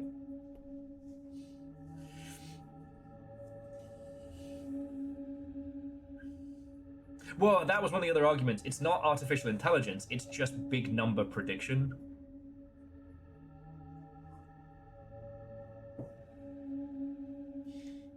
Yeah. Sorry, so friends, if you're wondering what the bloody hell we're talking about, I need to find a way to remove all this rubble. Okay. Back in the day, at Creative Assembly, we used to do Thursday night pub night, and it was really good. Because, like, working in video games has a load of benefits. One of them is that your trauma is the same as everybody else's, giving you a nice chance to, you know, vent with it to your fellows. And Thursday nights was kind of like the place where no matter what project you're on, we could all go out for a pint, just bitch about the week, vent about what we needed to, get a bit silly. Ooh. A handelier. Get it? So a chandelier.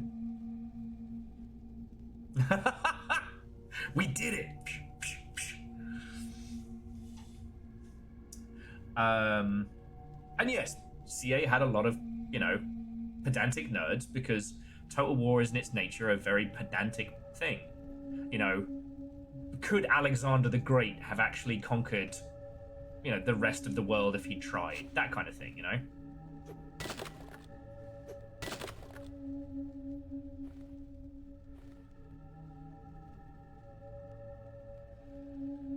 Step away from the Asimov. Yeah. Alright, let's see if I can disarm this like I did the last one. And it was really good. You know, there's a lot of friends that I made during that Thursday night pub night team that will stay with me for a very long time. Oh, God. Okay. Maybe I shouldn't have hit that, what looked like a rudimentary grenade. Fucking... Oh, God.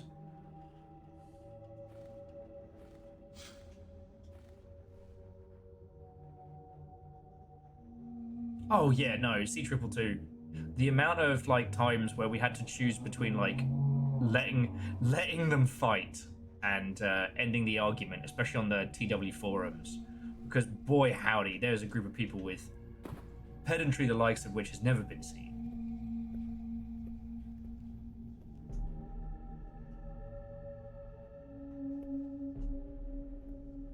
There seems to be something missing with the object I'm holding.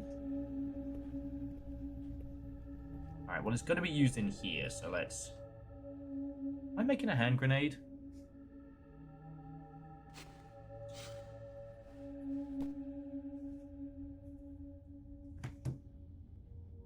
Oh, yeah.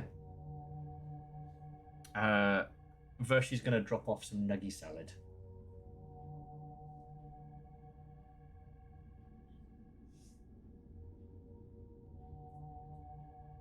Oh, and did Nova send you the picture?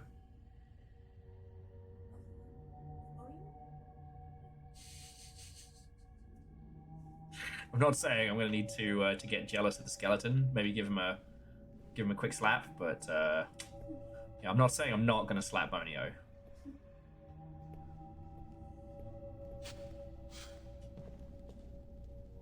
Yeah, the thread about how many the correct number of sandal straps on a Roman shoe will haunt me for the rest of my days.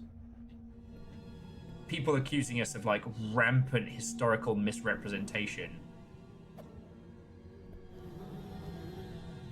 We got poo flies.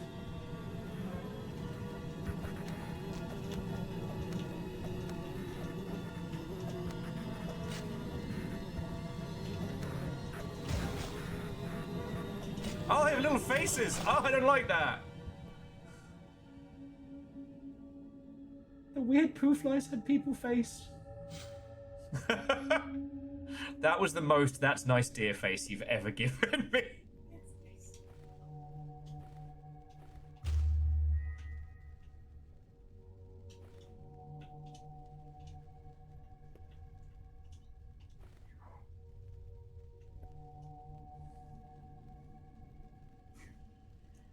She's sitting in her rainbow thing.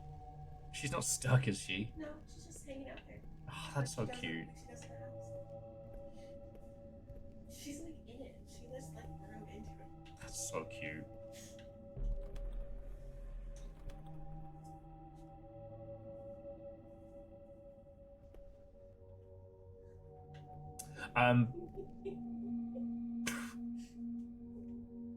And Angelos, I don't know. I don't think I can make that joke, but it was very funny.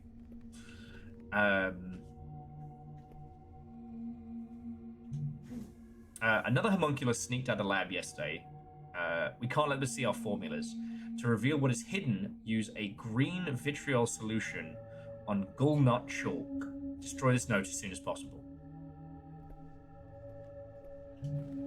Oh, that's yellow vitriol. Man, if only we could combine it somehow.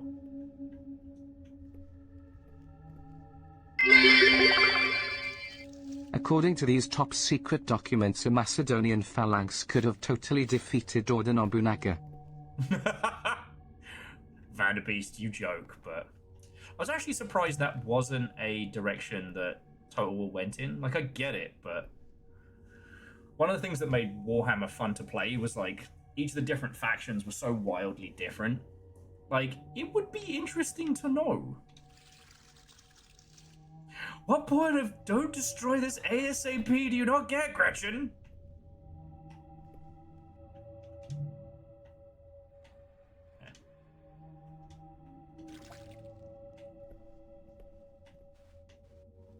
Oh, that's cool.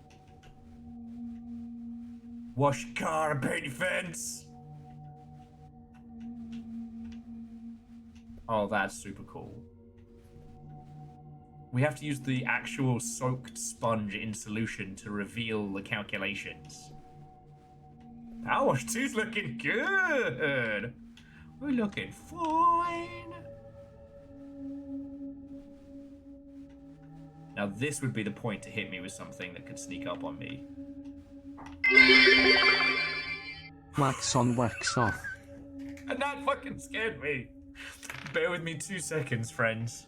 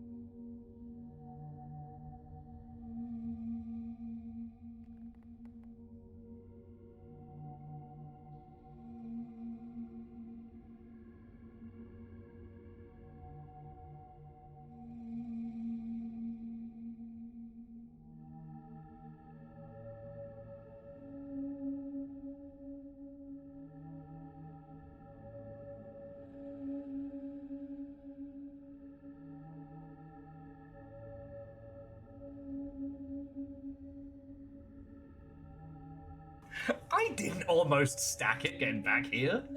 Nuh-uh. And Vanderbeest, nuh-uh. Anyway. It's actually making me wax on, wax off. And Numbers, seriously, thank you for the bits. Vanderbeest as well. But yeah, so like jumping back, one of the great things about being at CA was we'd have these like Thursday night pub nights where we'd all just, you know, drink and natter and trauma bond and all of that. You know.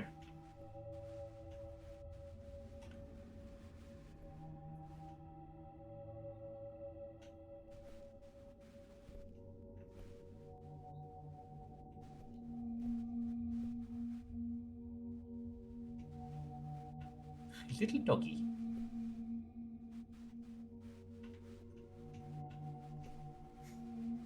And Lance and Jin, what and welcome. Welcome to Power Wash Simulator 3. We skipped 2, we're just going straight to the good stuff. Alright.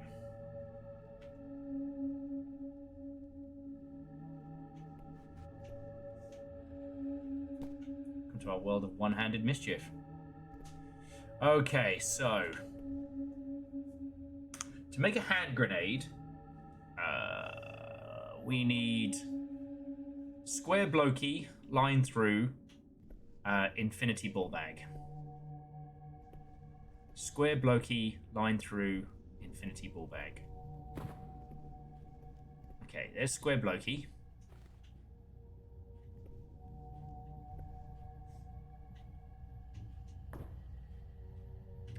Line through.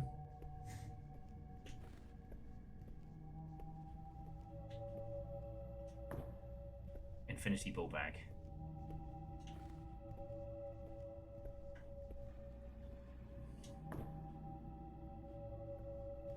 That's the nice thing about hand grenades. They're armless.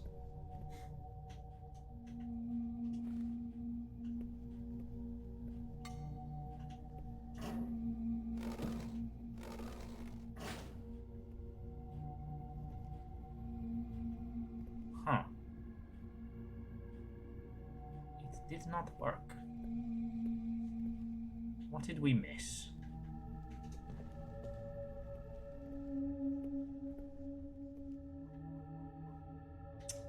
Then where's the sponge? I missed some. Ah.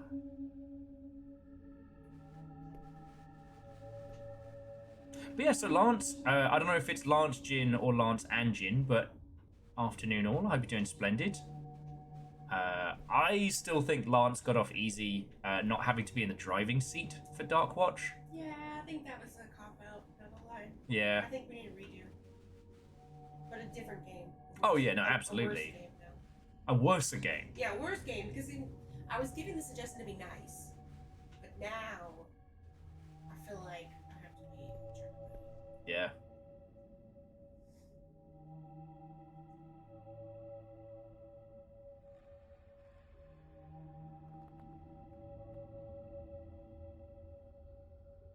Oh. So it's a three-headed beast, so we need 3 circle throughs. We need 2 square blokes and 1 infinity ball bag. We were going easy, but now it's revenge time. I mean, you did, yeah, okay, so where was the second square bloke? There we go. And then 2 more circle throughs. Revenge! Anyway, so yeah, everybody who's popped on by, I hope you're all doing splendid. So this is, what's it? Caput Mortum. Forgive my pronunciation. This is a one-handed... I shouldn't say one-handed. This is a weird, like, puzzly... I don't want to call it horror. Like, it's not scary, but it's weird and creepy. You know, like the kids' version of Tales from the Crypt Keeper. It's got that kind of vibe.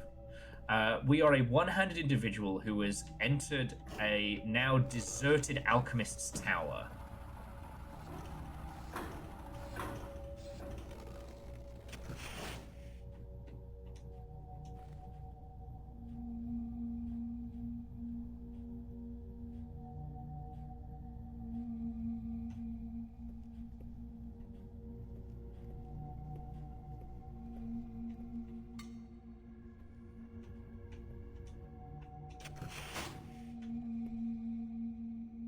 Ah, poo.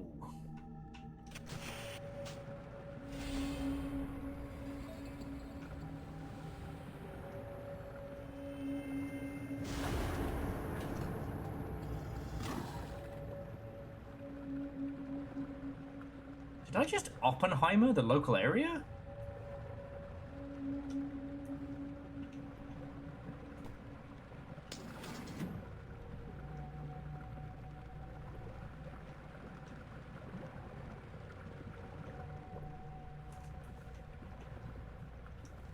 But yeah, so this game is super weird. It has its own unique control scheme, which is so wrong. The triggers turn you left and right, the bumpers look up and down. The right stick is just for that. It's so strange. It feels very alien. It's good. I don't know, Verdant, I've definitely become inconveniencer of worlds.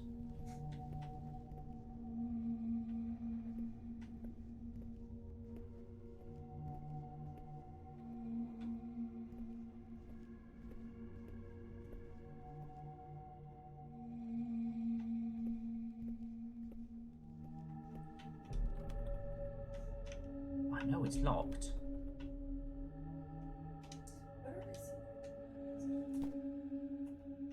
Sorry? There's like parts of chat I can't see in chat, but I see it on the thing. Huh. Because Nova tagged me in the thing on there. I don't see it. So the replies aren't showing up on... That's so weird.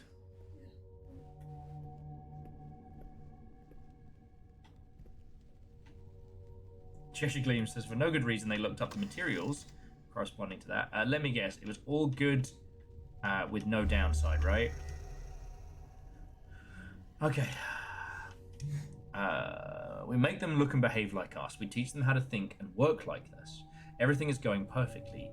But when I watch them soullessly perform tasks over and over again, I can't help what'll happen to us. What are we to do once the homunculi are ready? What's the point? Yeah, and caffeine, that's something that I love. You know, learning to play video games is not unlike learning to play an instrument in that sense of, like, you can just do it. There's no formal qualification to pick up an instrument or to start playing games. But when you've done it for long enough, you develop this kind of, like, ubiquitous knowledge. You know, we call it games literacy. And what's so wonderful is we've reached this place in video games where we can God.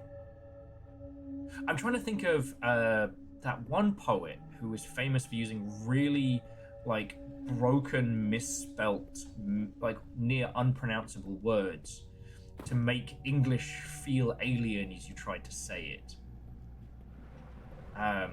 The idea that we can do that now, but with video games, makes me very happy. You know, this game works because it feels wrong. Now, if I had to... If I had to guess, I would say that we are actually... we are a homunculus ourselves. The way that we move, the strangeness of it, the lack of speech. We are ourselves a constructed thing.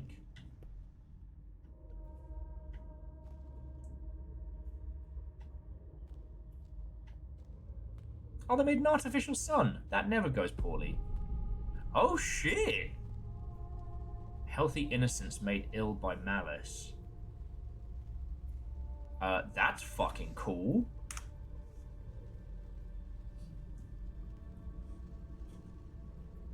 So the blocky lad is either copper or tartaric acid. Black sulfur, nitrate, aka potassium nitrate. Those two together make gunpowder. Oh shit, so that was quasi-correct.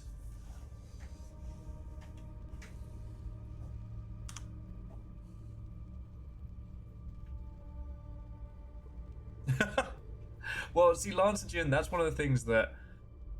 We are overly arty here in the Longship, as it is well documented. But...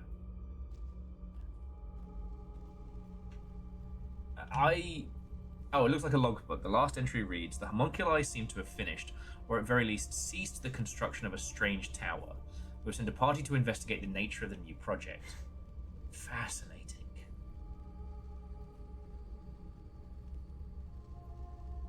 Actually, that's a good point. I don't think I found the beret any... I don't think I've refound the beret. Should look for it though. Oh, it's around that way. But yeah, so the idea for those of you who just joined us is this alchemist's tower. They've been making homunculi, like constructed life. We accidentally made our own sun and then played hide and seek with it like 5 times. This is the village where they were studying the homunculi that they'd made. So there's one down there toiling away. I don't know if he's going to try and kill us or what have you. Now, what's interesting is that the homunculi that we met earlier wanted to play hide and seek, and we could communicate with it with our hand gestures. You know what's really interesting is one of the things I wanted to show you all from the Alone in the Dark reboot, the 360 era one. Oh, God.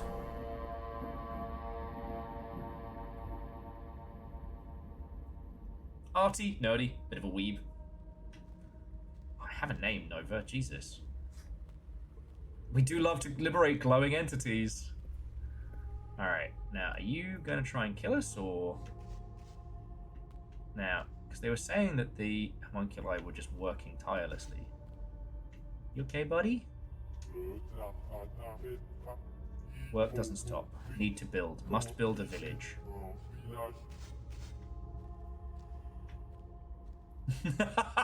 Touche, Nova. Touche. What if I am the longship homunculus? My memory's constructed. Made to entertain.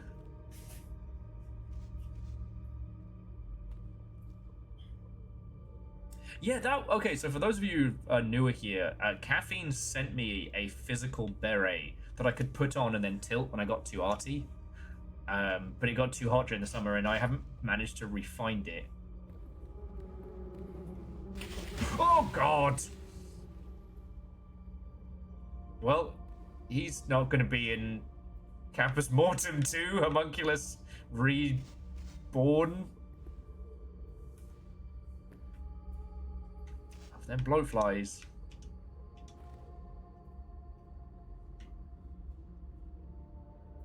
Stop that incessant clicking. It's just a tired homunculus.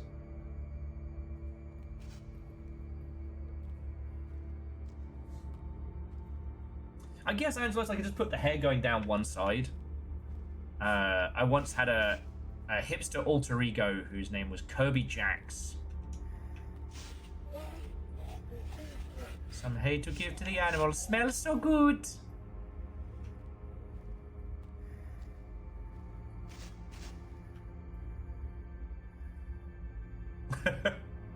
Hey, it'd be great if this game did well enough to do a proper sequel. I don't think that's hay, my buddy.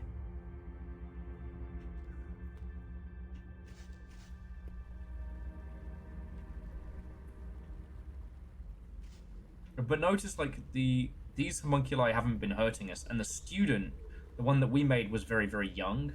It wanted to play, and it only hit us if we ignored it. Like a child.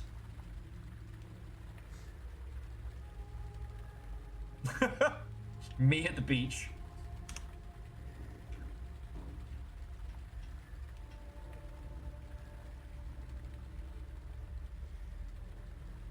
There's the thumbnail right there.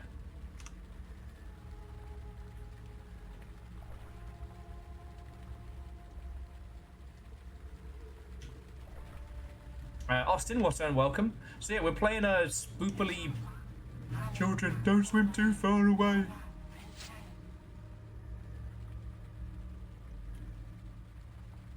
Oh, the dead. Well, so the thing is, I don't know if these are dead people or homunculi. Like, we found some skeletons that seem to be long dead. And some of these other creatures, who knows? But yeah, so... Me when gestures. Oh. Fuck it. God damn it, Twitch.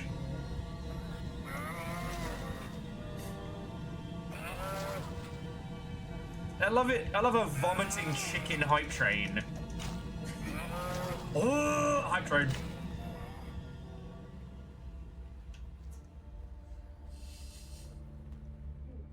The hype train has alerted the horde.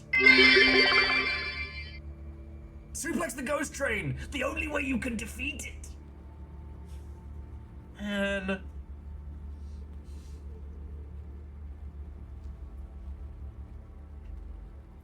Well, anyway, if you do decide to enumerate this vomitous chicken hype train, thank you. I mean, we could use this as well to bring a few folks up to speed.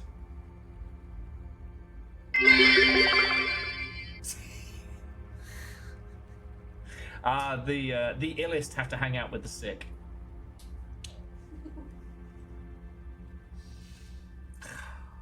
Fucking yo.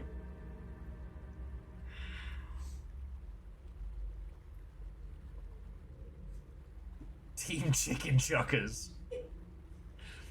Fable sends its regards.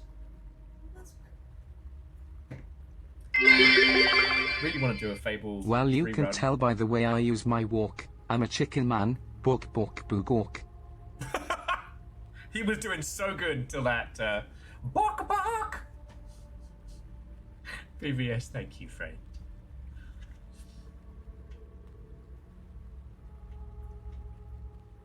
Are you saying boo or boo gawk? I was saying boo walk.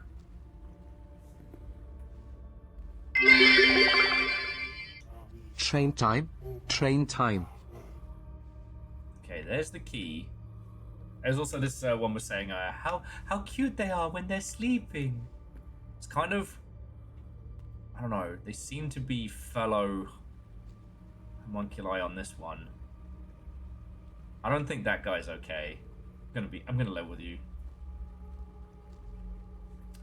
So Kakazi, I think so. I was talking to Littlefire yesterday. I for one agree. Blurg blee era bleera.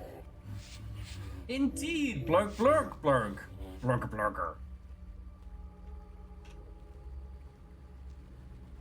And yeah, so Kakazi, I think what it's supposed to do is it's supposed to, like, for affiliates and small streams that don't see hype trains like we do, it's supposed to be like, hey, kick it off, like, let's go. There's loads of people here, let's get this party started. Because, like, it's psychology. Yeah. Right? Like, people are generally not. Please don't let next Fable suck. Please don't let next Fable suck. Please don't next Fable suck. There, that should do It's it. like the proc in your brain, like, ooh, I can be a part of something. Like, I can Yeah. make something happen. But we already do that. Yeah. When you lot go ham keeping me alive, that's a thing the Longship has done. I likened it to, if you know a group of people who are rowdy partiers, and somebody shows up at the first bar and is like, whoa, let's go hard. You're like, yes, but... I'm not sure those are actually chickens. They're bipedal, but unfeathered, which makes them a man. Oh, don't go down that route, Chaos. Doing that route, Mabel, madness lies. And Scotty, will we even get the next Fable? Is there anyone left at Microsoft to fucking make it? They'll just buy another studio. Let's buy the studio, sacrifice them on the altar.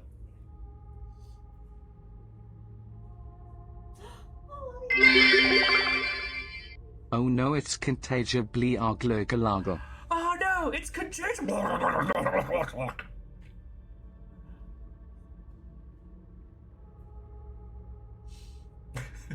Thank you, Austin. Thank you all. This tiny rail replacement train service. The new AI agent, Peter Molyneux, will finish it. Peter Molyneux's mind and downloaded it They into a clearly got computer. the ghost Let's see train what it's idea done. from the famous Black Eyed Nothing. Peas song that never had another title. Let's get it started. Exactly. Vershi, I stumbled upon a 10-minute micro documentary on the history of that song on TikTok. I watched the whole fucking thing. I never knew that much about the Black Eyed Peas until after.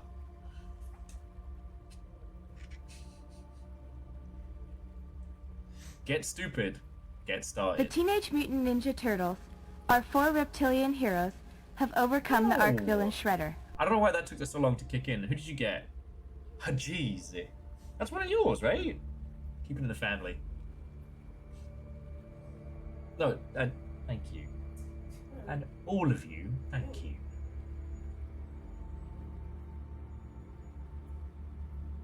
Oh no. GJ Core said, speaking of no one left to make Fable, I'm just gonna throw some applications and trash you. Anyone refer me to Bungie? Have they officially said they're having a bad time, or is that just implied?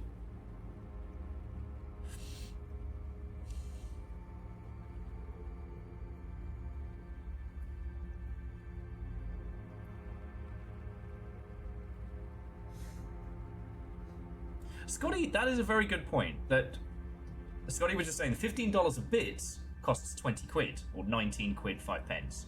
But a $25 donation is only £19.50. Look, I'm grateful for any and all of it. You'll want to keep me alive? I'm fucking grateful. Spend your cash how you will. Clicking. God damn it. It's a little shock your alt account. Me with 2 alt accounts. Only for the meme. Only for the meme.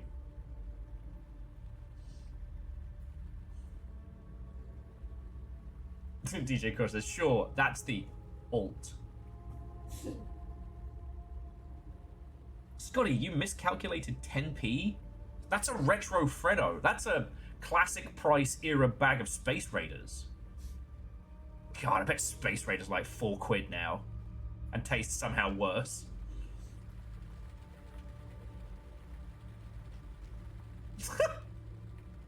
Littlefire is the costume. The shark is who they really are.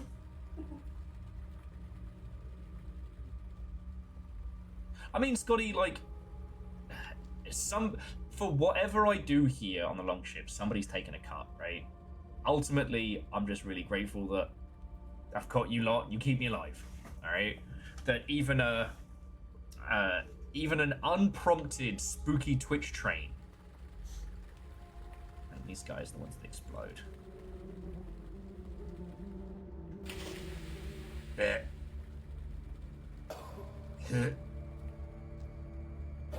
Oh, I got a lung full of that. Delicious.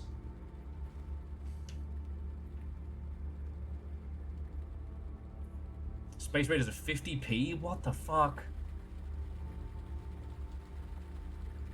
I mean, if I want Monster Munch, I don't want to think about how much that costs start to finish, you know what I mean? Also, I'm not exploring too far.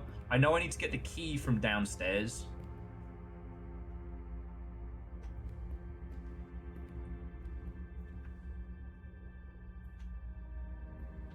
Okay, we're not going up that way.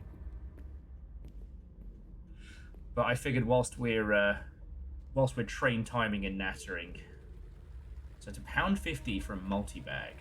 Okay.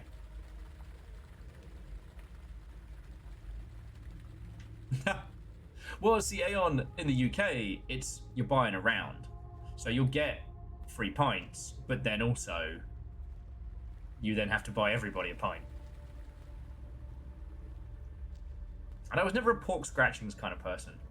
Most pub snacks aren't good.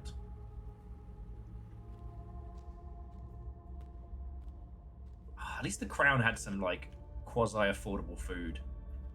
Sometimes I think about that Hunter's chicken.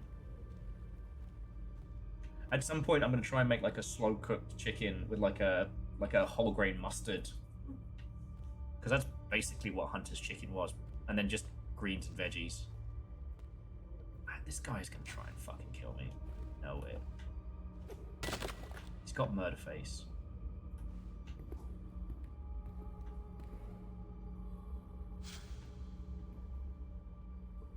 No, he's just gonna stare at me. Alright. You just stay there, mate. See, the thing is, you don't really get the good multi-bags here in the States, but what you can do is buy an industrial quantity of soft cheese puffs, which kind of makes up for it.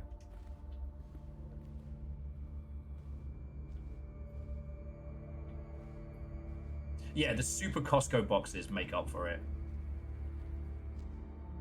Angelos did that in the pandemic with chicken McCoys. Ah, smart.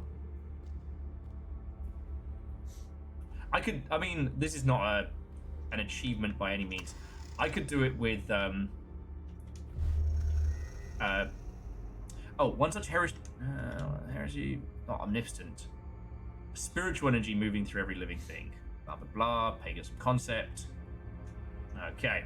Stop that incessant clicking. Oh, I see, Kelsey. I mean, not even paying your own bloody subscription. Doesn't work. Doesn't subscribe. Spends all day gawking at my lass wearing my accurate Roman outfit. mean, they really do. Yeah, they've got the... Yeah. You're a terror. You're supposed to be resting. Thank you. I am resting. Okay, so friends, even though that was not a train we started, that was still a level 3 train on a Wednesday, which is a big deal. So, all of you, thank you. Even those of you who should be relaxing. I am so relaxed. You have your relaxed face on. Yeah. Because I know what that feels like. No, seriously, all of you, thank you. Alright? Times are hard, and things are stressful, and you lot keep my dumb ass going, so yeah.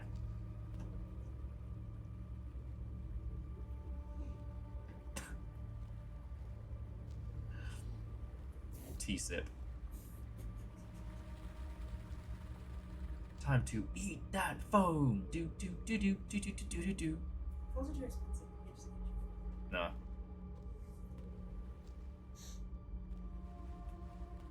Okay, I actually think we gotta go down the slip and slide in this weird little building here.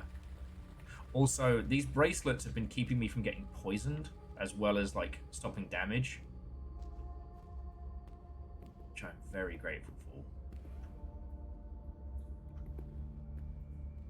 Ooh. Interesting. We can't go up any further.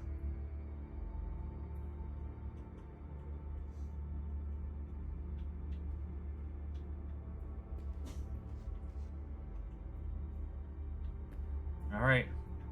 Fucking wee! Oh, my bones! My fragile British bones. Well, that's as much comfort as we're going to get, friends.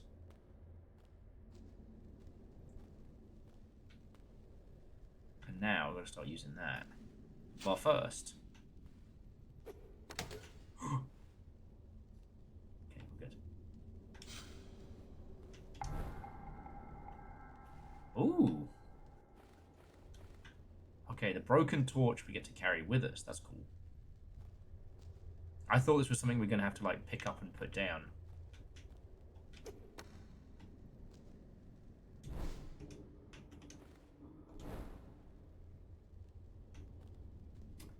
No. Well, I don't think so. Because the ones that don't have a button don't seem to open. You're getting accosted by the sun. Yeah, it's your day off. How dare the fucking sun come out? It should be nice and, like, How dare? autumn rainy. What happened? What happened to fall? Seattle was all gloomy and beautiful, and then this thing came back. Yeah, it's not what we signed up for. This is not what I moved out here for.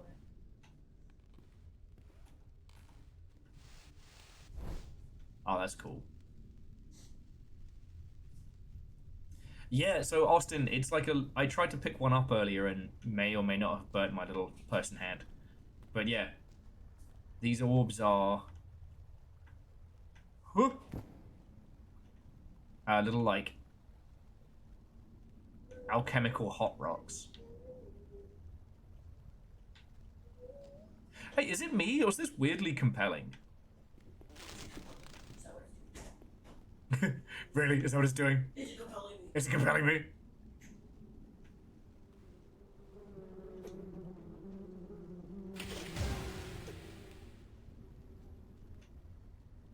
Yeah, see, there, when the bugs tried to poison me, the little bracelet on my hand stopped me from getting poisoned, which is very, very cool, but meant that I just lost my, my protection. Okay. They wouldn't build a giant alchemical shark, would they? Would they? No.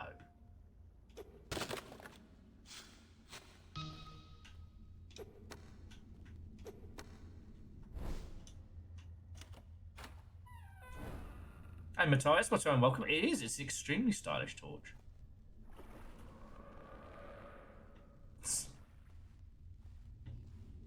Nova, for the amount that I've probably been irradiated, there is nothing going on below the waist.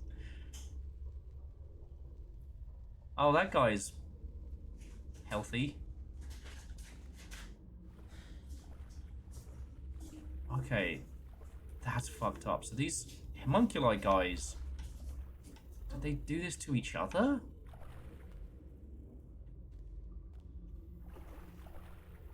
Bloodborne, is that you?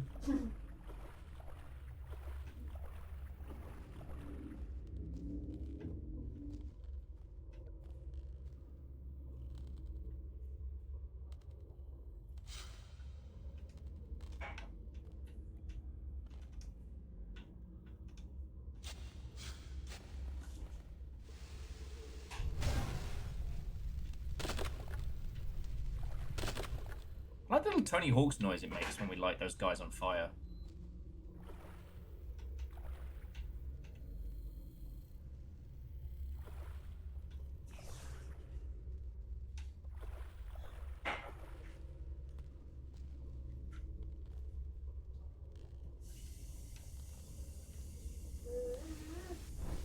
PBS, like, I understand that Hype Train was very, very good, but I don't have ominous glowing skull rock money. God, you think I am loaded? So you're a liar? I mean, okay, maybe if we got locally sourced skulls, but... the waterways have been unmanned for several days. I found the homunculi responsible hidden inside the newly built chamber, crafting strange objects with indescribed symbols on them. It almost looks as if they're attempting alchemy. See, this is where these stories can get both fun and fucking haunting. Because homunculi are created creatures. Meep! Meep! That is a category 4 meep. Over. Whew. Yeah, he seems nice. Are you making something that would distract me from having to go into this dark hallway? No, you remember when you told me not to do the dishes because I need to be relaxing and that you would do them? We could do them later. Later when we have to cook dinner? Well, when I've cooked dinner, yeah. Same thing, that's what I said. Thank you. Unfortunately, that means I have nothing to distract myself from having to go into this fucking dark and twisted... No, you have to sit in it.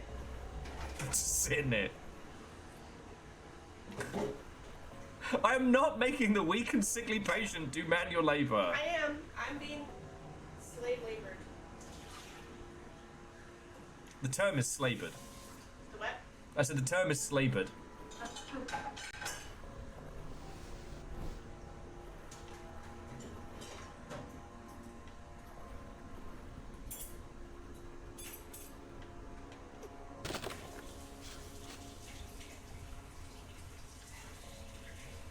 Because I was just thinking, we haven't had anything like chase us in a while.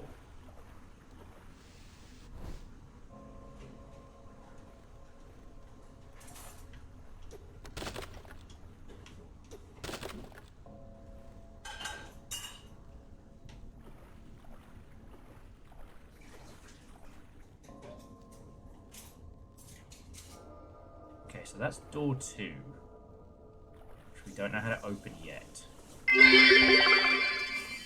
Whoa, oh. We're halfway there. Whoa, oh. Eaten by a bear. You know, PBS, I've got to give that a better track. If it's like, whoa, we're halfway there. Whoa, eaten by a bear. Oh, and if you saw that, after the resounding success of Alaska's Fat Bear Week, Texas have begun to do Fat Squirrel Week. And let me tell you, them boys is chunky. There's something inherently fucking funny about a fat squirrel. And you're not being mean by calling them fat squirrels, because their goal is to gain body mass, you know, so that they can hibernate for the winter.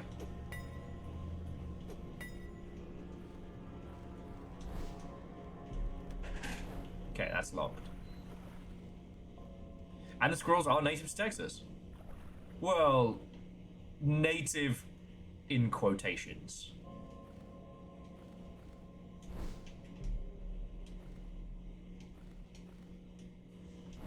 Oh wow, I don't even need more healing. Can't wait to fuck up enough to need that.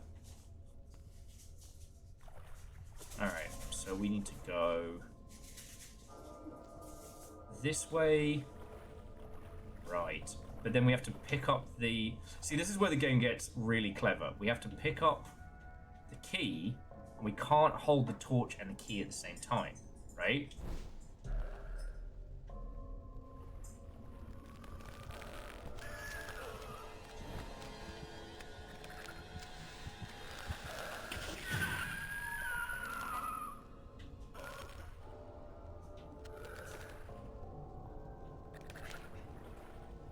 Shit, I felt kind of bad for him. No, no, no, leave me alone! I can't see where the fuck I'm going!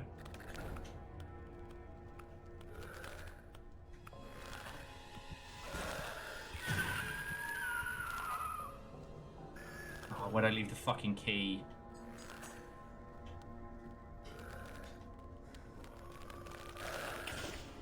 Wait, bug off!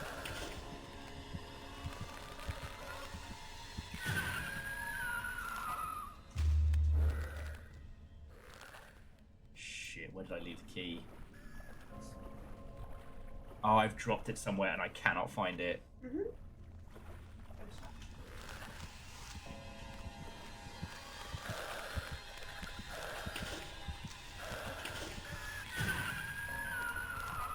But like, notice this isn't going for like rampant jump scares and shit.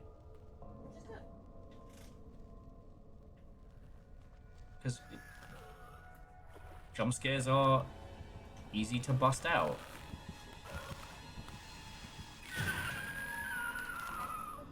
Now, I have to admit that my personal opinion of Amnesia the Bunker might have been very, very wrong. Oh.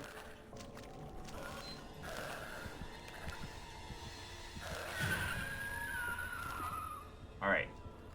So I can carry the torch and a thing.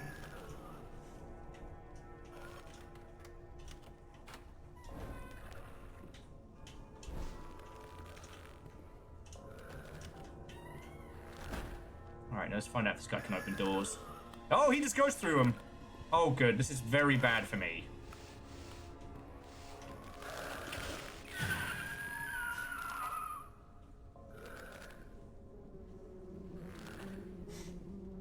Beach. Well, at least he can't crawl.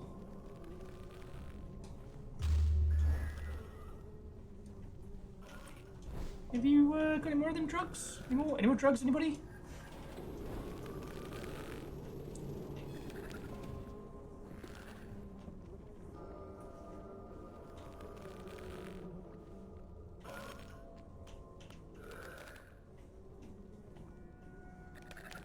Yeah, it's only the gem in his head. Ah, bastard.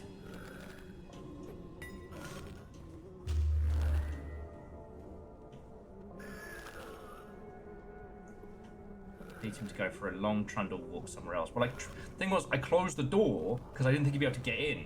Nah, doors mean nothing to him.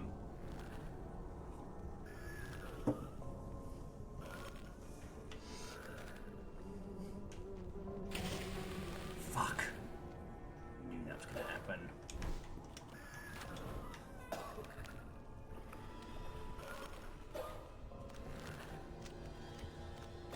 I can't remember if this will kill me. It's leaving me very broken. No, just very broken. Alright. Alright, through we go.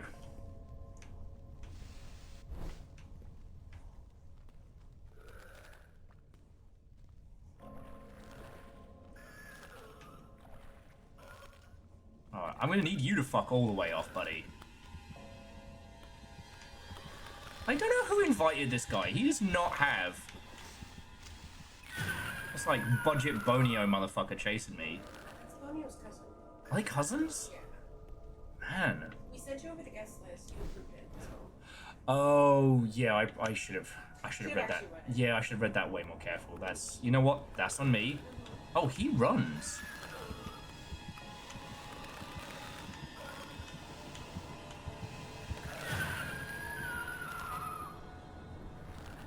Here I come to wreck the day. You can hear his like little pitter-patty feet.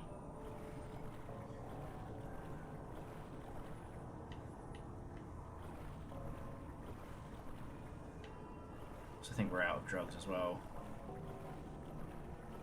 Fuck.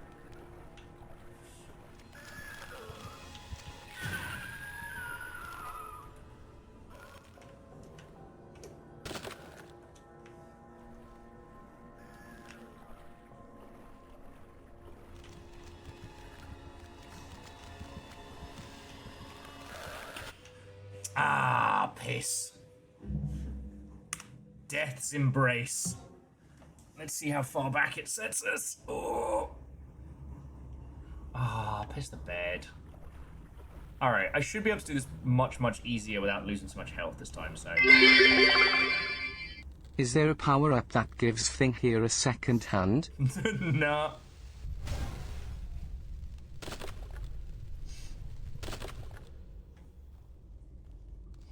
Because honestly, like, 3 or 4 hands right now would be great. But look, we know what to do. See you in a bit, buddy! Sorry about your dad, buddy! That thing is no son of mine. I hate to tell you this. No! Also, they're taking you over trucks. They have to back pay. 27 years. So. Damn, how young was I when I had that fucking kid? Also, this means you're gonna be broke, so I believe you. What is this? What are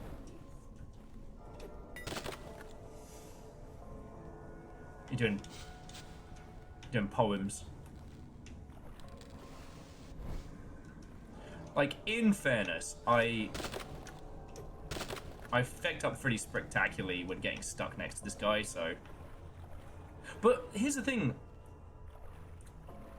Whether intentionally or unintentionally is the point where video games are an interesting thing to talk about, right? Like, is this supposed to be, like, awkward and cumbersome?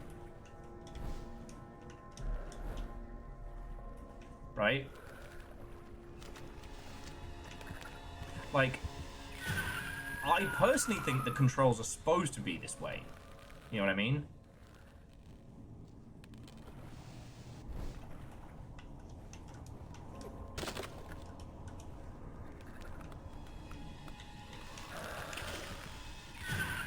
As opposed to a situation where...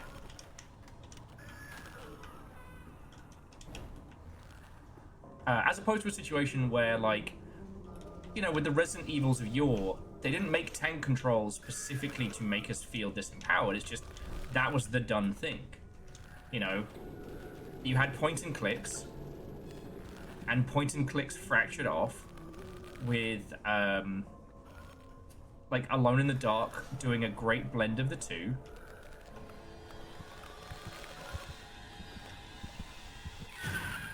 And I know you all know the history of this, like, I ain't telling you anything you haven't heard. But...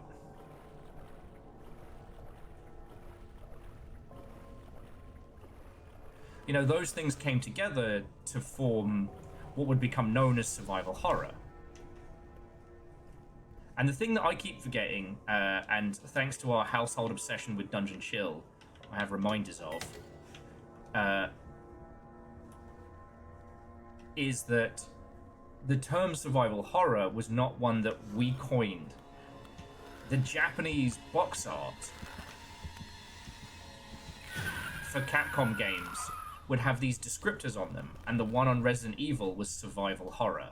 Dino Crisis was action horror, etc. So they did actually succeed in coining that intentionally, but what's fascinating is only survival horror stuck. All the other ones they tried, they didn't stick. Oh, and Wallosaurus, what and welcome. I tell you, Wallosaurus, this game, with some of your creature designs, would be next level. How are you doing, friend? We were just talking about Thursday night pub night for CA. The great days that were.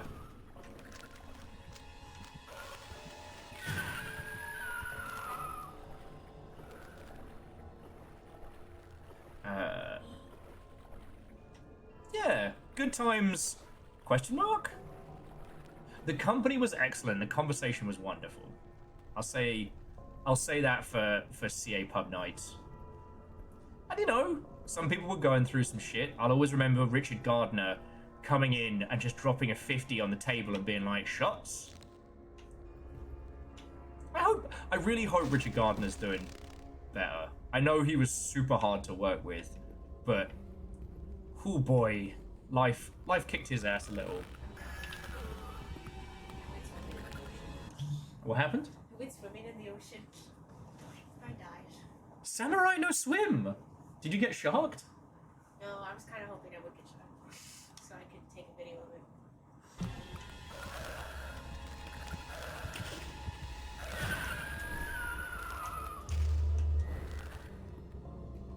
Can't believe you tried to get sharked. Just to hurt me. Yeah. It's really not much. But it certainly is sharking.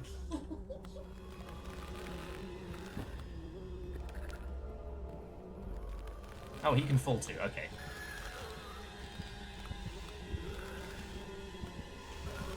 Sorry, I keep doing that thing where I talk about folks from like the CA days that none of you have met.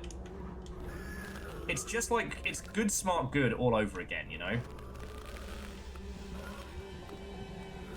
Although I did enjoy being able to tell Dan Jones that I can't remember if he's doing his first playthrough of Dishonored, but buddy, good, small, good, good, small, good, small, good. That whole quote comes from fucking Rob.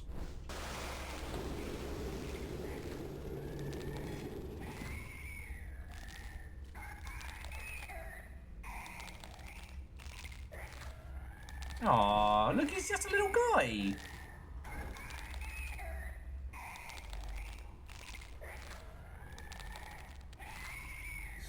He's just a little guy.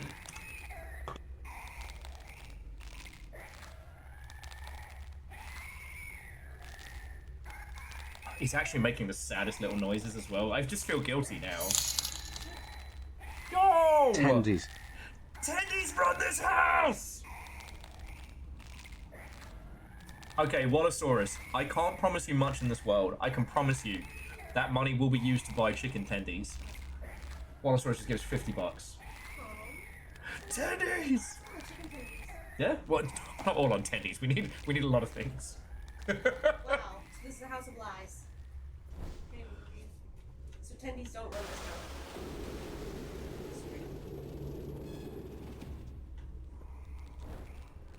God.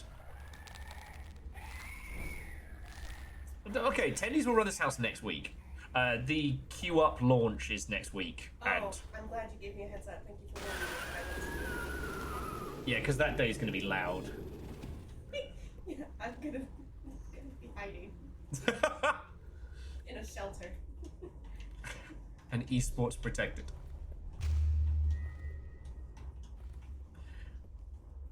Wallace was trying to play Factorio and realizing it's a bit like job work. I like it because I can be wrong. No, I like some of the other like automation ones. But it's not a stream thing because I go nonverbal. Same. And also all of the people here who are like programmers and stuff, if they looked at what I made in Factorio, Oh, I don't want any critiques on anything I make. that would be someone would have an aneurysm. Yeah, no. Well, but you have the opposite of optimization. Is that on PS5? Factorio? Yeah. Oh god, I can't imagine Factorio with a controller. You can hook keyboard and mouse to... Probably. No, you can't. I've done it. No, I just want to say, like, Wallosaurus, holy fuck, thank you. That is $50, which is a lot of money and really fucking welcome right now. Just as an FYI, so for Halloween night, we are doing the Slaytoner event. Bless y'all. Well, but seriously, thank you. If any of you would like to sponsor the Slaytoner, we have sponsorship opportunities. We have whatever Kakazi comes up with as a comedy sponsor, but we also have the Game Club who are sponsoring us. which is a book club for video games, which I will be telling you about at great length come Slaytona. And if you would like to add your game or project or hilarious idea to it, I don't know, Caffeine, Nova, do any of you remember what we charged for the Slugfest sponsorships?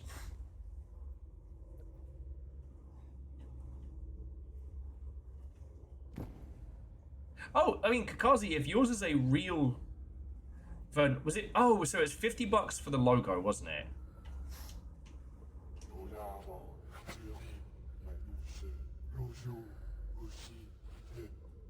We captured it, but we still feel empty.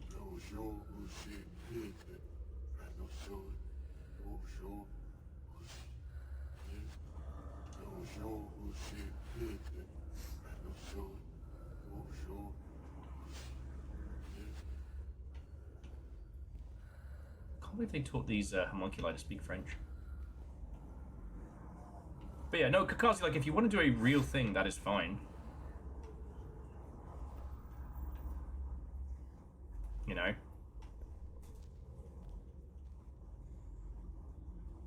$50 in a bag attendees. Yeah, so what we did is it was like, if you wanted to just put a logo on screen for the whole stream, that was $50. And if you wanted me to read out a message on the hour, that was more.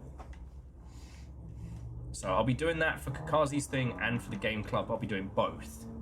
But if any of you would like to do either of those, the only rules are it has to be Twitch safe or stream safe.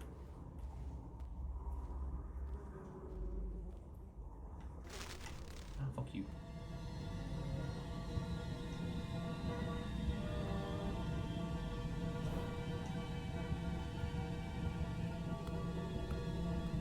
Oh. It is really interesting that they're using the, like, Amnesia style, like, oh my god, freak out to indicate what things are a threat and what things we don't have to worry about. Whose eel is that?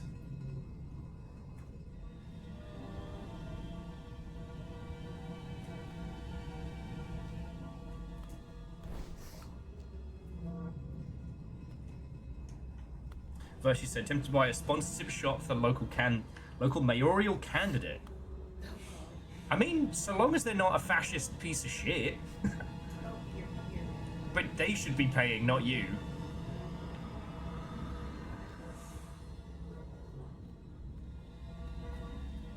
Okay, apparently my guy also has a fear of water.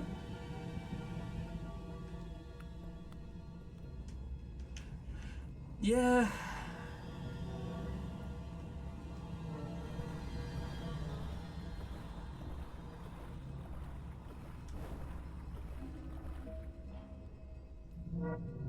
Eels up inside ya, finding an entrance where they can.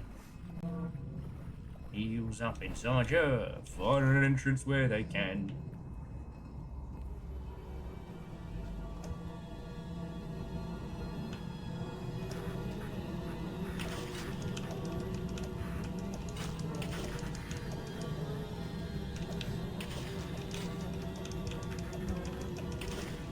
Fucking die!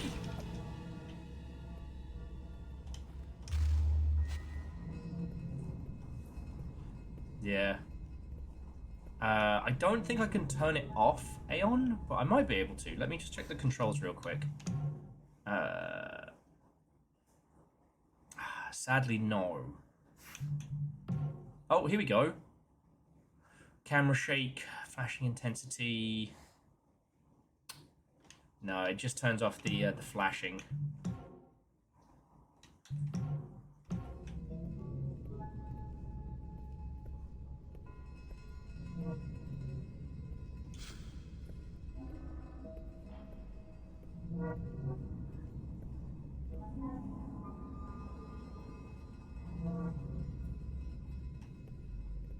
You know, again, what's really interesting about this is that I found it when I was looking for, like I said, like games like Kingsfield. You know, Lunacid really left me with this hunger for like slow, stodgy RPGs. It's like Give me Bloodborne, but even slower. I think it's because I like talking to you lot, and games that give me time and space to do that, I love.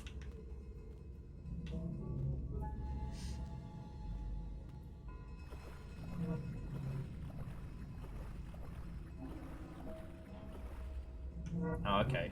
And it doesn't let me, air quotes, drown ourselves, which I'm always grateful for. There's a point in Dark Souls where you realize how deep the water has to get for you to be in trouble. Oh, okay. The path that we need to travel is visible beneath our feet. So if I jump off there, that's a drowny bad time. Okay. Parkour!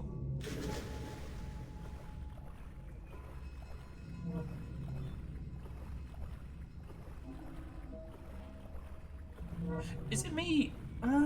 Maybe not tech demo is the wrong... It's doing... This game is structured like a puzzle game. And I'm really appreciating it, but it makes it very, very interesting. Oh.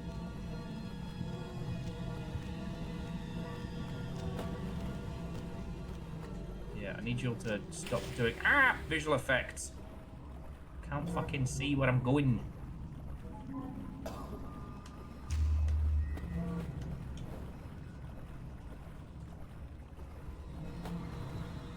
Yeah, the visual distortion makes it very, very difficult to see where we're supposed to be. I can't sprint. We'll work it out. But it feels more like a puzzle game in the sense of, like, each time we come to a new area, it gives us a new mechanic, a new thing, a new distortion to work with. And that philosophy of, like, always be learning, or, you know, your whole game should be a tutorial, or however you want to phrase it, I kind of like. The Ouroboros Tower. Narrow halls of rock twisted by misplaced need.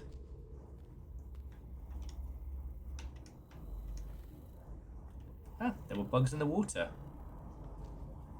And there's a key. Okay.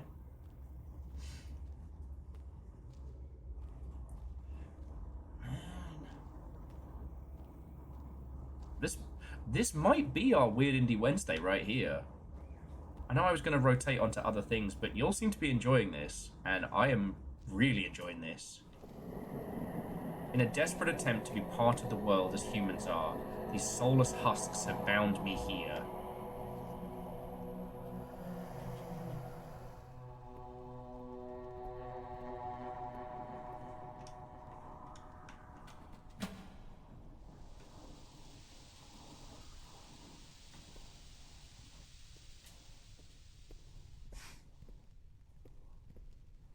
You good, dude?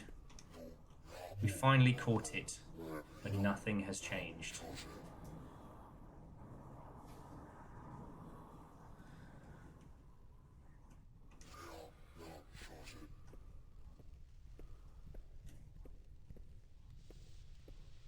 Mateus was just saying that between Lunacid and Dread Delusion, they're so happy the weird vibe of Kingsfield and Morrowind are getting new attention. Yeah, and there's this weird thing. Morrowind and Kingsfield are now so much more appreciated and respected than they were. Like, I still remember getting super into Morrowind on the Xbox, because it was after I'd gotten chucked out, so I didn't have a PC to play it on. So I played a fuckload of Morrowind on Xbox. That's also why I kept getting lost, because I didn't have access to the internet. And Kingsfield, like, I don't think I ever owned a copy of Kingsfield. I knew about it, but it was like, hey, the guys who made Armored Core made a fantasy game.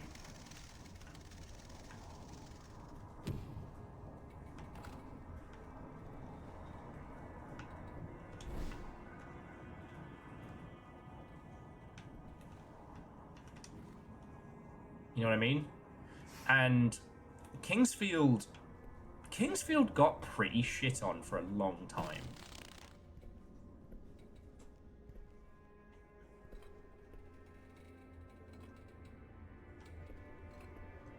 Alright. So, blood from there.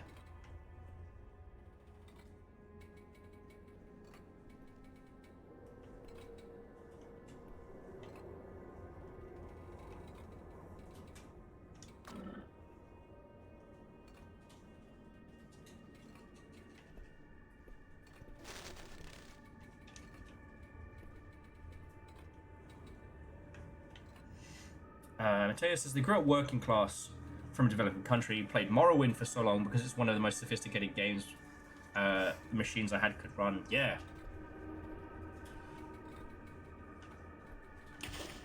Ooh.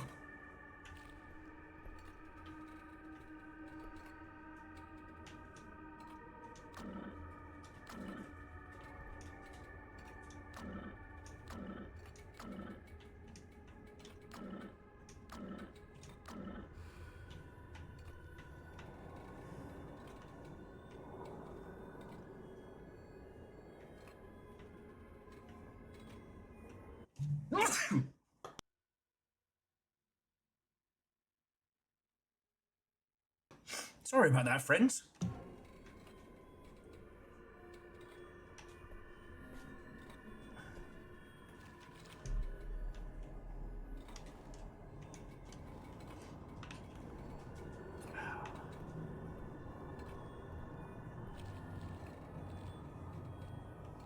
Hang on.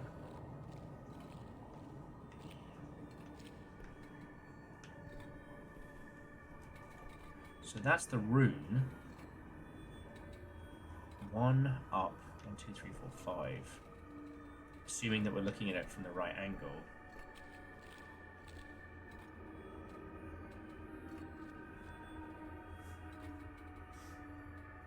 Oh, okay,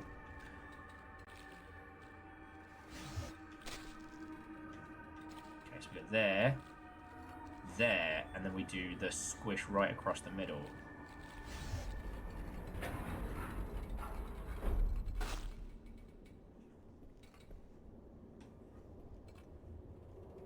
Okay, so now we rotate the pieces so they're all this way. Sorry, Matthias and everybody, I do want to talk about like Morrowind and how feckin' good it was and all of that. Just, I'm on a roll with this puzzle. I'm in the puzzle zone.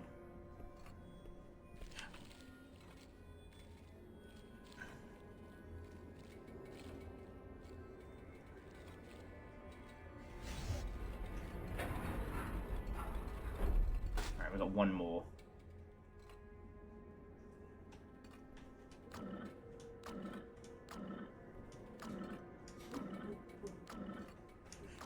Maniacal giggle behind me. Littlefire's doing war crimes. I'm jumping on top of people and assassinating them. That is not the honourable way of the samurai. That's my way. And I'm getting drunk on sake. Well, That sounds like a good Wednesday. Hey, remember when I said I didn't have glowing skulls money? You have glowing skulls. That was a lot of glowing skulls that just zoomed past, I'm not gonna lie. I'm sure that means nothing.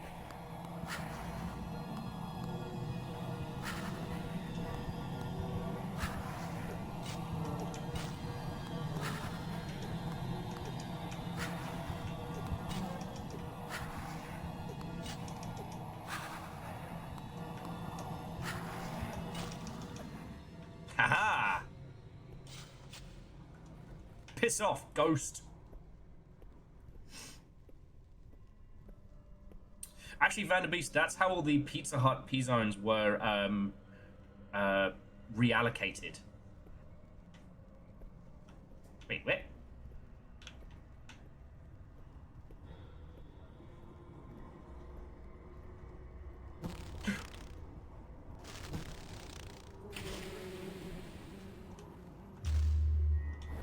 You did that on purpose.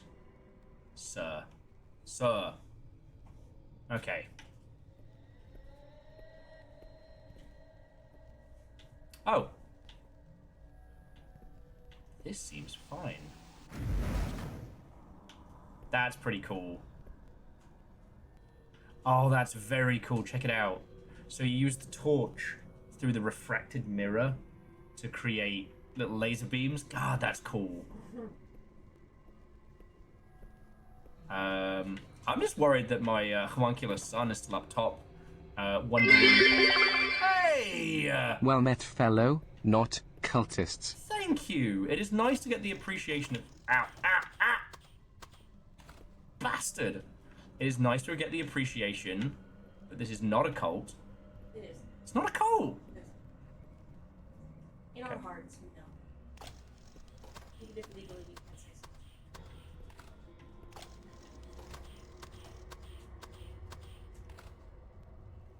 I do like the hitboxes on this are so clever. You can turn sideways and avoid getting shot.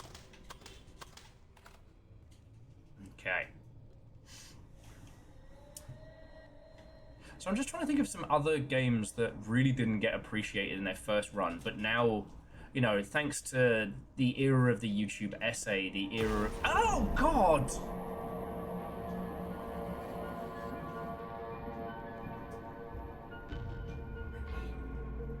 Alright, calm the fuck down.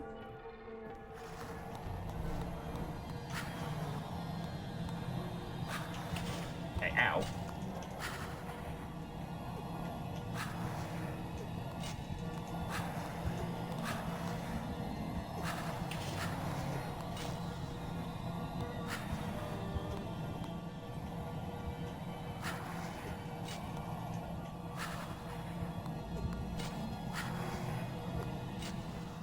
Yeah. Don't worry, everybody. I've got exceptional timing.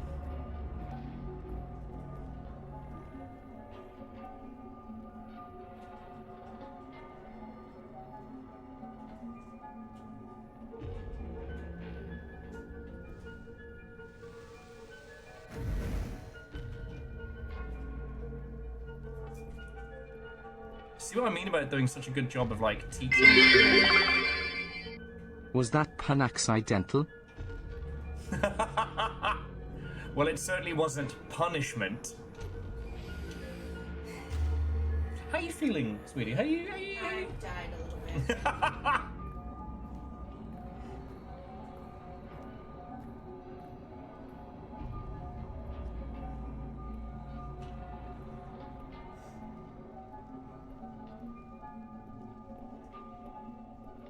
Aha.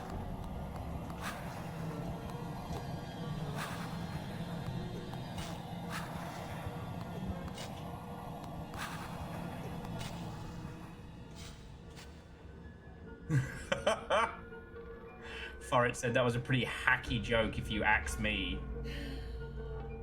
Hey, I wonder if I can kill skeletons with this.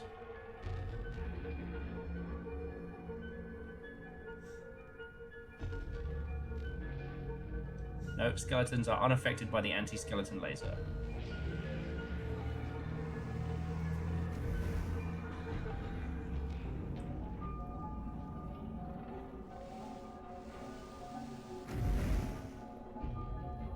I mean, if I end up freeing this strange elder god, right, that can't be bad, right?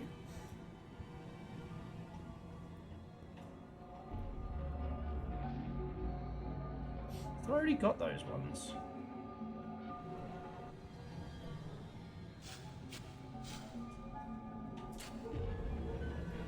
Alright, come on, Skelly.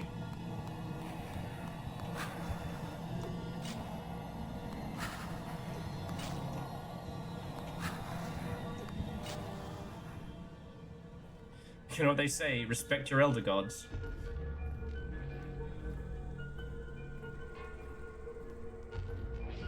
Eldritch abominations, they get things done. Tentacles!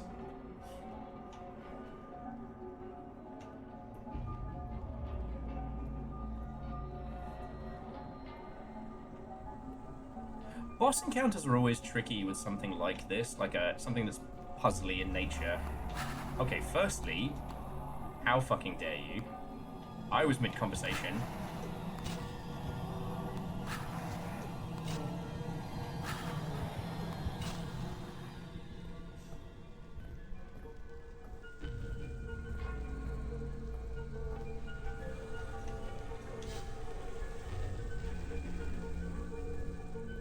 So this thing was why we were, air quotes, protected earlier.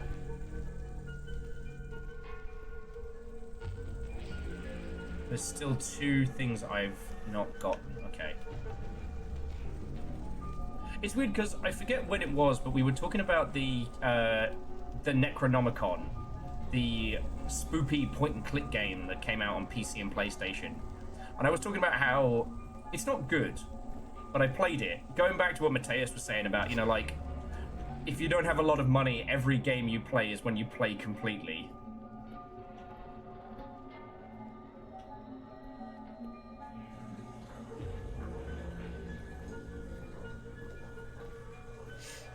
Alright, so we go back through this. We'll try the other door and see where that leads us. Unless this can angle up. How sharp an angle can we get?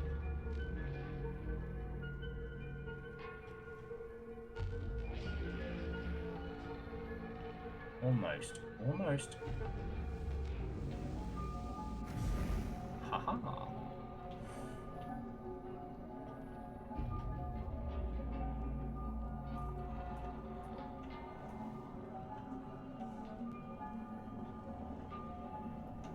Yeah, it's the only one we can't get from this one.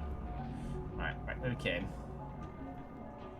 But yeah, so the Necronomicon point-and-click game is not a good horror game, but it is fucking fascinating. And it builds this sense of dread in a, unlike so many others I've encountered, because it's fucking scary.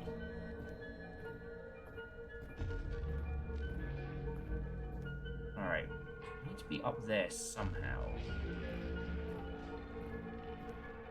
Maybe the other route? And because of that, like, a lot of it comes from the fact that it's so slow and the puzzles are so moon logic. It does not make a lot of sense.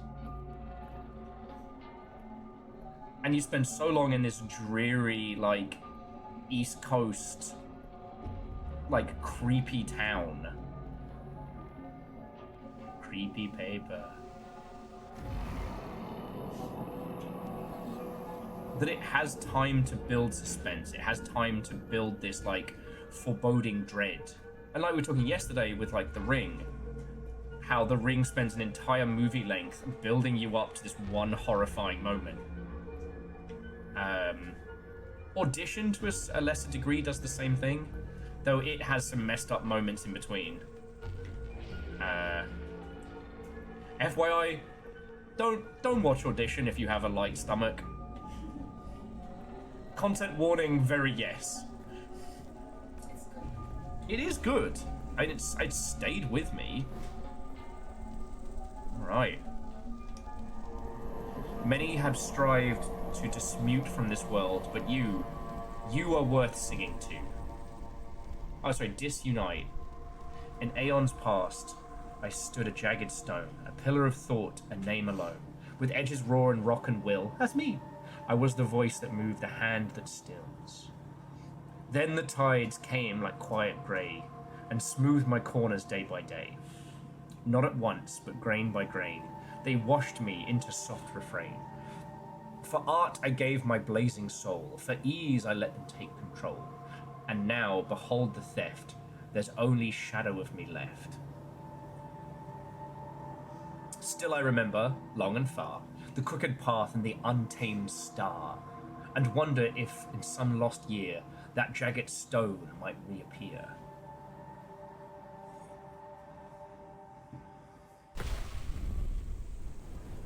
Whee! Eddie! We are a demon now! You guys don't even know. You guys don't know. Na na na na. Anima mundi. It's not a thing. It's a way. Oh, tower's fucked.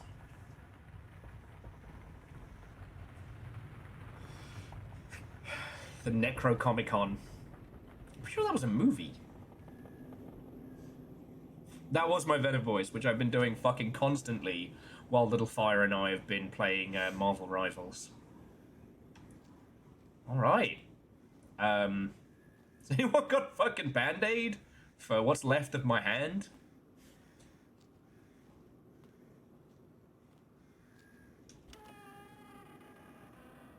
Ah, my well-soiled blanket. What's up, friends? And there we go. That was Corpus Mundi. That was really good.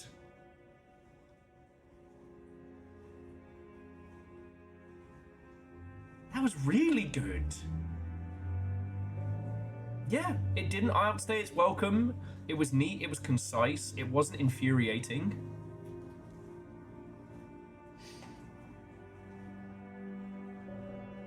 And look at them using all of the assets fully credited. Love to see it. I don't know who Will of Horror Games Central is. Is it me? Have I been running a second channel? God, that's my Tyler Durden moment right there. No artificial intelligence was used in the making of this game. The alchemist's greeds know no bounds. One hidden symbol has appeared on each floor below ground level. Ooh.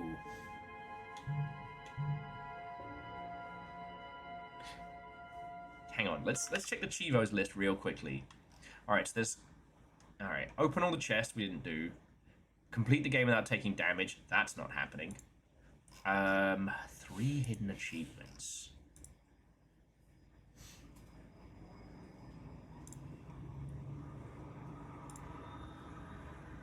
Secret ending. Your greed knows no bounds. You'll want to get puzzly with it?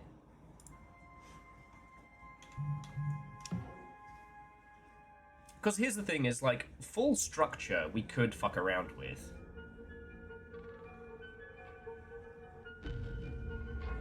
Oh, okay, no, we actually have to... We do actually have to start from the beginning, okay.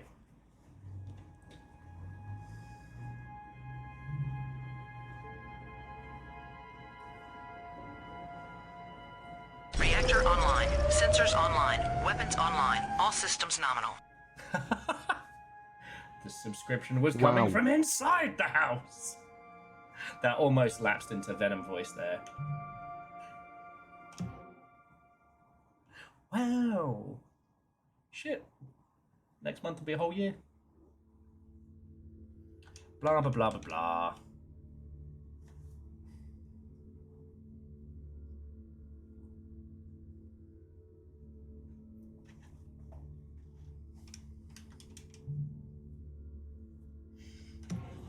Okay.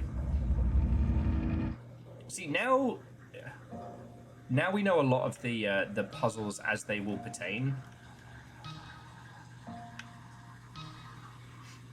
So, okay, so jumping back. Matthias was talking about Morrowind and how, especially if you didn't have a lot of games, stuff like that would be so good. I definitely spent an inordinate amount of time with quite a few RPGs because I didn't have anything else. I got given this Diablo clone. It was like it was Diablo but samurai, and you fought like yokai and made your own blades and stuff. I played the fuck out of that because I didn't have anything else. All right. I'm taking screenshots of stuff on the outside just in case there's any like clues and hints. The game says there's been one symbol added. And if I had to guess, you know the bit where we put our hand in blood? That's where we're going to be utilizing a lot of it.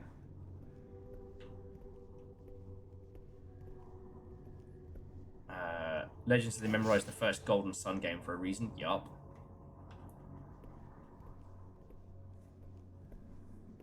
That one was really good. You know what's so weird? I was so psyched by the idea of being able to carry my game into Golden Sun 2.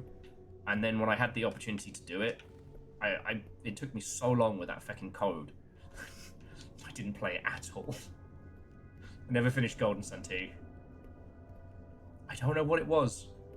Septerra Core, I played shit tons of. I know. And that one was kind of like a post-Final Fantasy VII RPG. And it had this magic system where you combine tarot cards to, like, cast spells.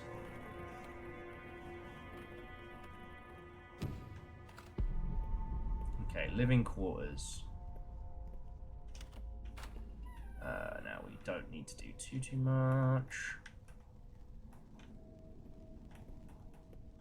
Oh, wow, yeah. Okay, so we can't crouch yet.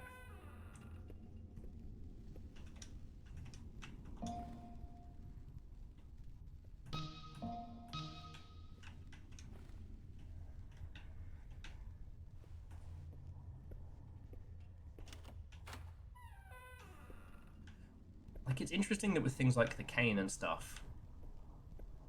Okay. So, hang on. I'm zooming around, but I realize that we're now underground, right? Every floor underground will have a symbol. So let's see if we can find it. Now, if there's anybody who doesn't give a hot feck about spoilers and wants to play Game Guide, you are also very welcome. Because we can't be the first people to do this, right?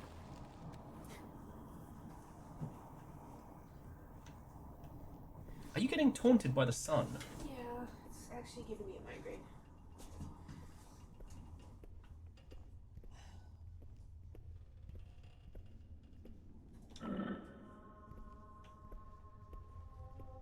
Okay. The curse of the Day Star, indeed.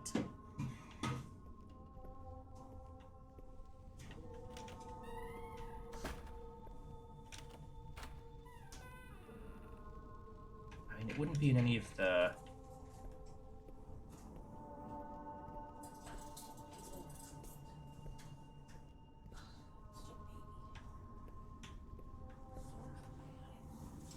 The Betrayer. Oh! That looks like one of the symbols. I'm fine. Do you need a hand?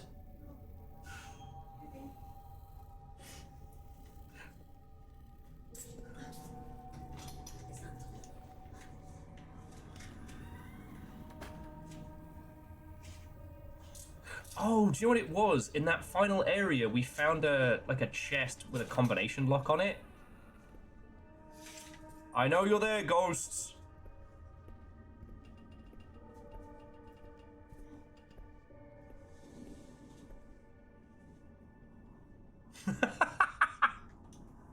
Verdant says, so Will, I looked up and actually nobody else is playing this game. Not only that, but this game doesn't exist. Also, you're not currently streaming, and I haven't been. 3 years. God. If I am actually batshit loopy and I'm just streaming to like a blank wall, just leave me. I'm happy in my delusion. Don't save him. He's exactly where he wants to be. Don't save him. He's where he wants to be. Oh, it smells good in here though. Yeah, because I just had to move the basil plants. Basil knows.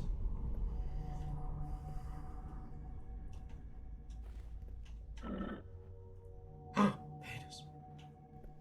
We use the hand for censorship. Okay.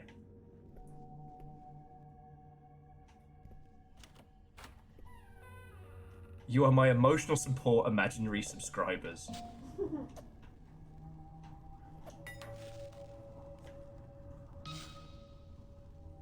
Littlefire's actually been sent here by the state. Just keep an eye on me. Mm-hmm.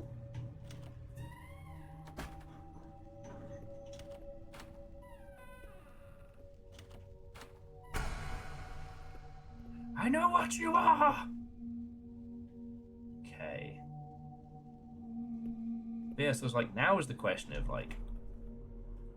So the first symbol we found was inside the treasure chest, which hadn't been opened.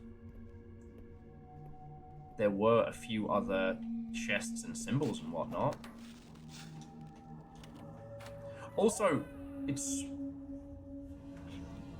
Fucking ass cheeks on my damn screen. Jesus Christ. Damn. Oh, hang on. I gotta deal with this.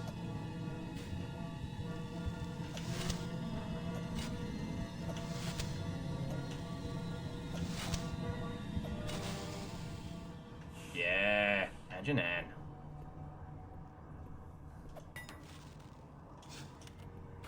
It's weird how after only a little bit though, I feel like I feel like I can actually move around with these controls pretty well.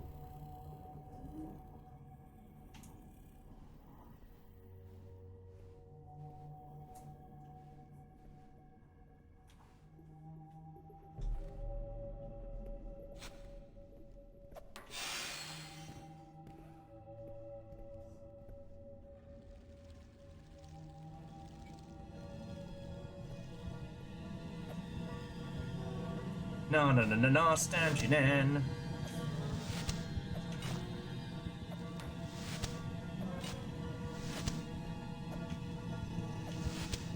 Okay, firstly, how dare you? Okay.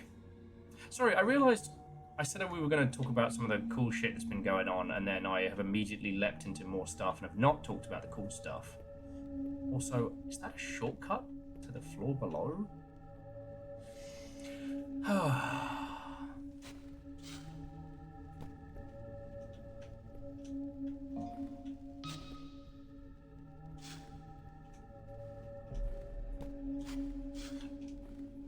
It's wild to me how quickly even the most alien of control schemes can become very second nature, and I think that's just a testament to how much time we all spend playing video games. Like,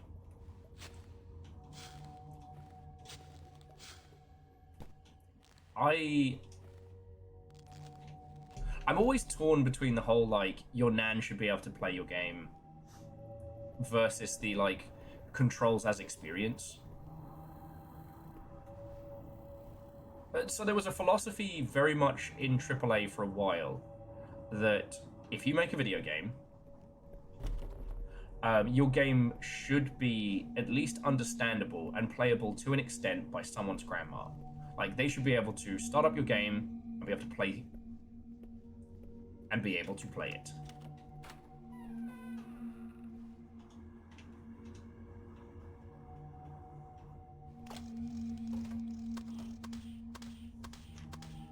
I see my grandma play Bloodborne. Nana Vershi, the Great Hunter.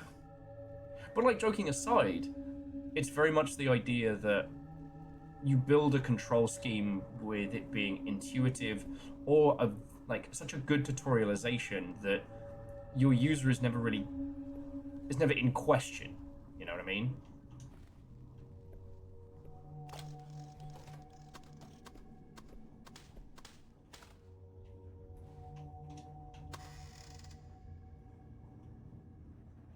Alright, now is it going to be another... No? So the creature that wants us to free it from here... Sorry, thinking about the ending. So the alchemist who was building this tower was a dick. Shocking. Oh.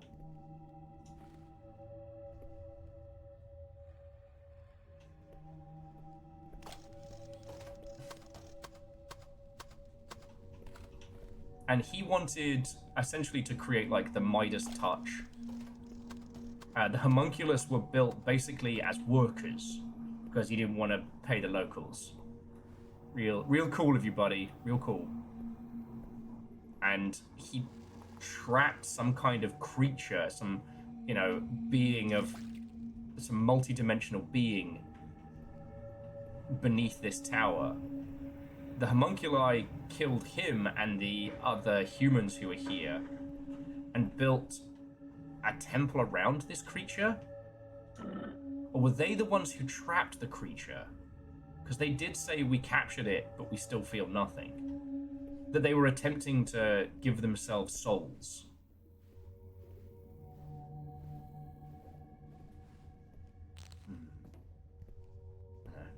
Very Anjanan of me.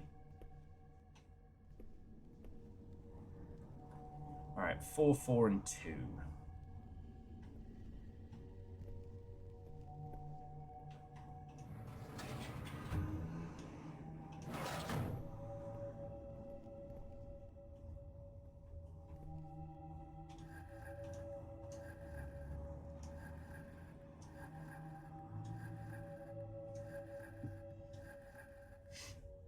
Sorry, Scotia, just as Will said that, Vex, idling at Borderlands, said life is pain.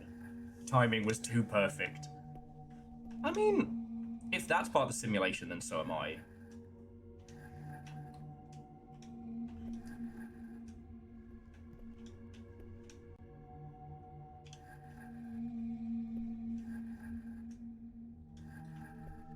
But then again, I'm of the philosophy that if you have time to think about philosophy, or whether or not we're living in a simulation, then you've probably got too much time on your hands.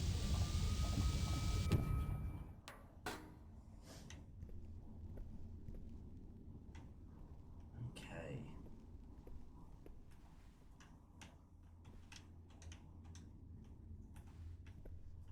Or you commute. That's a good point.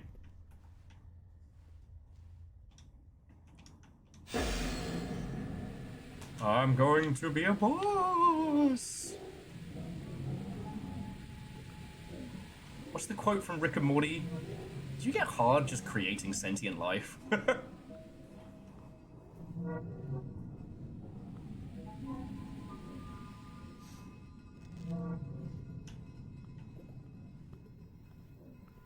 Okay. But we haven't seen another symbol yet. And it did say each floor, right?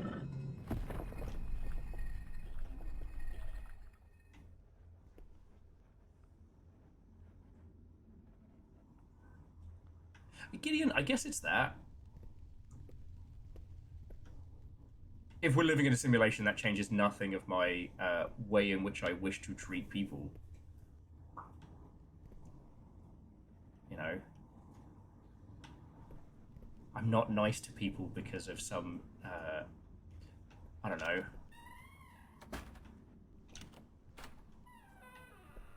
Some strange cosmic reward or otherwise.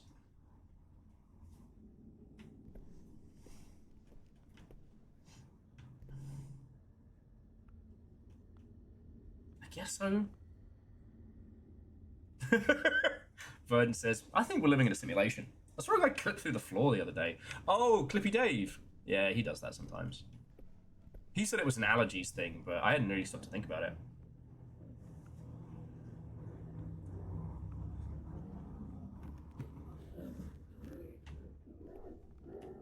Hello, my son.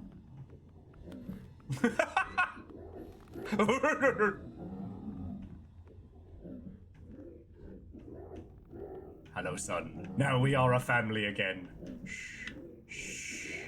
Shh. Shh. Calm. Shh.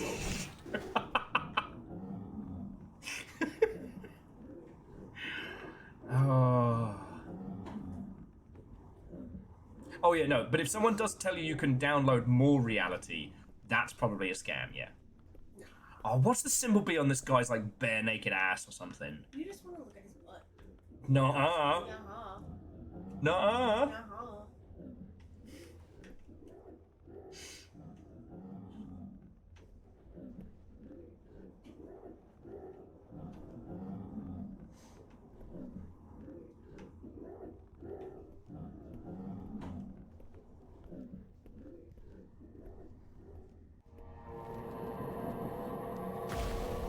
Alright, we're bloody coming.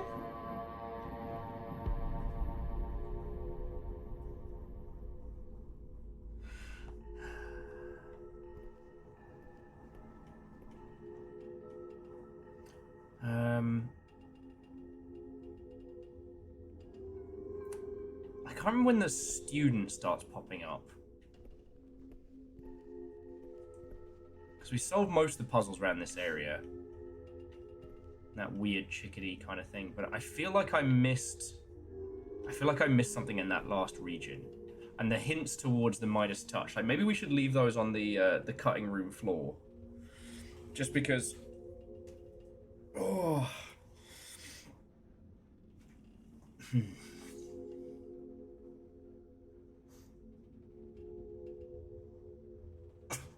He appeared when you said, Seller, I hardly know her. With our new pun detection technology, the game will actively punish you for bad fucking jokes.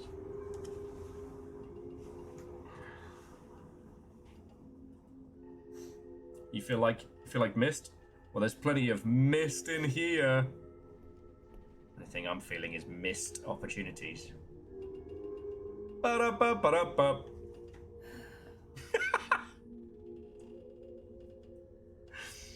No, like, I really did want to talk about, like, Morrowind and, like, Kingsfield and how, like, we really are...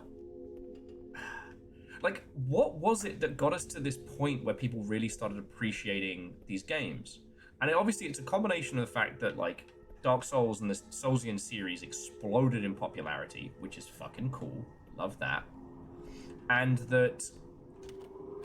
I guess the changes to YouTube... You know, the fact that the YouTube video essay is a huge thing.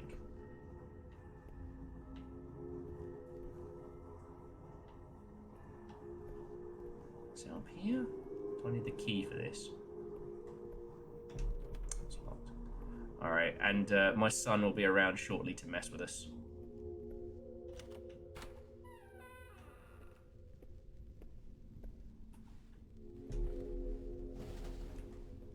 No.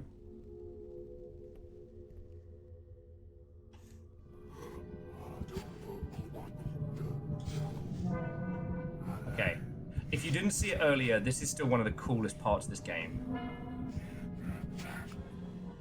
So whilst that thing looks like your standard, like, amnesia type affair, he's actually fine. All you have to do is match his movements. It kind of implies that before a lot of these, before a lot of these homunculi could speak, they taught them a form of sign language to communicate. That's really powerful. Ah, yes, and then we use the knife here. And now we have the rusty hatchet. Yeah, no longer the long-form documentary is an exclusive domain of the BBC, small film festivals and late-night comedy television.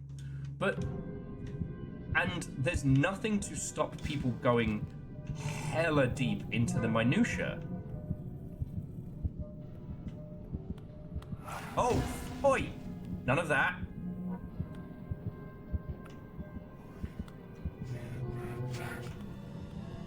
God, I'm just smash me in the gob then.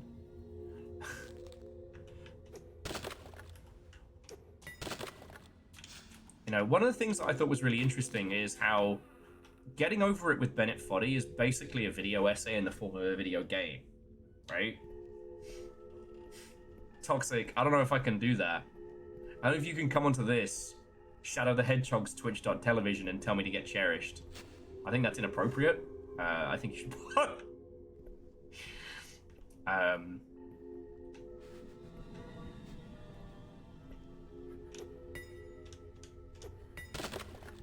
There's also the fact that he's not crying there. He's giggling. Oi, oi, oi, oi, oi, oi. None of that.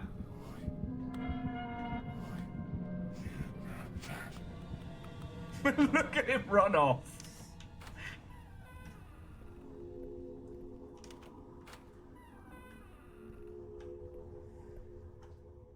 Right, I'm just going to close the door so he doesn't come disturb us.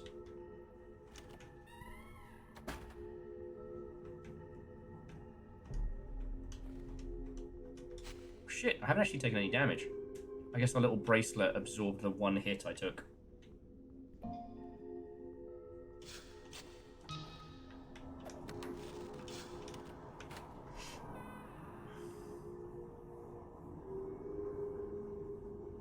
Oh, Jimami, I hope it goes really well. Unless this is like the part one of a joke.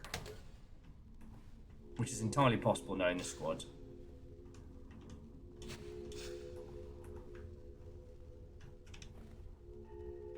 Okay.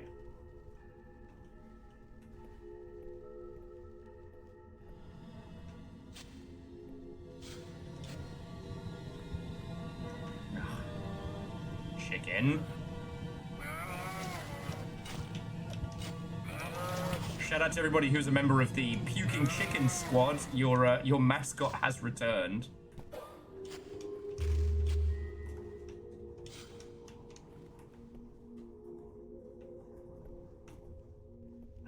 Team Vom Chicken.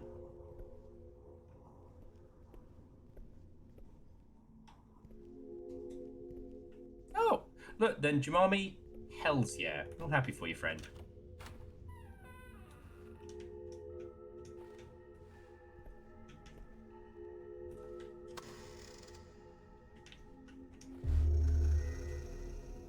No more symbols, though. Alright, Wallosaurus, thank you again, mate. It's lovely to see you. To be continued. And again, for those of you who do not currently have Halloween Eve plans, come join us for Slaytona. If you've seen the Marvels on Stream nonsense around this way, you know what to expect.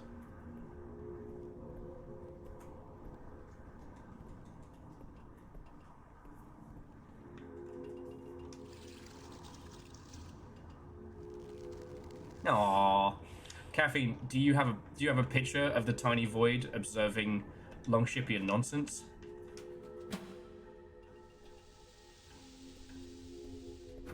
Okay, so the door's sorted.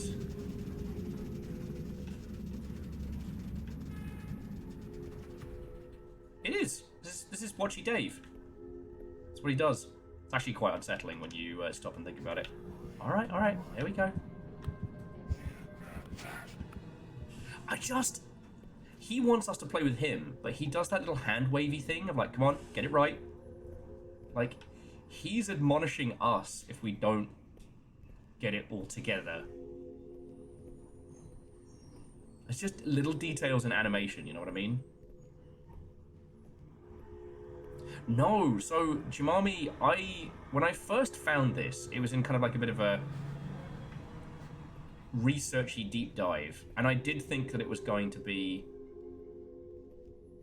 Oh, there's somewhere else I'm supposed to go with the axe. Because I need the other key to get up to the observation room. I thought this was going to be another good Kingsfield title. It's not. It's a first-person puzzle game with this kind of creepy, not scary overtone.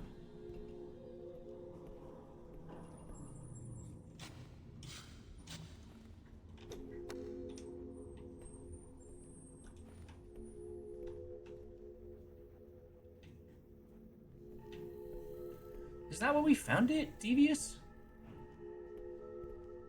It's always hard when you go through so many different titles. It is hard to keep track of where you find stuff.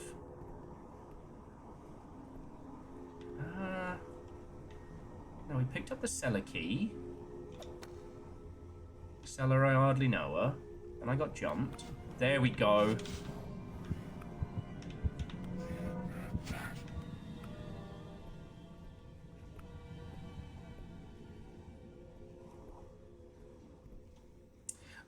Favor 6 was asking, is it acceptable to buy a book by a bad person if it is second-hand?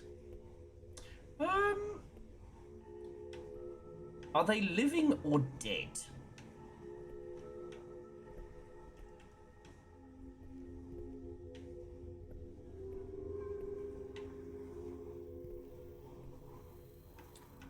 Living...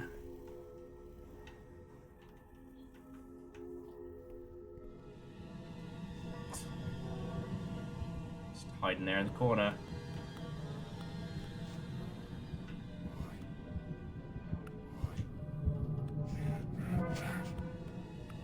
Because that's the thing.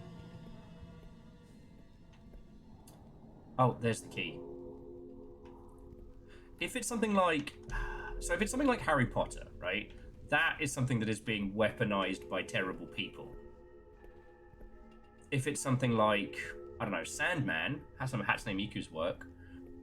You know, buying that secondhand isn't going to move the needle in any which way. So yeah, if it's secondhand, the author gets nothing, and it's not like you're going to be doing a public reading and support of it, right? Verdant says, whatever you do, make sure not to pirate an ebook version of it. Ooh, that's a very good point. Yeah, I don't know where Hatsune Miku finds the time. Oh, hang on. The Androgyny hid the key well. Lonely Star. Olympus. Oh, I already did this one. It was Mercury, Helios, Jupiter, Venus?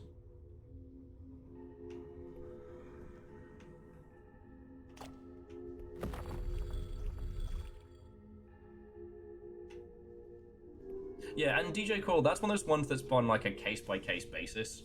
Like, somebody who actively uses their fame and their, you know, their fame and the things that they've created to harm others, you know, that's, I would say, no. Put that in the fucking bin. Someone who wrote some stuff, you got into it, and then you did not find out that they were a shitty person, like, you know, they ran an underground kitten fight club or something.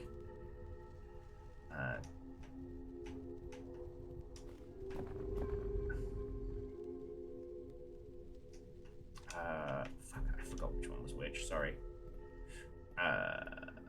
Helios is 2. So Helios circle, Mercury horns, Jupiter 4, Venus person. So Mercury, you need to do some fucking dancing.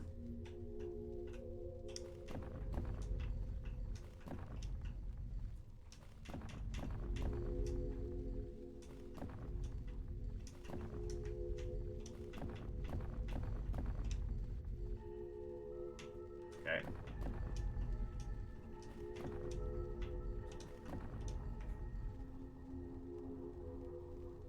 Wait, I thought that was right.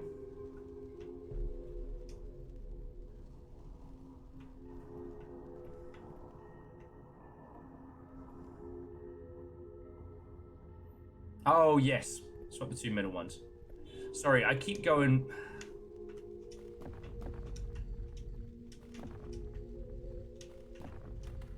Thank you! Sorry, for those of you who just joined us, it's going by weird, like... It's going by Alchemy Weirdos. Depiction of the solar system with Earth at the center and everything else circling around it.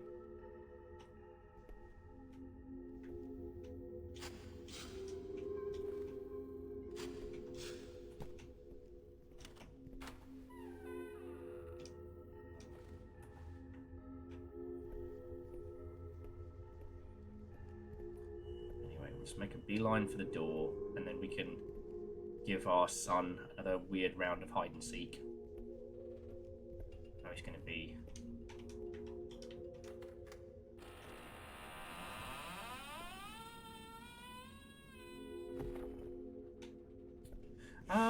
Yeah, Edwin... Neil Gaiman's a tricky one, because he's a piece of shit. A real piece of shit. And he kind of falls into the Whedon bracket of someone who spent a lot of time being like, I'm a champion, I'm one of the good ones. He wasn't. The one that's been hard is, like, his ex, the one who was, you know, sorting out all these young girls for him, is the one who did Coin Operated Boy, which has become an icon for G.I. Robot. It basically boils down to what internal morals you stand by.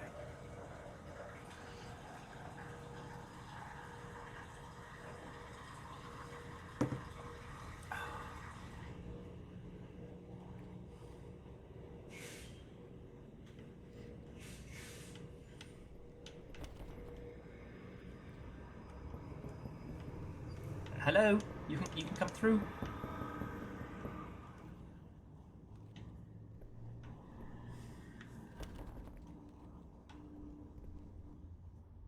Yeah, So here's the question, friend. Sorry, but do we want to continue with this?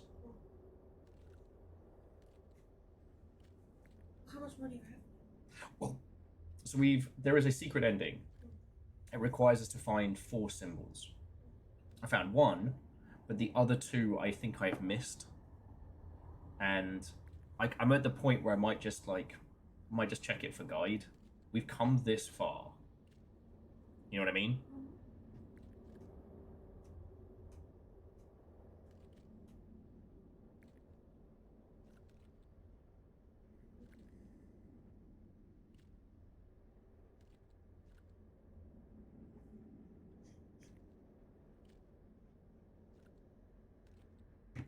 Jemima was like, oh, hello, didn't see you there.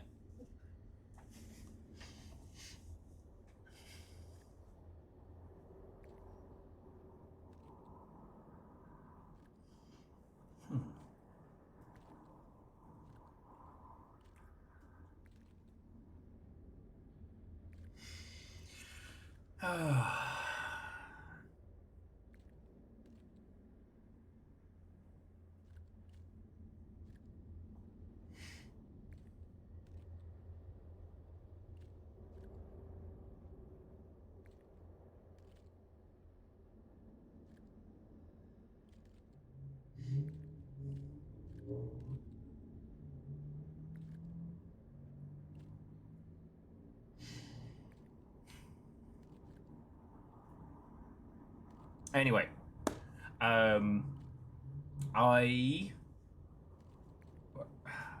think we're gonna rotate potato onto fail structure. Sorry, I was reading everybody's points and I realized I was having a bit of a slow brain moment. Like, it's a difficult thing to talk about the impact of art, the people behind it.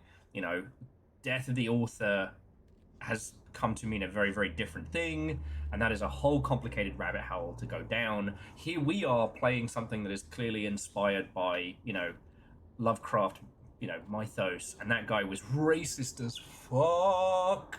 He was a bad guy. And here we are playing things that have been directly inspired, you know. The irony being is that the discussions around him as a person had fallen to the wayside.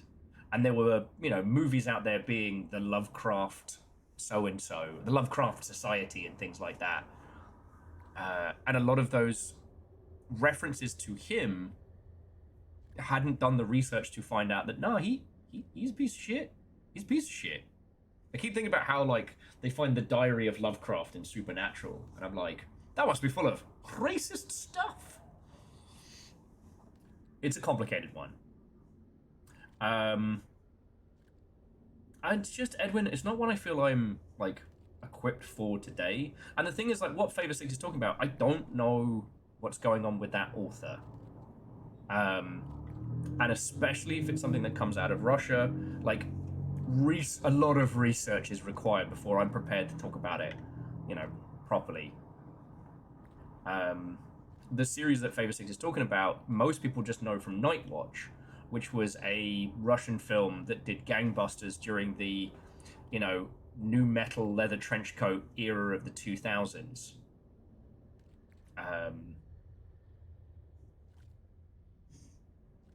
And it was really, really interesting to see a Russian film do box office numbers internationally.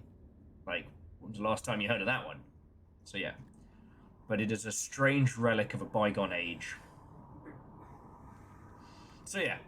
So that's what I'm going to do, friends. I'm going to show you a little bit of full structure rather than the Babushka's Glitch Dungeon. But I will say that, friends, there is a big secret to this. Something involving the alchemists who ran this tower rather than the homunculi who tried to build themselves essentially build themselves a soul. The homunculi of this place killed their masters and constructed a village down below. And in that place, they trapped whatever this deity was to give them what they were missing. But it was the very alchemists of this tower who cursed them into being.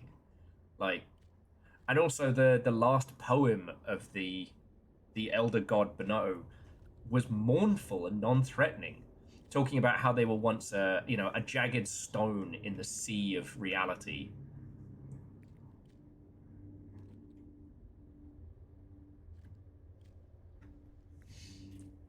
Whatever the secret ending is, I think it pertains to what they were trying to do in this, and with it being the Midas touch, safe to assume something with like gold transmutation. But I think that the puzzle of it is going to take us a large amount of time, and I'd like to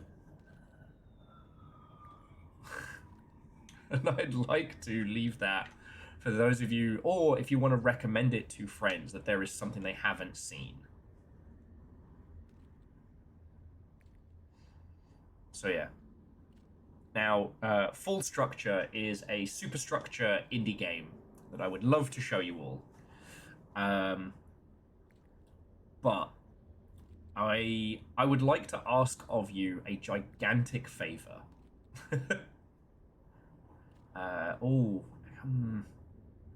Hang on.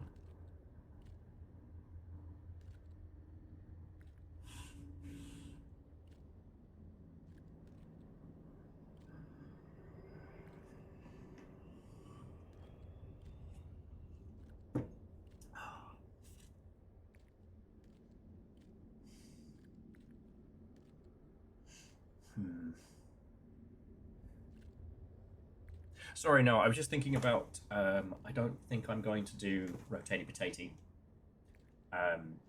Because I have a lot of stuff to get to, and I'd also like to make you some lovely food. And like it's... Well, what's the other game you're thinking? The other game is called Full Structure. It's the superstructure downwards. You always pick the ones that nobody knows how long they are. Exactly. So, like, it doesn't say how long it is. If we check the Steam reviews,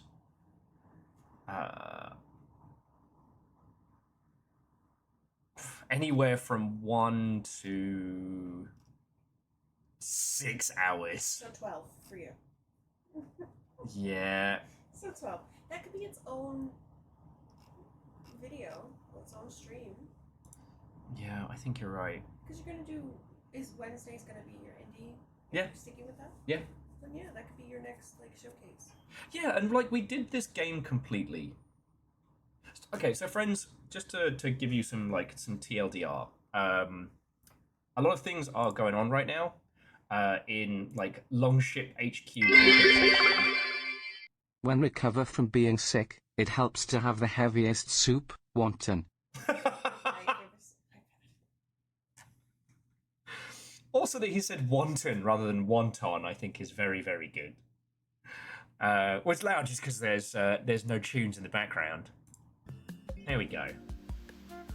Take the edge off. All right.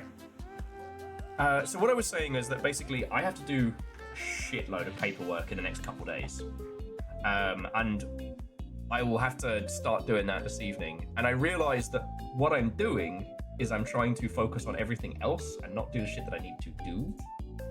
And I do want to get that curry on the go. So, Verdant, I wish. It is priorities, but it's priorities so I can keep this space. If I fail at this paperwork, I lose this space, and then I'm fucking toast. Like I said, and it's my turn to be accordion man. So yes, I do need to do my homework. And as much as you lot being here, and this is the very thing that supports me and pays for it all, it also makes you, I have it to do it. So, yeah. That's a good stream. That's a really good stream. So, I will find a lovely person to pass you over to. Nikiot, Watto, and welcome. I see a little gremlin face. If you weren't sick, I'd be like, do you want to just take the homies while I cook? Okay. Okay.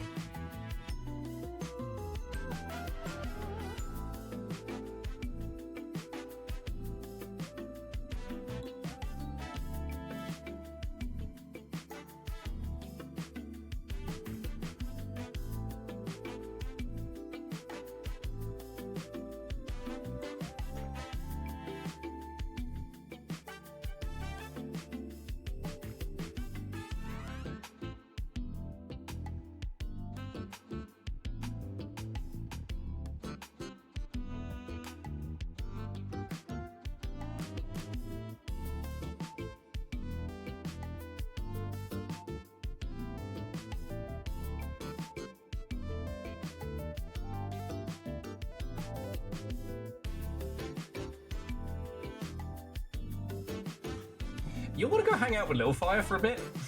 something Project Silverfish? You want Silverfish? I haven't updated yet. Oh yeah, we were kind I of need an saving. update. It's a fun game, but I need an update. Okay. So, what I'm going to do is I'm going to say my thank yous. I'm going to raid you on over to Littlefire because you're all here. I want to cook up some food and start paperwork Armageddon.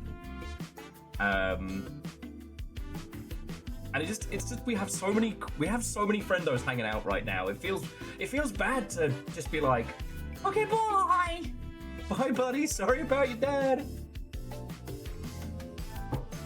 Okay. Okay. I don't know. Maybe I'm just running manic mode. Who knows? The Longship 50 is about to cause chaos. Exactly. And if I'm raiding you into the same household, then fucking yo. Make sure to include Satan. After all, the devil takes many forms. Hell hath no fury, like multiple different flavors of nonsense. Like multiple forms that need filling out. Crap, I need to figure out what scary game I'm playing. Oh, you're doing scary? Well, I mean, I don't know. I don't know if people want to watch shooters.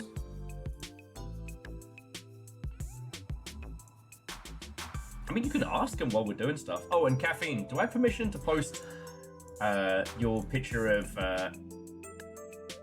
Void watching Longshipian nonsense? Thank you. I'll post that in a second. Spell. Well, it's because you call them your little Void.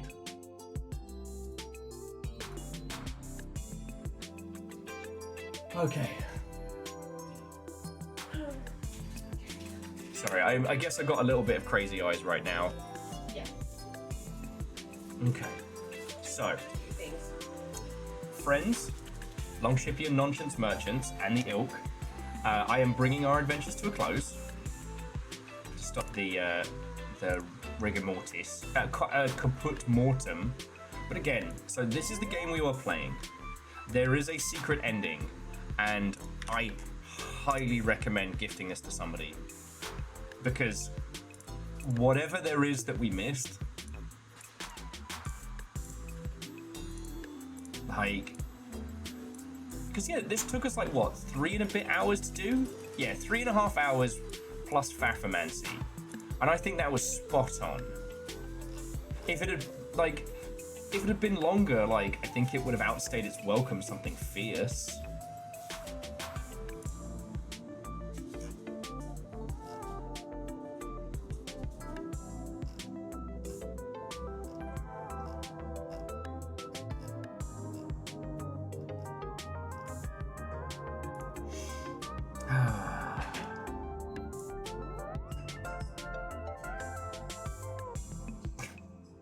Yeah, the fear is real, friends. The fear is real.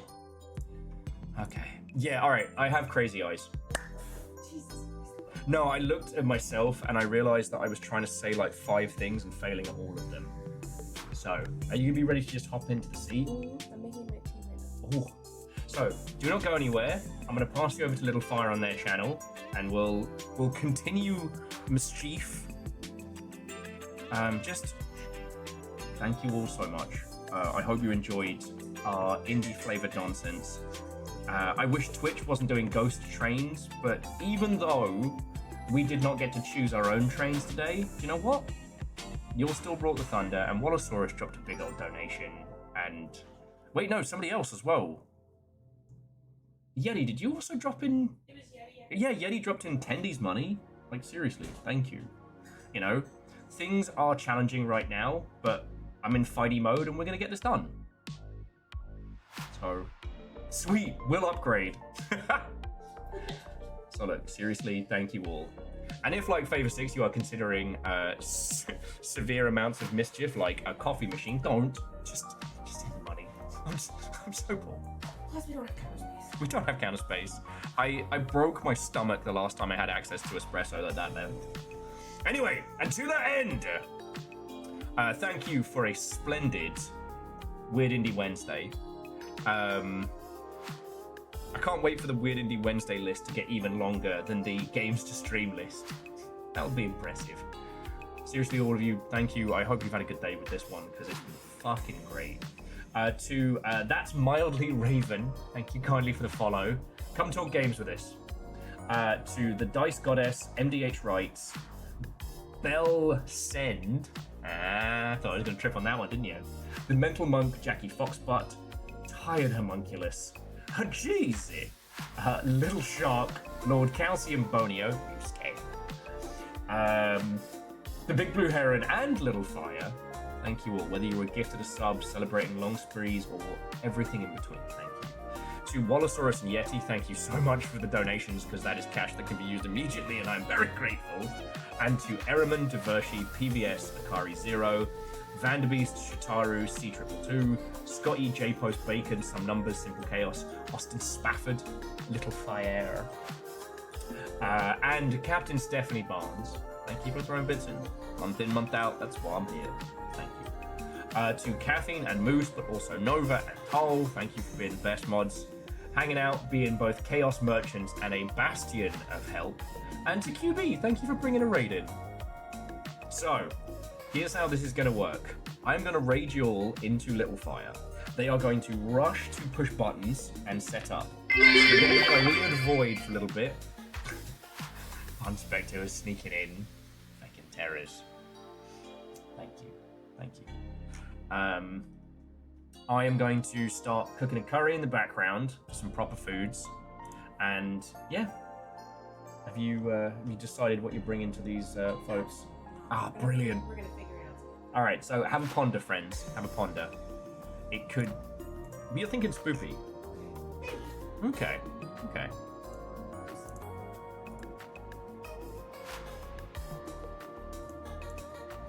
Okay.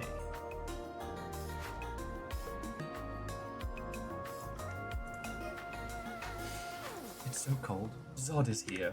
Hi, Zod here. And it's 3 E's, right? Littlefire! Oh. Alright, friends. Thank you so much. Don't go anywhere.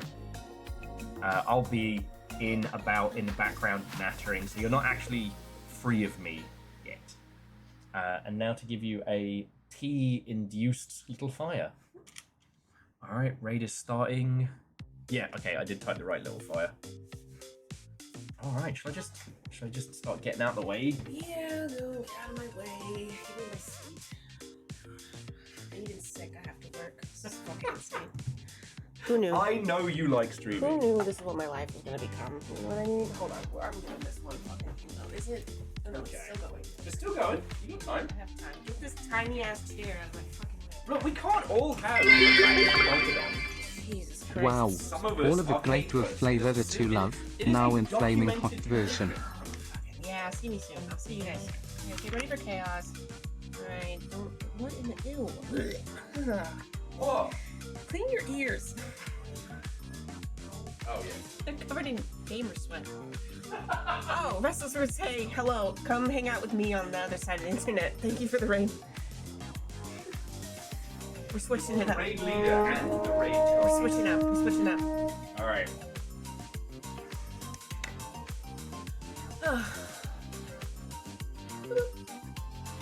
We'll talk about it. We'll talk about what you were doing. Yeah. I'm not leaving. Hurry up. Aw, give me some. Thanks, Restless Words. Oh, Restless, you fucking legend. Thank you. Yeah, thank you. Slimy will here. Reactor online. Sensors online. Weapons online. All systems nominal. Okay, it did it. It did it. It did it. Okay. Let me in.